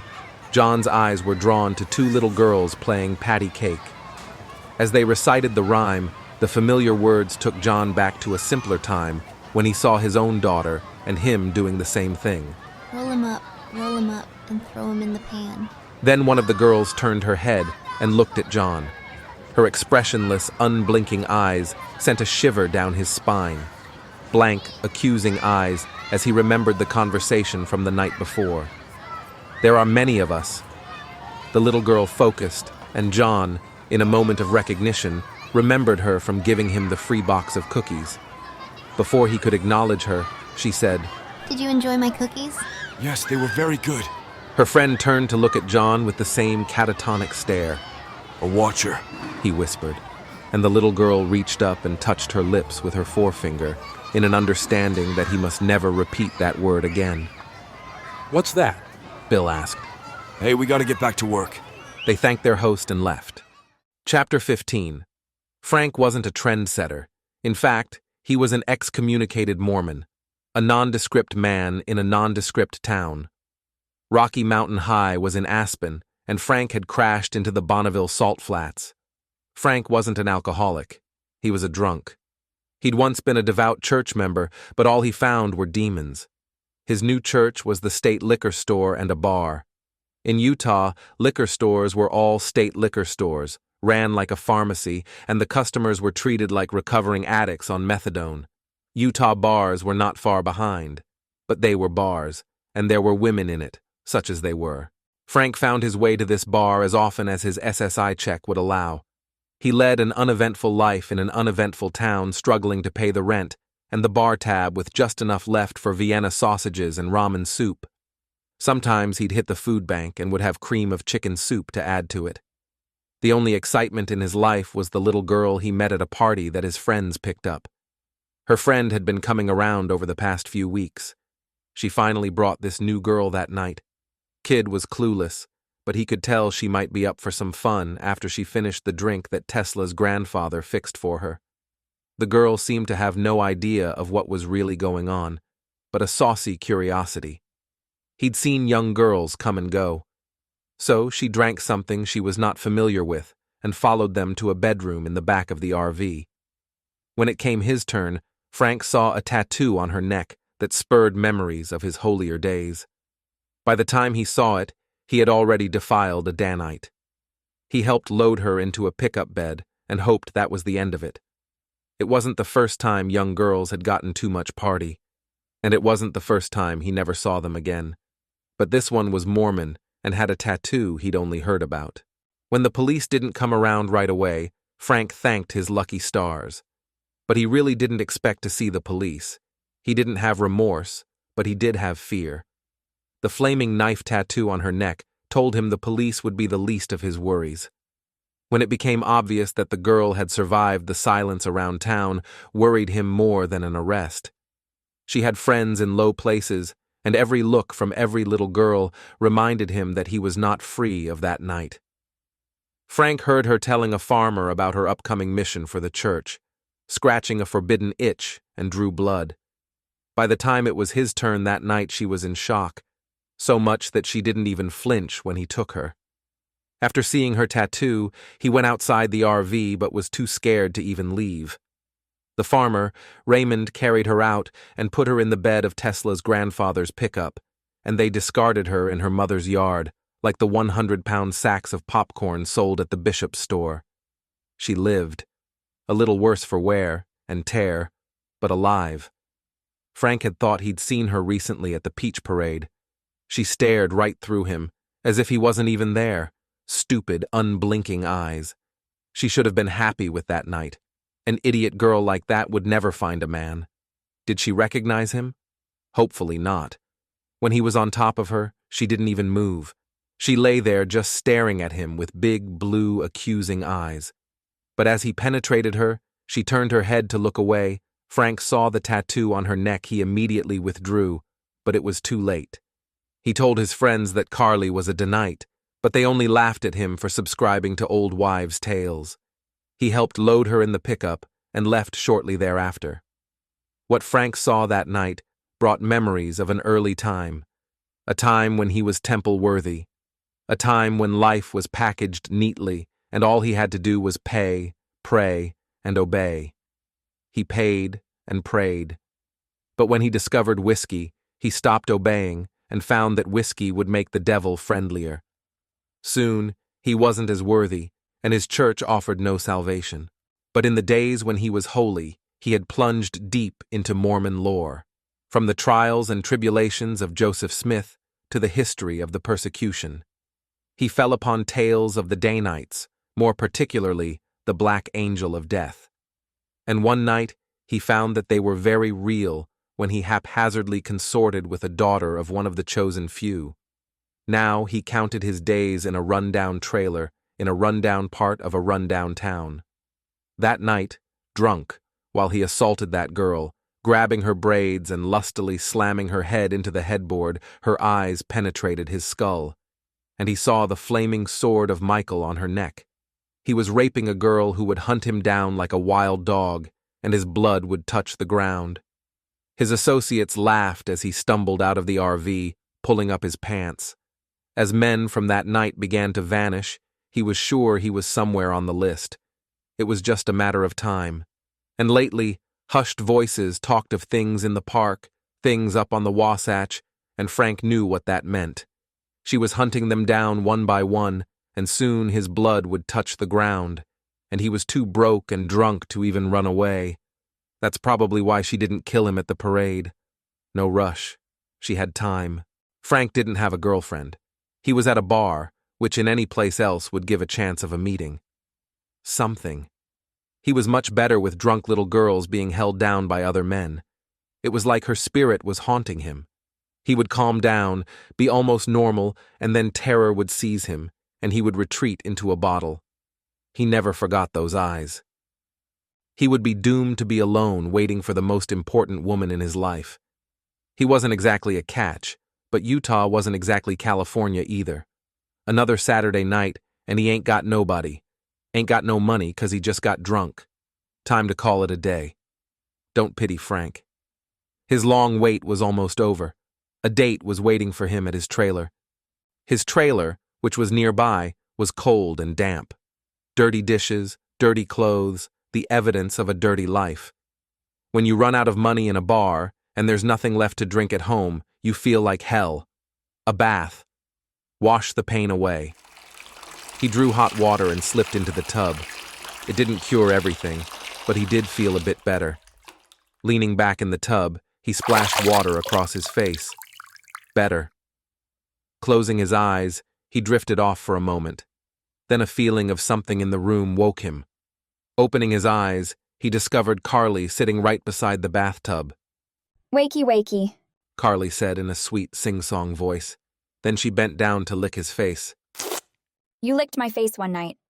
Looking down at him, she giggled and said, Gee, Frank, you're not as excited as you were the first time we met. Frank had been trying to soak off the effects of the bar, but it had not restored his coordination yet, and the few drinks that were still in his stomach when he left the bar were now working their way through his small intestines and having a good old time. His arms and legs simply did not leave him the ability to stand up. As his eyes began to focus, he instantly recognized her, but tried to hide it, and it was of no use. He was naked in a bathtub, and she was sitting in a chair right beside him, putting him in a perfect killing zone. How did you get in here? The train in her head blew its whistle, and Frank's face morphed into the one that licked her face that night. She snapped back and focused. Through the front door, stupid. She pointed. This is a bad neighborhood. You should be more careful. You do remember me, don't you? If you don't, I don't know if I can bear it. Frank shook his head, and in a faint voice asked, Should I? Then pulling her jeans down, she revealed her 4 scars near her groin. Maybe this'll help jog your memory. You'd think after you saw something like this, you would at least remember my face. Oh, I'm sorry. We were busy at the time. Then she pulled the neckline of her hoodie down, revealing her garment beneath. She had identified and followed Frank for weeks. Same bar, same day, same time, and same bath before bed. But you know what this is, don't you? You're not old enough to be endowed by the temple, and you don't wear a wedding ring. You seem to know a lot about our ways. Are you Mormon? Yes. Looking around the clothes strewn about on the floor. I don't see your garment. Temple? I was never baptized. Not baptized? We'll have to fix that. Well, in answer to your question, I was endowed by the temple. She pulled her blouse up, revealing a reverse L on her garment just above her right breast, verifying the authenticity of her garment. I was sealed to my mother at 12. Removing her hoodie from her head, she pulled her long blonde hair back, revealing the tattoo on her neck. But you know what this is, don't you, Frank? You told your friends I was Danite. You remember me now? You're not going to talk your way out of this, fat boy. The image of Michael's flaming sword reduced Frank to a fight-or-flight syndrome, but the whiskey had clipped his wings. She had him right where she wanted him. Frank made another effort to rise from the tub, but Carly effortlessly pushed him back into the water with her foot. No, no, no. You didn't ask Mother, may I? We're not done here yet. This is not going to be that easy.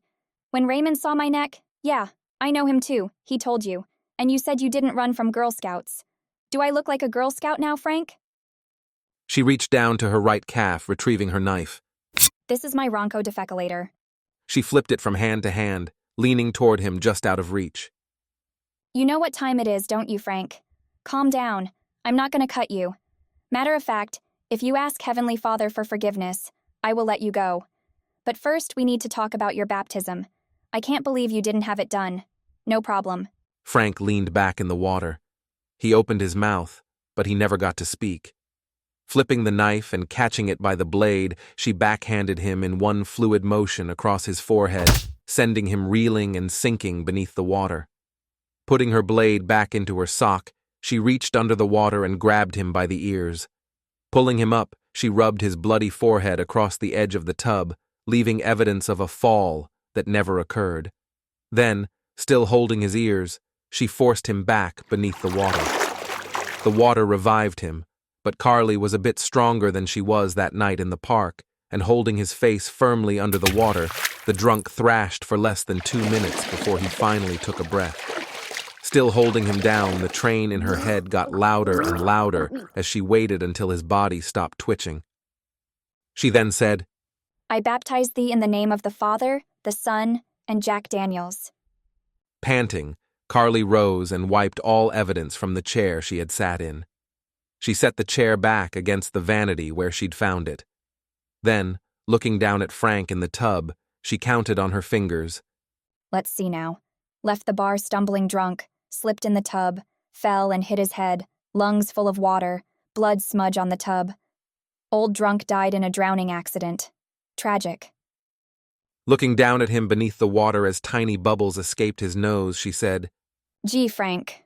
Looks like a baptism for the dead to me. Wonder if I can count this as temple work. Then she walked out of Frank's life forever.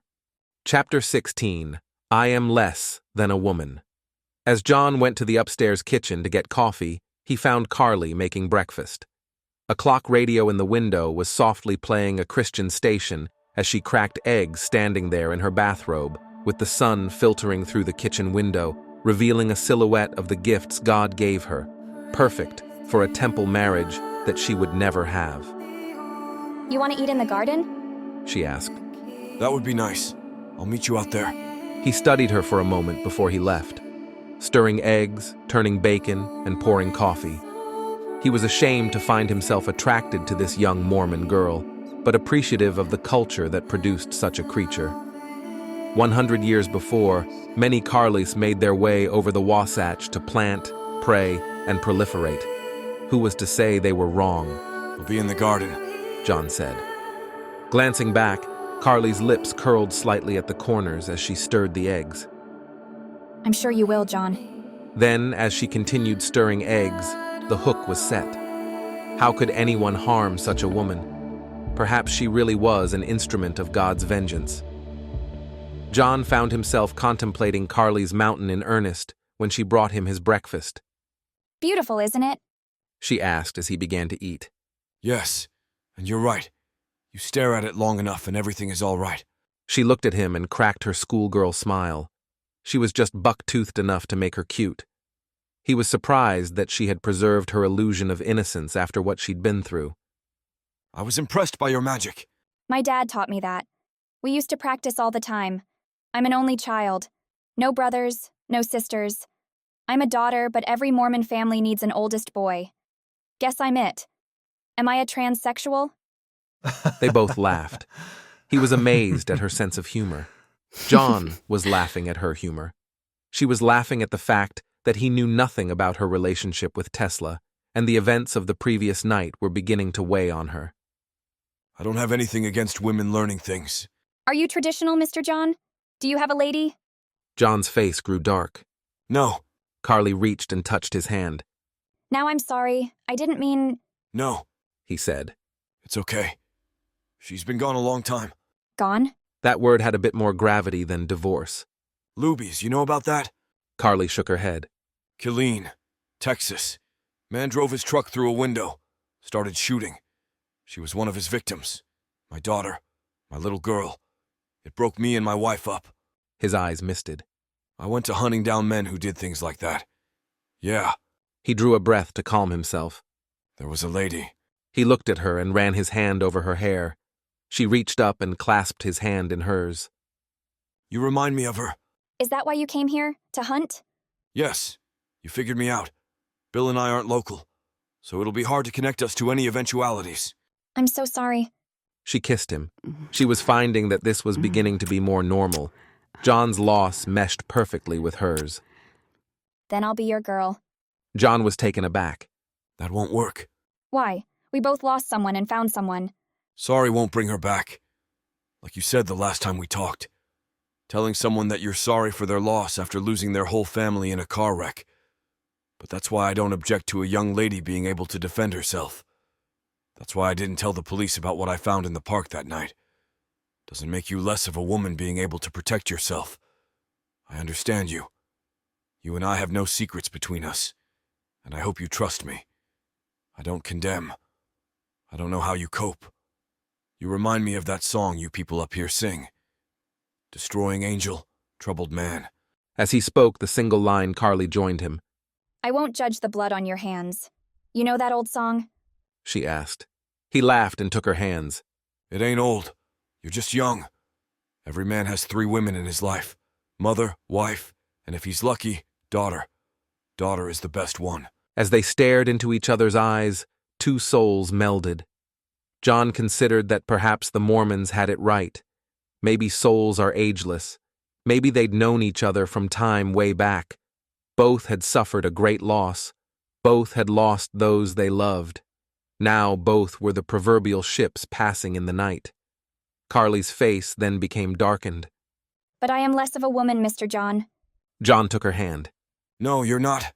You are a fantastic woman, despite your nightlife.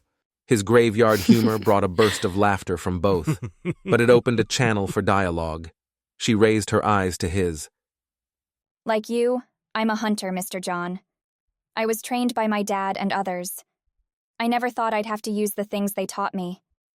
The prophet, Brigham Young, brought us here to live our lives, pray to our God, and be away from Gentiles. America was a bad deal from the start. Your so-called Constitution is a joke. All men are created equal. All white, Protestant land-owning men. Women, Indians, blacks, and Mormons weren't in the club, so we came here, and the minute we harvested the first crop, America moved in. Americans are like roaches. Once you have them, you can never get rid of them.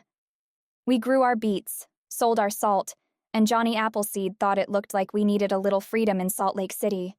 Free to ignore every comma in their goddamn Constitution. So, your perverts came, and those of us who lived by the word were waiting to put a millstone around their necks and throw them into the depths of the Great Salt Lake. The last time we sat out here, I wasn't sure if I'd walk away. Damn close, but I saw your soul. How? I looked into your eyes, and your daughter looked back at me. John was taken aback again. She was touching him in a way he had never been touched, and had given his daughter back to him at the same time. He decided to change the subject. Tell me about that coin trick. It's not a trick. It's conditioning. I was reaching up for quarters that weren't there, and thumping the bottom of my cup to make it sound like something was dropping into it. After enough times, your brain coded it, so when I borrowed your glasses and tipped them toward the cup, you saw the quarters. You did see the quarters, didn't you? Yes, I did. He took a bite. And I did see a body in the park. Did you, John? She reached under his coat. Give me your gun, she said. John jerked back. Oh no, not again, young lady. Here. Relax. If I wanted to kill you, you'd be dead already. Hand me your gun. Very gently, John took his gun out of his holster by his fingertips. He used a Smith Wesson revolver, .357 Magnum, and relieved it of its ammunition before handing it to her. She took it, and despite just seeing him unload it, she still flipped the cylinder open, checking for shells. John counted the shells in his hand out of respect for her abilities. Laughing, she said, You don't trust me, do you, John? He noted that she was now calling him John instead of Mr. John, which warmed their familiarity between them. He had a twinge of guilt at such a thought, but felt that she had surely paid the price for womanhood at City Park. Trusting he had handed her his gun. He never did that. She put his gun in the small of her back. Now I want you to hold your hands like this. She reached and moved his hands up to shoulder height. There, little farther apart. Okay now. She paused to smooth her shirt. Okay, when you are ready, I want you to try to clap. Do you need a count? Cute, Buster Scruggs. She said. She wondered why he'd said that. No, just when you are ready. She let her hands dangle by her side, shaking her fingers to loosen the joints. Then, smoothing her shirt again, she gave him a quick nod to let him know that she was ready. John felt the tension build, but he finally made his move. Before his hands could strike, he felt the gun beneath his chin. Bang. You're dead. Hey, maybe I just got lucky. Placing the gun against her back again. Try again. Same result. As she handed John's gun back, he asked, So what's the trick? Misdirection. While I did put your gun behind me originally, when I adjusted your hand with my right hand, I moved the gun to my front with my left.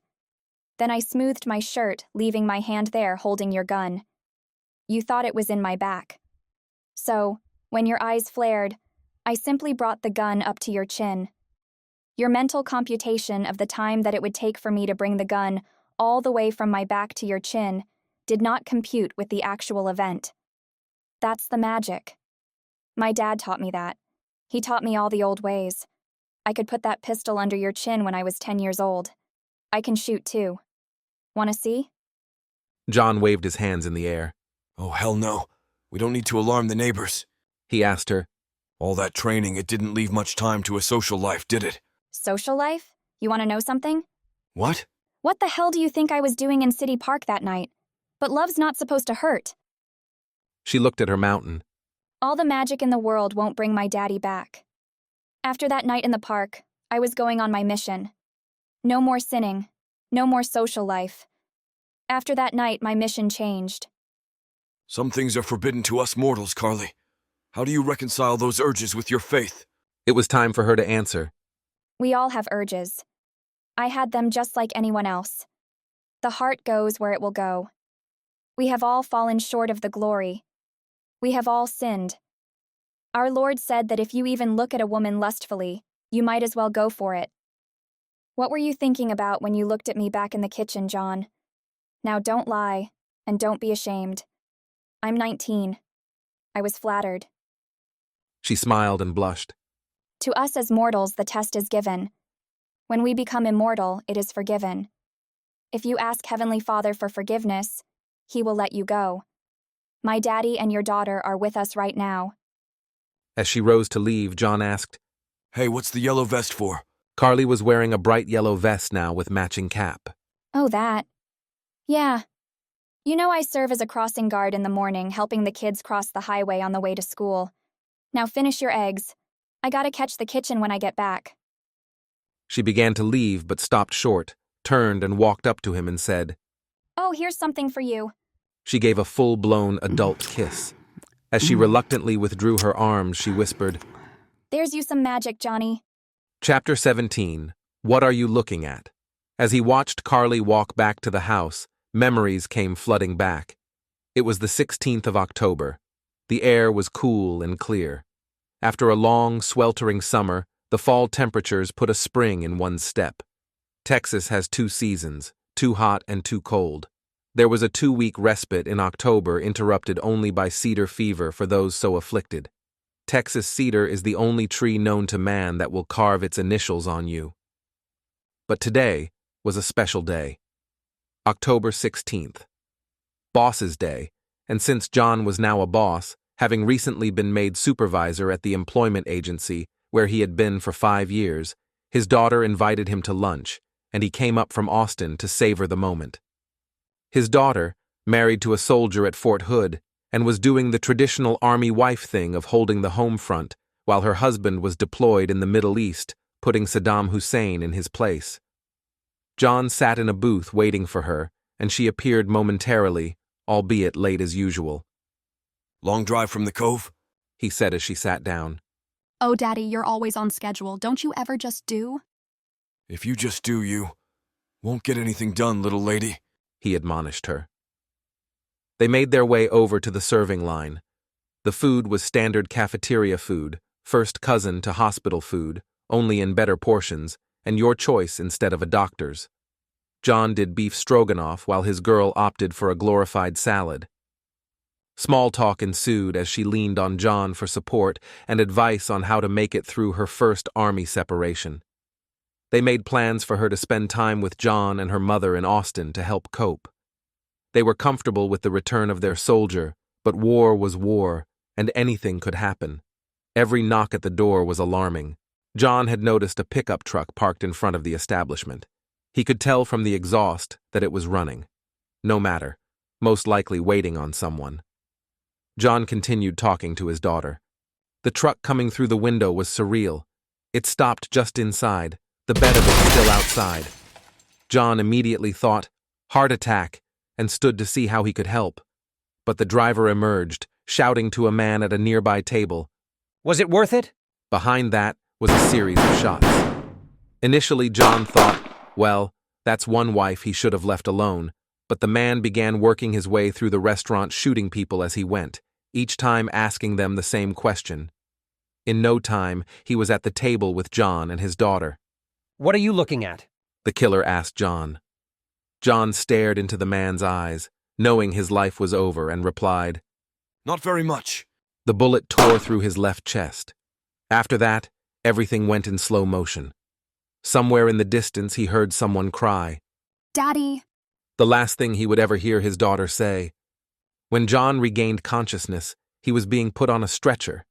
He could see his daughter's unblinking eyes staring at him from eternity, already losing their blue hue.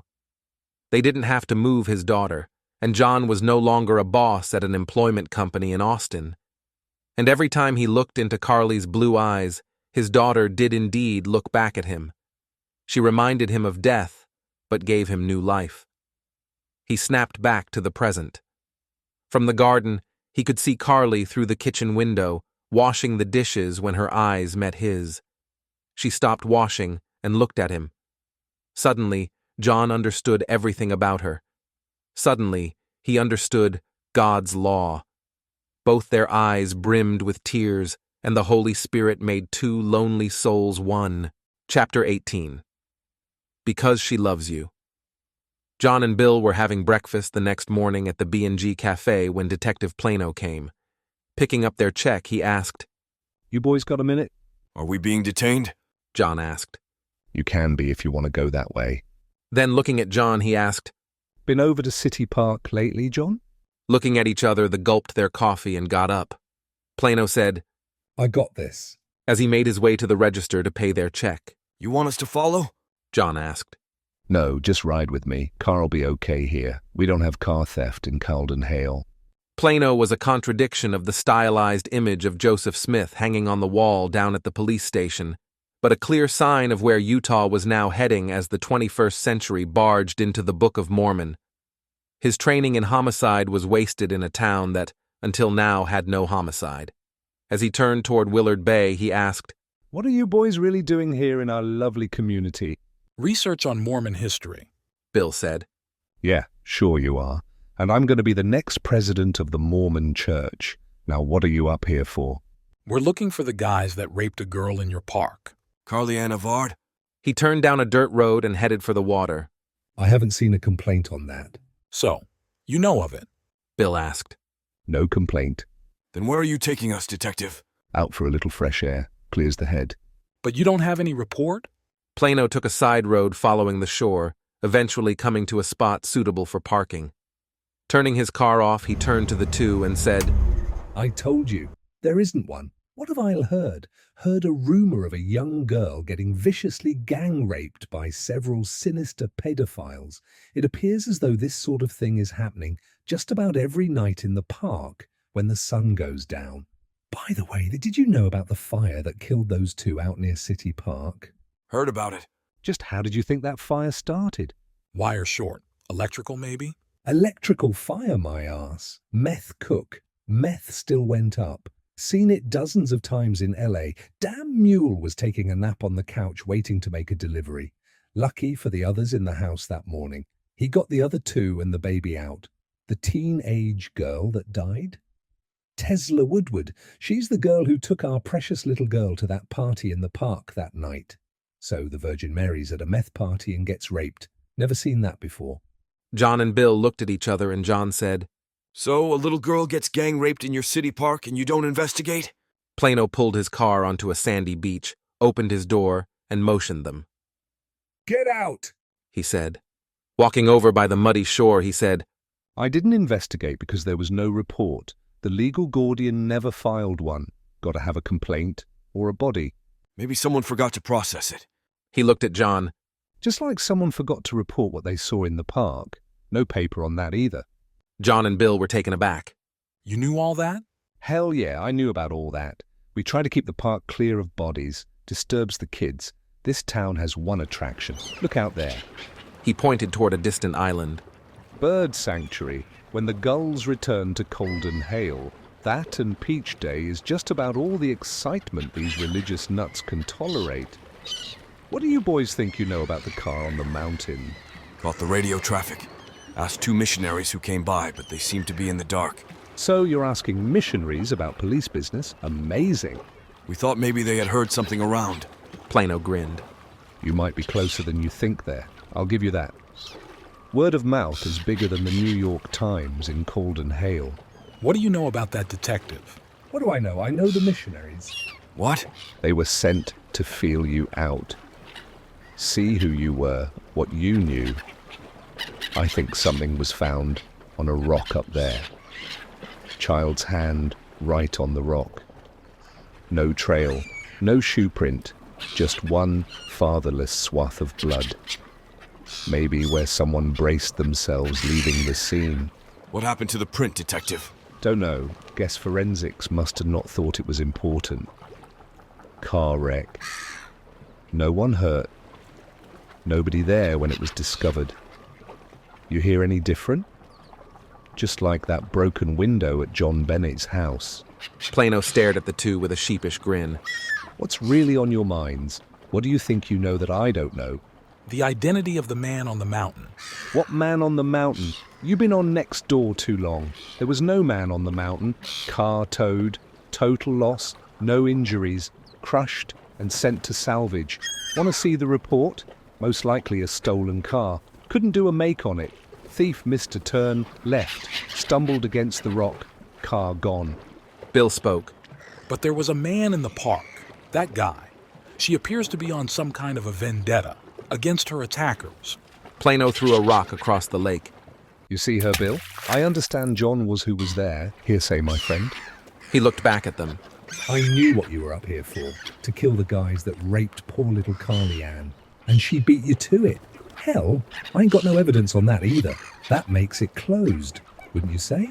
Whole town knows not to hang around City Park at night. Carly never filed a complaint. You two come running up here all bent out of shape. You never came to the department, never called me, never asked for a police report or anything. Never, never. Of course, it wouldn't have done you any good. We don't investigate things that never happened, and there was never a body in the park. Never happened. Just a couple Gentiles from Texas who keep trying to reinvent the wheel. Happens all the time up here. Sometimes you find bodies, hikers, out in the desert that ran out of water.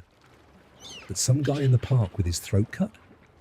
If it ever did happen, it would be a drug deal gone wrong. Now some drunk who drowning in his bathtub we found the other day. Natural causes, big old knot on his head, lungs full of water, tub full of shit. Case closed. You got nothing, boys. So on one hand you say you know nothing while you admit that there is a possibility. Didn't say that. Said there ain't no paper, all explainable. Little girl did it? Prove it, gentlemen. Tell me if you have one shred of evidence. Explain the fire? Well, you finally mentioned something I can talk about. Fire marshal called it an electrical fire. Happens all the time. Set off by an electrical short. One extension cord too many. And you're telling me that same little girl is responsible? That's Netflix shit. Do you know how stupid that'll sound over at the DA's office? Plano lit a cigarette. Electrical fire. I told you that. Why do you think Carly did that? Because she told me, Detective. Carly never told you anything like that. You're trying to bait me. Told you what? If she did, what good is a statement coming out of the mouth of a kid with PTSD? Schizophrenia, my man. Bat shit-eatus. She's crazy. Got screwed hanging around a meth party. So she fabricates, she fantasizes, didn't want Mommy to know, and not one shred of any concrete evidence that would tie her to anything but seminary school on a Sunday morn. Gotta give me more than that, boys. Her mother is Temple. She was being raised to be a mini-mom. Good girl. Cooks, cleans, and... I know. Makes little Mormons. But she can't make little Mormons now, can she, Detective? That's right. Tragic. So traumatized she didn't report it. And no jury in this state will convict her of drinking a Coke. They don't drink those you know, and they don't hang their laundry out for the world to see. And there's no laundry on this line. I understand that she had a traumatic experience. I know her life has been altered. Maybe a change of plans would suit both of you. Plano asked John, You gonna be all right? Wouldn't be the first time a little Mormon girl struck out for a new life. John looked at Plano in total understanding. He remembered the voice in the dark. Now there we go. The detective looked at the lake. I'm trying to give you a way out before you float up in the lake. Bodies don't sink there, you know. Too salty. You got to understand these people. Plano changed the subject. Beautiful, isn't it? Well, it used to be anyway. Don't take it so hard, boys. The mind plays tricks on you out here. Dessert makes you imagine things that never happened. Used to happen to me all the time. When I first got up here, my ruler was straight. You know, I'll bet this was the last thing the Aiken brothers ever saw. Who were they? John asked. Plano squatted and picked up another small flat stone. Couple Gentiles like you two come up here, set up a business that the prophet didn't approve of. Brigham sent Porter over to convince them to mend their ways, get right with the Lord, you know. What did he do? Plano skimmed the rock across the water. He brought them out here and blew their brains out, boys. Porter was like that. Blood touching the ground and all that shit. Old Port went back, got drunk, and just called it a day. When I look at the lake, I see it as it was back then. When Brigham and the boys first came over the Rockies, they thought they'd hit the Pacific shore, big and clean, not this mud puddle we have now. You know, I don't believe in all this global warming stuff, but when I think about it, America came, brought prosperity, pissed in our lake, and filled up our air with mercury, nickel, and lead. Why the hell couldn't it have been gold? He laughed, waving his hands in the air. Golden tablets. You know, boys, sometimes I think a little blood atonement could straighten out the country. Start with the Democrats. What the hell? Just an old man looking at retirement. What do I know? Life is like a peaceful lake, all tranquil, and we all have a boat. Big boats, little boats, all kinds of boats, just floating along on the big lake of life. Then someone comes along like you two idiots and start asking stupid questions about something that is none of their business. Dredging up things better left alone. Know what happens then? Enlighten us. Motioning with his hand in a rolling motion, Plano said, You make waves, big bad waves, and you, my Gentile friends, you and me, we are in the smallest boats on the lake, talking about things these people would rather not hear about, digging up things better left to rot. They got this. Like the Beatles said, just let it be. We all came here in different boats, but we're in the same boat now. So you were just going to cover the evidence and let it go? Plano grinned. Cover up what? Like I said, I ain't seen no complaint. Never happened. The saints take care of their own. And what do you know about that? Not a whole lot. I'm not Temple. Those people keep to themselves. I had to ask myself why the church was interested in a couple of Gentiles. I wouldn't think you boys were all that holy. Maybe you're getting too close to them golden tablets. Maybe the problem has already been taken care of and you were getting in the way. Bill said, Okay, so let's get to the bottom line. We believe you got a stack of bodies that's getting higher every day. I don't buy into all this religion, but she's way off the deep end of this salty lake. What are you going to do about Carly? Direct answer, please. Plano picked up another flat rock and skimmed it across Willard Bay. Turning to Bill, he said, Nothing. Nothing.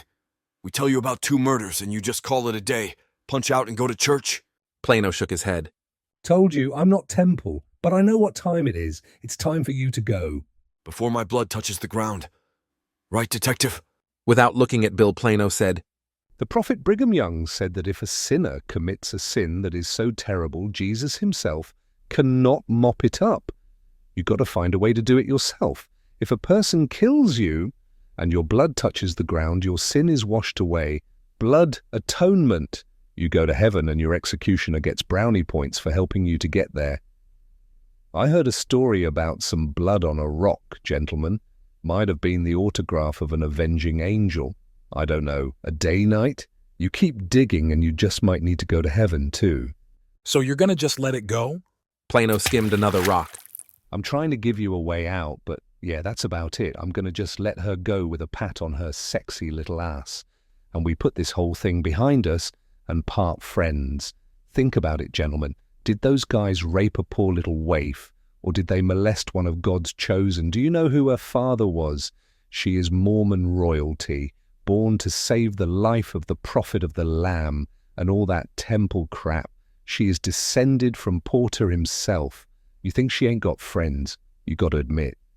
If you two are half right, our little girl is proficient. Or maybe, just maybe, she's one you need to leave alone. Also, your missionaries. Why do you think they just happened by?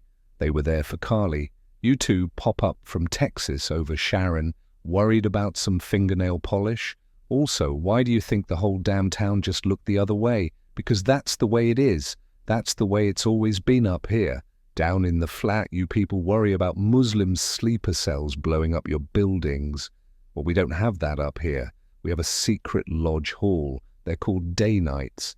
And what will you do when they decide to send you to God? You know, that could be considered suppression of evidence. He looked at John.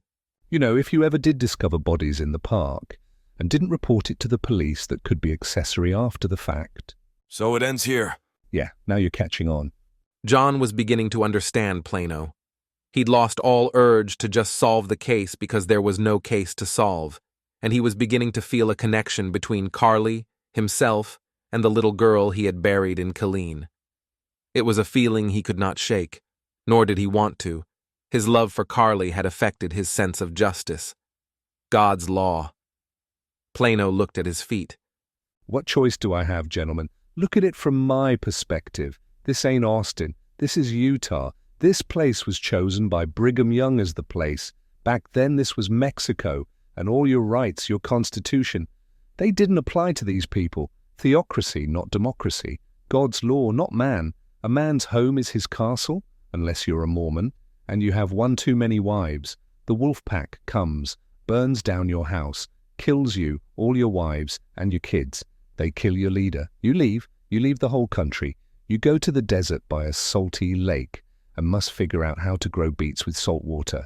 So you bring fresh water down from melted snow to grow your crops. Suddenly there's a war, and damn if you're not back in America again. The border jumped you. Then the filibusters come to bring civilization and the rule of law, the law of man, not God, but that law doesn't apply to you.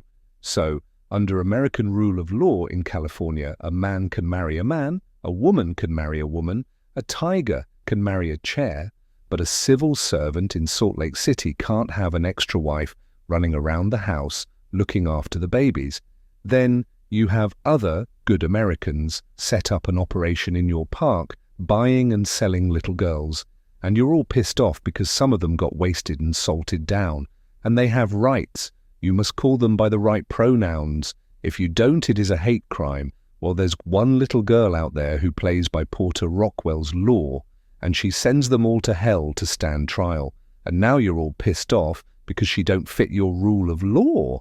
I have a clever idea of her reasons, and I have a real good idea of who her friends are, and I know she's a Danite. So what you boys need to do is leave this on Old Port's grave on your way out of town. He reached into his coat and handed John the .45 long Colt bullet. Somebody gave me this. It's for you. When you boys leave town, put this on Porter's grave. It's a tribute.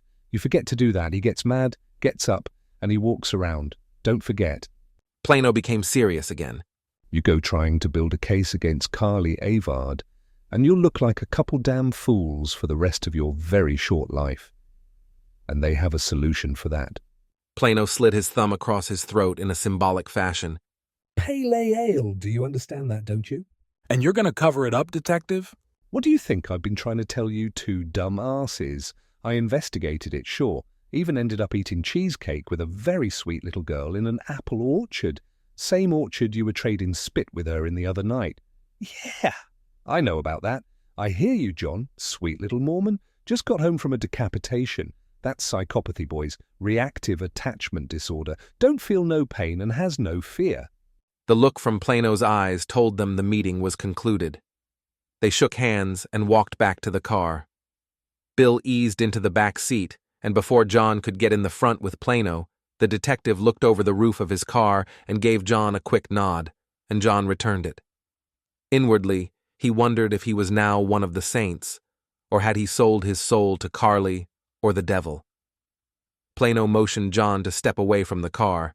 Where did Porter kill those brothers? John asked.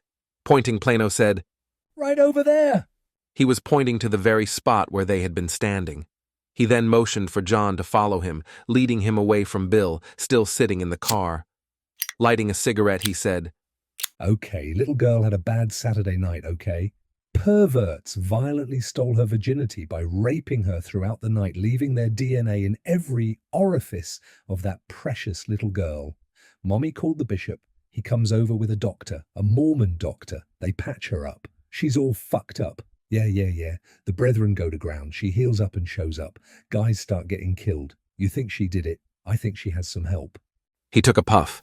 There's nothing to solve. Look at it this way. Who got killed? The perps. The problem was eliminated. You keep digging and they might eliminate you. Let it go. She confessed to me. She didn't tell you the whole story. We knew what was going on at City Park.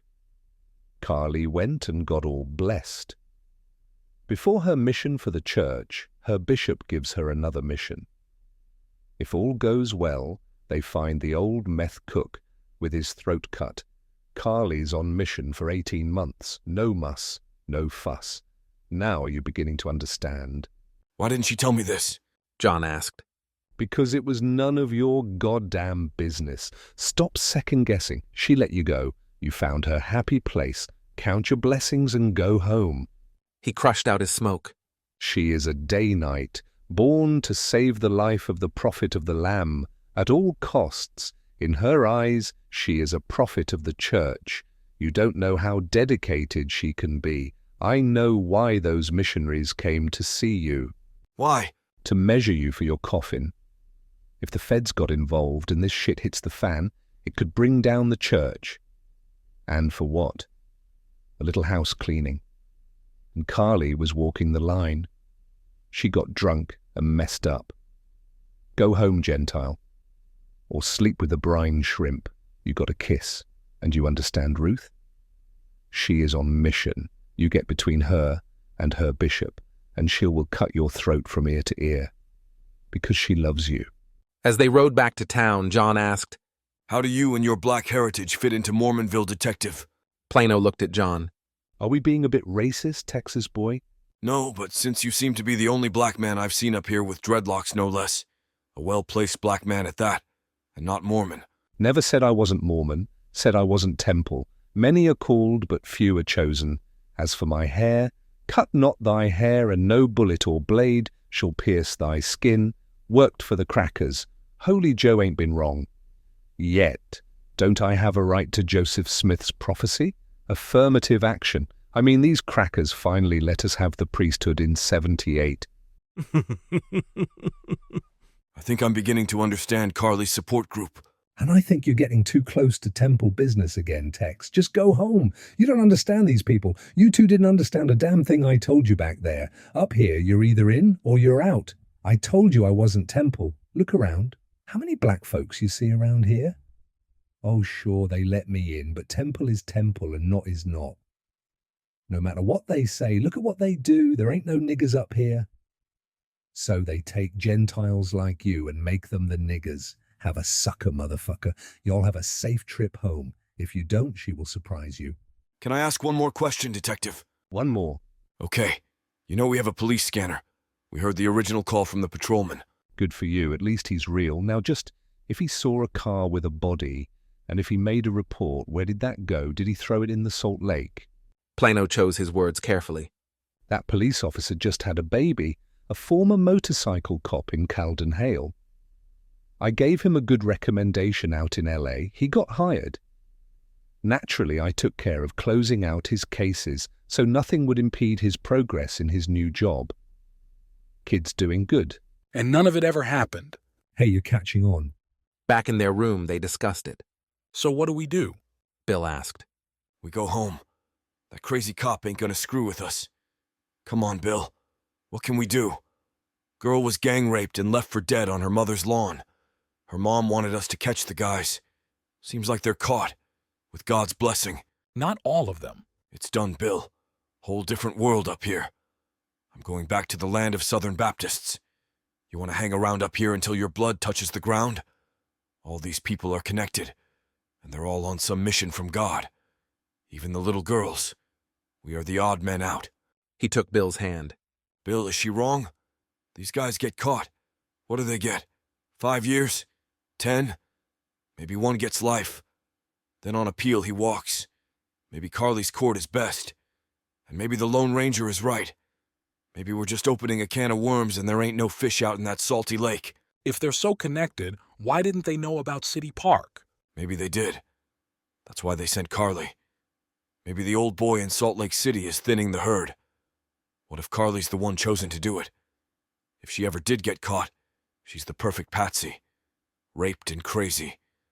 Couple years in a treatment center. Write a book. Maybe a Netflix special. Looks like them boys just picked the wrong peach. A peach that was sent. Maybe that peach was God's will. Maybe the others are too. I've been told over and over up here that our Constitution is flawed. A joke. Well, Carly's not joking. And neither are those two missionaries. The bishop, the doctor, therapist, or dreadlocks. Born to save the life of the prophet of the Lamb. Bill said, John, you've been in a funk since Luby's, and you should have been. But I've seen a light in your eyes. I've seen in hers, too. Why don't you let things develop? See where it goes. She's 19 and I'm well not. And she's shunned. No fault of hers, but odd girl out. You get her down to Austin and you two try to act like you're not having a good time. Bill looked from a window and saw Carly sitting on the porch. She slowly turned, looking into his eyes. Just then, he noticed there was a seagull sitting on a finger on her left hand, eating something from her palm. Chapter 19. Lee. The chicken fried steak and eggs tasted good at the B&G Cafe that evening as Lee wiped his mouth. Breakfast for supper. Eggs, chicken fried steak, biscuits, and gravy. Outside, the snow and rising wind insinuated itself, but the warmth of the little roadside cafe was safe from that. Some time before, passed out on a friend's couch, he had escaped a house fire, but he never understood the how and why. But the answer was waiting just outside, crouching like a panther with all the patience in the world. Not far from there was the very park that had been his hunting ground months ago. The prey? A teenage girl who thought her best friend had brought her there to celebrate her morning departure for a 1.5-year adventure, bringing the Latter-day Saints to current-day Gentiles. She was ravished on a dirty bed in a travel trailer, and by the time that it was his turn, all she could mutter was, "Please don't hurt me anymore." He turned her onto her stomach and abased the only virginity she had left. But oh, weren't the eggs good tonight? He finished his coffee, and turning up his collar to the snow and wind, he began to make his way to the rear of the establishment, where he had wisely left his pickup to be safe from the elements or the prying eyes of the police. He intended to stay in the motel adjacent the cafe and could ride out the storm there. If the blizzard worsened, there would be a rope from the corner of the motel to the cafe in the morning to guide patrons to breakfast. As he turned the corner in the rear of the cafe, unobserved by any of the patrons there, shielding his eyes from the blowing snow, he took no notice of the bag of trash beside a dumpster, but as he passed, it came alive and called to him. "Cold night, Lee?" He turned to find a small figure clad in a black hoodie. "Damn cold." The distance between them being about 20 feet, Carly closed it to 10. "You don't remember me, do you?" "Should I?" Reaching up, she pulled her hoodie behind and her hair back, revealing her tattoo. "How about now?" "No, I don't know you," she said in a soft voice. Please don't hurt me. At that point, it all came back. "So what do you want?" She reached down and eased her knife out of her sock. Looking at it, he laughed. Tapping the bulge under his shirt, he said, "Looks like you're shit out of luck, honey." Brought a knife to a gunfight. She did not speak, just sized up the distance and then said, You need a count? He gave a slight chuckle. Okay, Buster Scruggs, sorry about last year, now run along. She just stood there. The seconds went by. Okay, I'm tired of this. You waved your butter knife around. What you gonna do? Again, no answer. The tension mounted. Then she said, If you ask Heavenly Father for forgiveness, I will let you go. He lost all patience and made a jerking motion for his belly. He was bluffing to scare her. Carly wasn't bluffing. In a flash, she threw the knife where it landed perfectly in his chest. He crumbled to his knees, paused, and fell on his back with his knees still on the ground. She walked over and investigated his blank stare. As she tried to retrieve her knife, she discovered that the blade was being held by the vacuum in his lungs. She struggled to pull it out, wiggling it from side to side until she finally placed a foot on his chest and whispering, You can't keep it, you son of a bitch. She wrenched it free. Then she wiped the blood off against his shirt. After replacing the weapon back between her sock and her boot, she positioned him neatly with his arms crossed over his chest. Then, looking down at the surprised look on the man's face, she gave a little girl giggle. She disappeared into the snowy night as if she were never there. Chapter 20. They will be a portion for foxes. The next morning, they met with Carly and her mother for breakfast. Talk was light, but when the mother excused herself and Bill went to gather his things, John spoke to Carly. Carly, you know I have a hard time accepting all that you've done, but I want you to know that I understand. No one can blame you. There's no therapy that will erase the memories. It never goes away, Carly said. Nothing will ever erase that night or restore what I've lost. She took a small, sealed plastic bag from her coat. What's that? John asked. It's a lock of my father's hair when he was a baby. The only child's lock that I'll ever hold. She came around and sat by him at the counter. It is what it is, John. I was trained to be a Danite from as far back as I can remember. One day you may get hurt. I did get hurt, John. The orange juice made my knife slippery. You've seen my knife. You want to see it again? The question surprised him, but he accepted the offer. He wanted to get a closer look at what she considered a self-defense knife. He hadn't studied it before. She reached down, and pulling up her pants, she grabbed what appeared to be a boot strap, turning out to be the strap on the butt of a rather simple hunting knife. I keep it here between my boot and sock. I wear diabetic crew socks for extra bulk. See the leather strap coming from the butt? He nodded.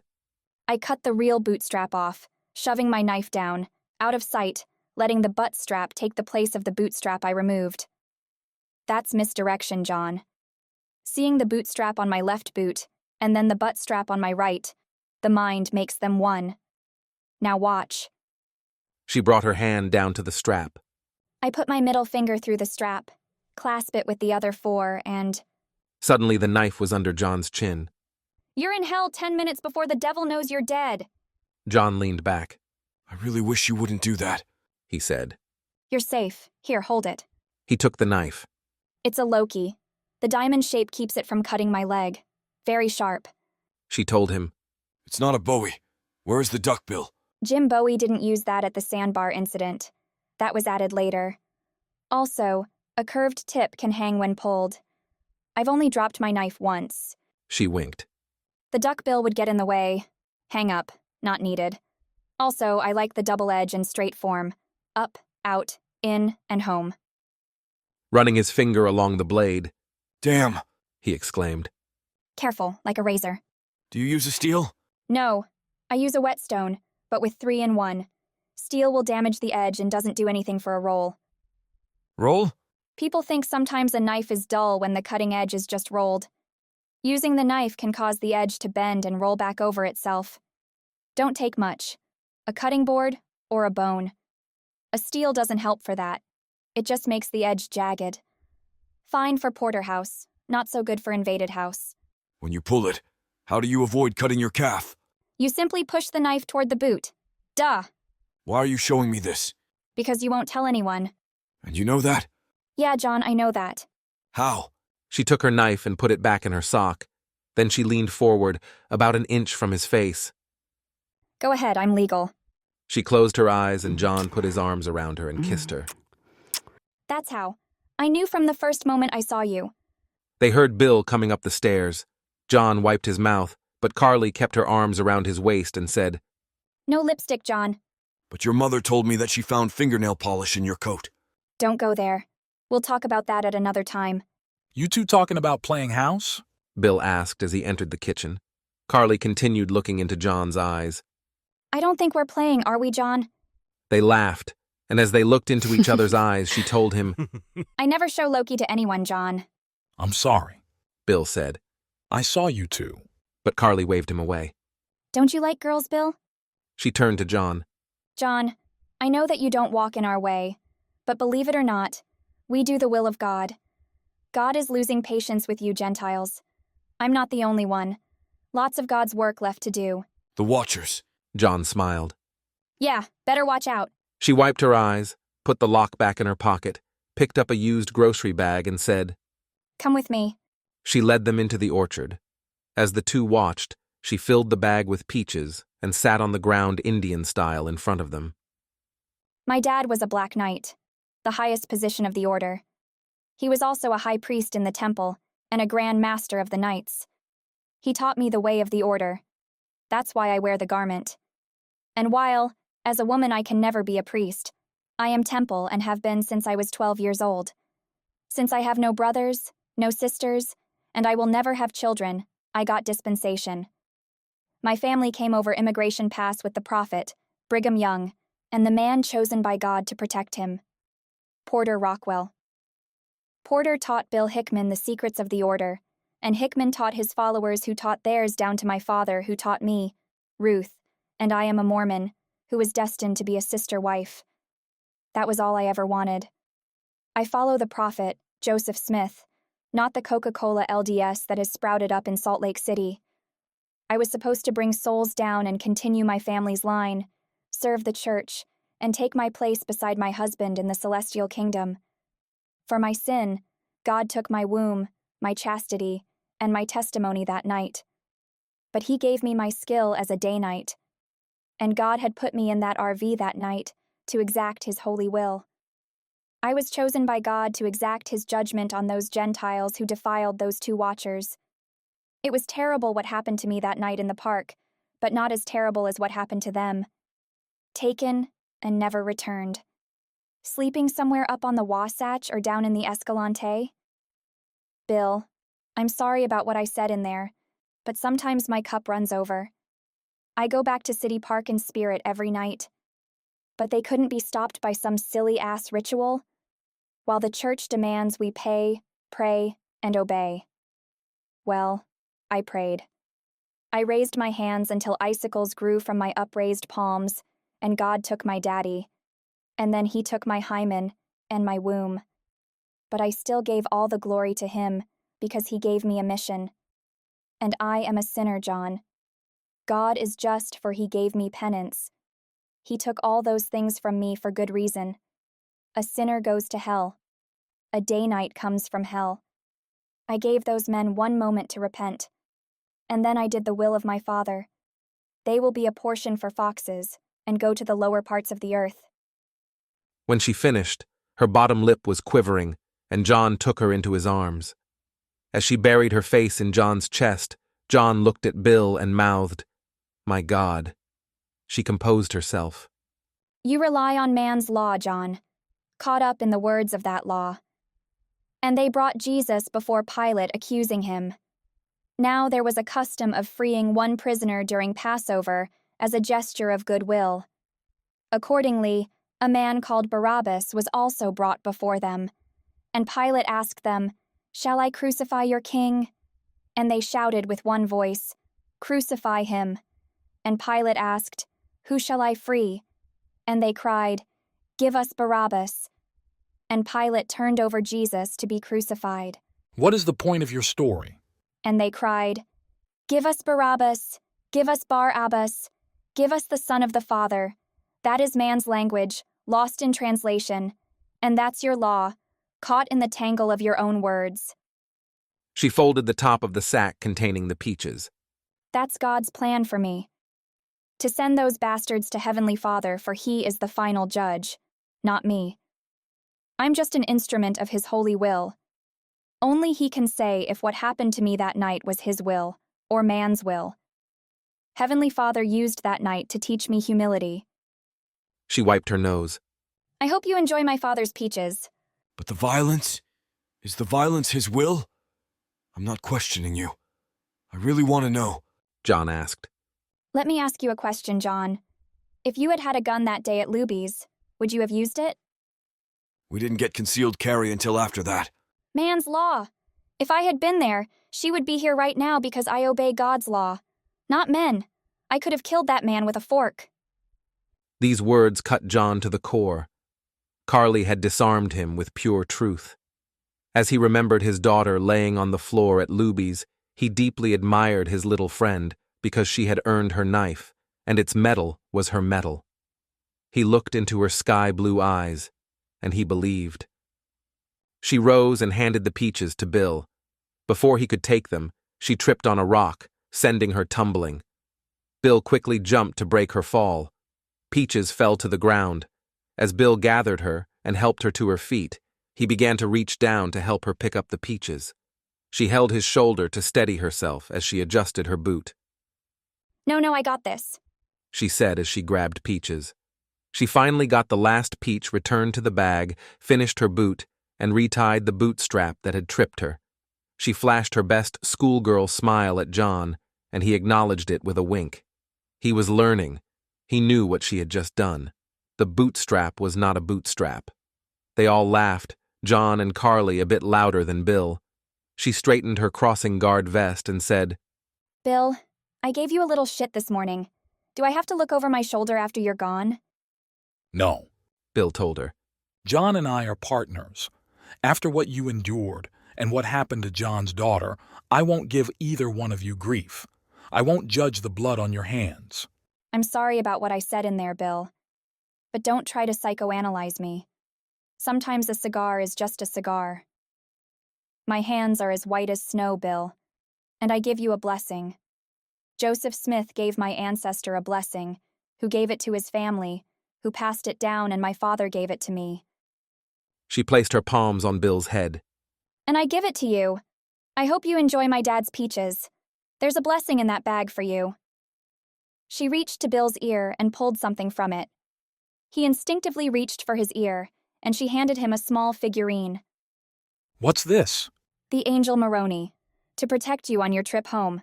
My dad taught me that trick. Looks old from the tint. You sure? Sure, I'm sure. You keep it. Got it from a friend. She's not gonna need it anymore, and I have one more thing to do. They rose and she gave both a hug. John's eyes teared up. Don't weep for me, John. I do the will of my father. Your secret is safe with me. She broke her best schoolgirl smile. Shucks. Whole town knows it. They just won't tell a couple of Gentiles. You're in Mormon country bounty hunter. What was her name? Who? Your daughter. Lydia Rose. That's a pretty name. Wish you had been there that day. So do I, John. They walked to their car with their bags. I will come up now and then to see you. By the way, have you ever been to Austin? Why no? Maybe someday you can come down and let me show you around. Maybe stay for a while. Carly smiled. I don't know. I have something I have to do. Maybe. Be sure to try my peaches. John said. Okay, Mama, may I? I will eat a peach. Lots of vitamin C and iron in that bag, she said as he got into the car. She kissed him. Sometimes a cigar is just a cigar, John. Bill went back in the house, leaving John and Carly standing alone by the car. Did you sleep well last night? Carly asked. Fairly well, but I think I had a weird dream. Oh? Yeah. You know, the thing where you wake from REM sleep, and you are in a dream state with a touch of reality. I was dreaming that I saw an angel standing by the foot of the bed. She slipped under the blanket with me. When I woke, she was gone. I have one now and then, Carly said. Did she leave you any peaches? John shuffled nervously. No, but she gave me a rose. Carly leaned forward, kissed him, put her finger to her lips. And I'll give you another. Then she turned and walked to her station on the curb, waiting for children. As John and Bill left later, they passed her helping a little girl cross the street. I have this spooky feeling we will never see her again, John said. You're really taken, Bill said. I don't know, John. I don't know. Maybe Lydia's death, losing the wife, age, you know? Maybe Carly has some answers after all. John asked Bill for one of the peaches as he merged with the morning traffic. Laughing, Bill said, Dad's peaches. I might try one myself. You know she's crazy though, right? She gave us her testimony, Bill. How so? You didn't catch what she was doing? Psychotic break? One of the things she said she had lost was her testimony. You ever been to a Mormon church? Can't say that I have. Well, a big part of it is members getting up before the congregation and talking about their spiritual journey, their testimony. She can't bear her testimony to just anyone, so she gave it to the only two people she could. She gave us her testimony. She doesn't go to temple anymore. She's lost her virginity out of wedlock. Can't have children. No temple-worthy man will have her. She told us what she's done and why she did it. Normally I'd push her back, but that quivering lip, Bill, I can't get over that. And she truly believes God set her up for a mission. You and I look at it from a law enforcement view. What if she's right? God's will. Law enforcement. I know what I said back there, but you and I both know there are felonies involved here. Not reporting a felony is a crime. Might be the best thing for her. What's to stop me from turning her over? Nothing except you waking up one night with her standing beside your bed, because she loves you. Peach? Bill began to fish in the bag for 2 peaches. Suddenly he went stiff. Jesus, Mary, and Joseph, Bill exclaimed. What? John asked. Slowly he brought a magazine from the bag. Instinctively he reached for his shoulder holster and found the gun devoid of ammunition. There were no words in Bill's dry mouth.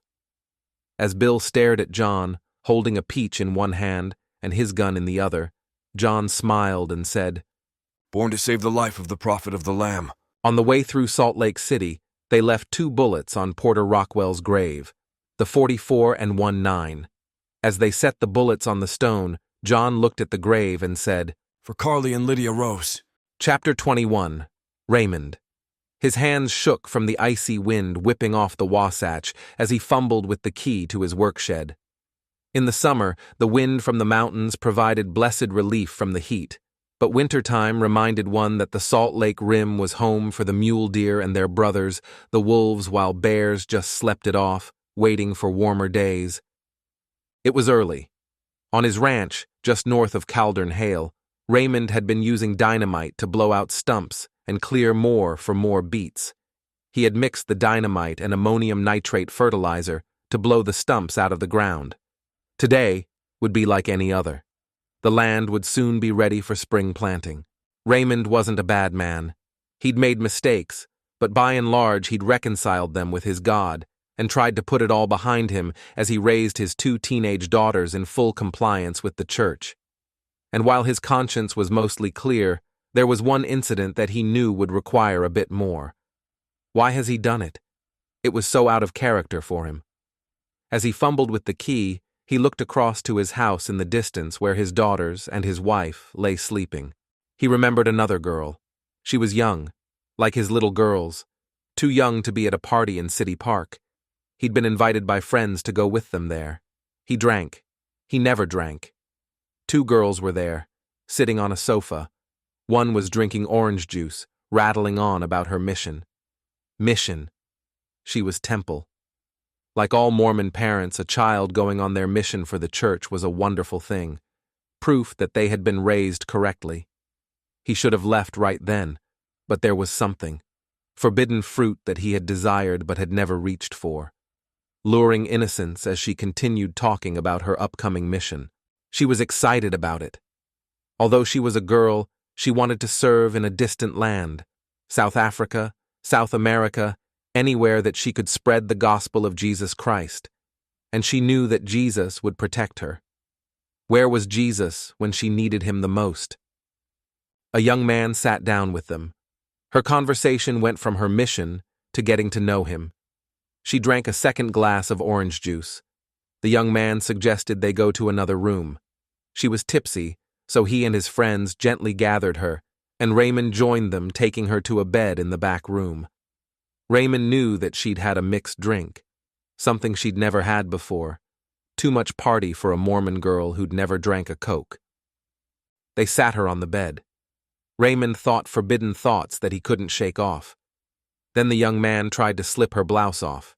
She gently pushed his hand away, but giggled and did not get up. So, he began making little circles on her leg under her dress, and she relaxed, even laying her head on his shoulder. Slowly, she inched up higher on the bed, and they kissed. Again, he reached for her blouse, and this time she offered no resistance. She had her temple garment on. But the young man slipped it off and laid it on the floor. A few more kisses, and he eased his hand down. She gave in. This excited Raymond even more. But as she began to remove her dress, the young man, while stroking her leg, discovered her knife. When he reached for it, she grabbed his hand to stop him. This began an altercation between the two as Carly's training took hold. The young man reaching for the knife and Carly fighting to keep it. Suddenly she had it and stuck him through the back of his right hand. Her instincts had taken over, and she drew the knife back for a second strike. Raymond, alarmed, involved himself, not to protect Carly, but to slap her knife out of her hand. She was now laying on the bed, partially clothed, unarmed. The room was filled with drunk men. Tesla's grandfather closed the door as the young man stood up, shaking his hand. "Grab her!" The grandfather shouted to the high school principal now standing at the end of the bed. Accordingly, he took her by the ankles, and the young man reached down and retrieved the knife from the floor. By this time, Carly was fighting furiously, but the young man pricked her thigh with the knife. How do you like it? He yelled as he stuck her 3 more times. Carly bit her lip and did not scream. The young man removed the lower part of her garment and tossed it on the floor. He pushed her down and penetrated her. She tried to keep her legs together, but the principal held them apart. She moaned, which the young man took as excitement. Tesla, too, thought Carly had gotten excited. Do it. Make it good for him. She encouraged, and Carly's resistance came off as cooperating. The young man finished, and the man with the boots took his turn. She found new strength and fought him, but he flipped her onto her stomach to dodge her blows. As he took her, he slapped her butt, asking her if she liked it. The drunk guy was next, then the high school principal, and finally, it was Raymond's turn. Why hadn't he stopped? He knew it was wrong. But the devil entered his heart, and he felt a warm flush as he looked upon God's perfection. Even in this state, she was captivating, and while the drunk was leaving with the principal, as they had seen her tattoo, Raymond lay down on her. She looked into his eyes and said, "Please don't hurt me." The temptation of having the perfect woman was too much for him. She turned her head to one side, and as Raymond took her into his arms, he saw the flaming dagger on her neck. She looked back at him, and he knew he had sinned a great sin. From that moment on, each time he looked at his daughters, she looked back. After that night, he never went to temple again, and inside, he knew he would see her again. The group he was with that night began to fall, one by one. The police in the bedroom community had no clues, no closure, but the talk among those who were privy told of bloody vengeance prowling Caldern Hale at night, and Raymond counted the days. She had a little list, and there'd none of them be missed. They were all gone now. It was his turn. These thoughts flooded his head as he opened the door to his shed that morning to the cracking sound of the ice around the edges falling free. As he found the light switch and turned it on, there she was. He didn't even have to ask. He knew. Now she was waiting for her turn. As his friends were all dead, and now she had come for him. One last landing for an avenging angel. Raymond moved a chair and set it before her and just sat there. "I knew you would come." It was a resignation, a fact that he'd acknowledged in that RV at the park that night when she looked into his eyes as he dismounted her. She had scheduled his appointment back then. "Yes." Carly said. "You know what time it is, don't you, Raymond?" Hanging his head, he just nodded. Then, raising his eyes to meet hers, he said, "Please don't hate me." Her expression softened. Empathy flowed from her eyes as tears began to form. "I don't hate you, Raymond.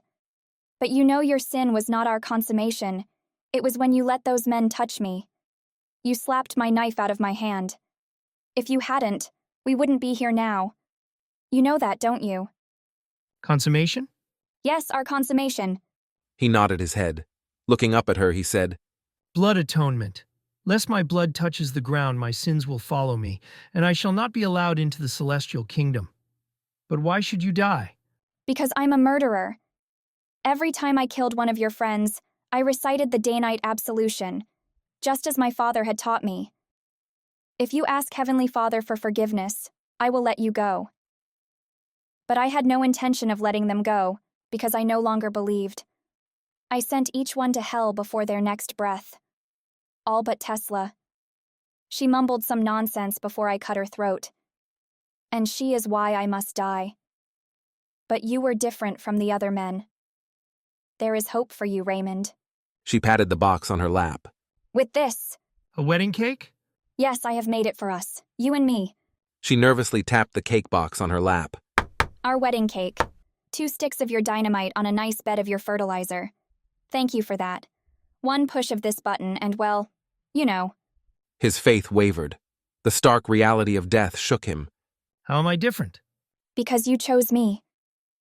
As you took me in your arms that night, I remembered you from our pre-existence. And as we looked into each other's eyes, I knew that I was one of your wives.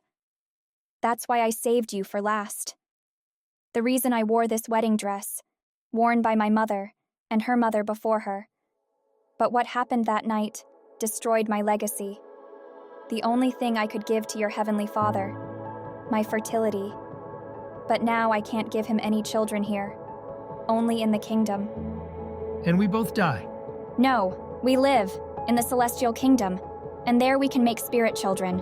Raymond, do you believe? Raymond had a moment of clarity. He no longer believed, but he had to buy time. As he looked into the eyes of the Danite, every moment now became precious as she caressed the button on top of the box on her lap, preparing to send them both to the celestial kingdom over the rainbow. Yes, I understand. But is there no other way? My girls, they're innocent. Are they? So was I. I was preparing for my mission when you crawled up on me. A few drinks made you rape a 16-year-old girl, and you were temple worthy. Are they innocent, Raymond? Her eyes condemned him. He fell silent as the truth in her steel-gray eyes convicted him.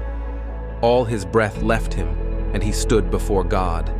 And no amount of temple work was going to save him now. You believe in the church, so there must be blood atonement for your sin. You know that. Either you... She turned her eyes toward his house. Or them. The debt must be paid, and make no mistake about it. I'm here to collect. Now give me your hand, she said. And as he extended his arm, she produced her Loki, quickly slicing his palm, then hers, and squeezing his hand in hers, allowed the blood to drip on the floor. Blood of my blood, bone of my bone. Now I am your primary wife. A radiance seemed to come to her face, and she smiled. With her finger still positioned over the button, as she grasped his hand, Raymond looked one last time in the direction of his house where his family slept, blissfully ignorant of what was about to happen, and by the grace of God, his sin. The sin of his flesh and of his heart for the demons that pushed him onto Carly that night had never left. The next day, the police would theorize that the explosives simply got away from him. He bowed his head, closed his eyes, and accepting his fate as their blood dripped on the floor, Carly's attention was suddenly drawn to the ceiling. Tears filled her eyes as she whispered, Daddy. They never heard the blast. Chapter 22. That son of a bitch is crazy. The day dawned bright and clear that morning in 1848. The future temple in Salt Lake City was but a dream in an empty lot. Brigham Young and assorted dignitaries were overseeing the work that would proceed one stone at a time, brought at great effort from a great distance. This would be the flagship of all the temples to come. None would be more impressive. None would be more holy. None would be more fireproof. Time and Gentiles had proven that Mormon temples didn't fare well in non-Mormon districts. As the men leveled and cleared the lot, Porter Rockwell appeared. Normally, this was of no particular importance. Porter frequently dropped by. He was chief guard and protector of the prophet. Boyhood friend of Joseph Smith, he had lost him at Carthage jail when the mob came. He was determined not to be late again. This time, however, Porter was not in his Sunday best. Rather, he was in his birthday suit, sporting nothing but a leather holster, boots, and a cowboy hat. He arrived on a unicycle. Brother Rockwell had been a-drinking. Round and round he went, firing his guns till the shells were spent. Then he'd pause, reload, and do her again, all for the entertainment of one of Brigham's favorite baby-making wives in attendance. He'd fly past her, firing his pistols into the air, and she would giggle like the schoolgirl she was. This was being observed by all the temple-worthy, top hats in attendance on that day, and to say the least, they became incensed. Why, the very idea of this holy ground being desecrated by such carryings on. They hath not the authority or the guts to approach the avenging angel who had previously saved their pompous posteriors from the roaming renegades who made sport of burning Mormon houses. But since the prophet spoke directly to God, they inquired if he might strike Brother Rockwell mightily from his unicycle and therefore restore the tranquility of the Holy of Holies of the Salt Lake Valley. Brigham took this under advisement, and after due consideration and conciliation with the Almighty, he proclaimed a proclamation. In a powerful voice that resounded off the mountains, he said, "Hell no, that son of a bitch is crazy." Many have said that she talks to angels and they call her out by her name.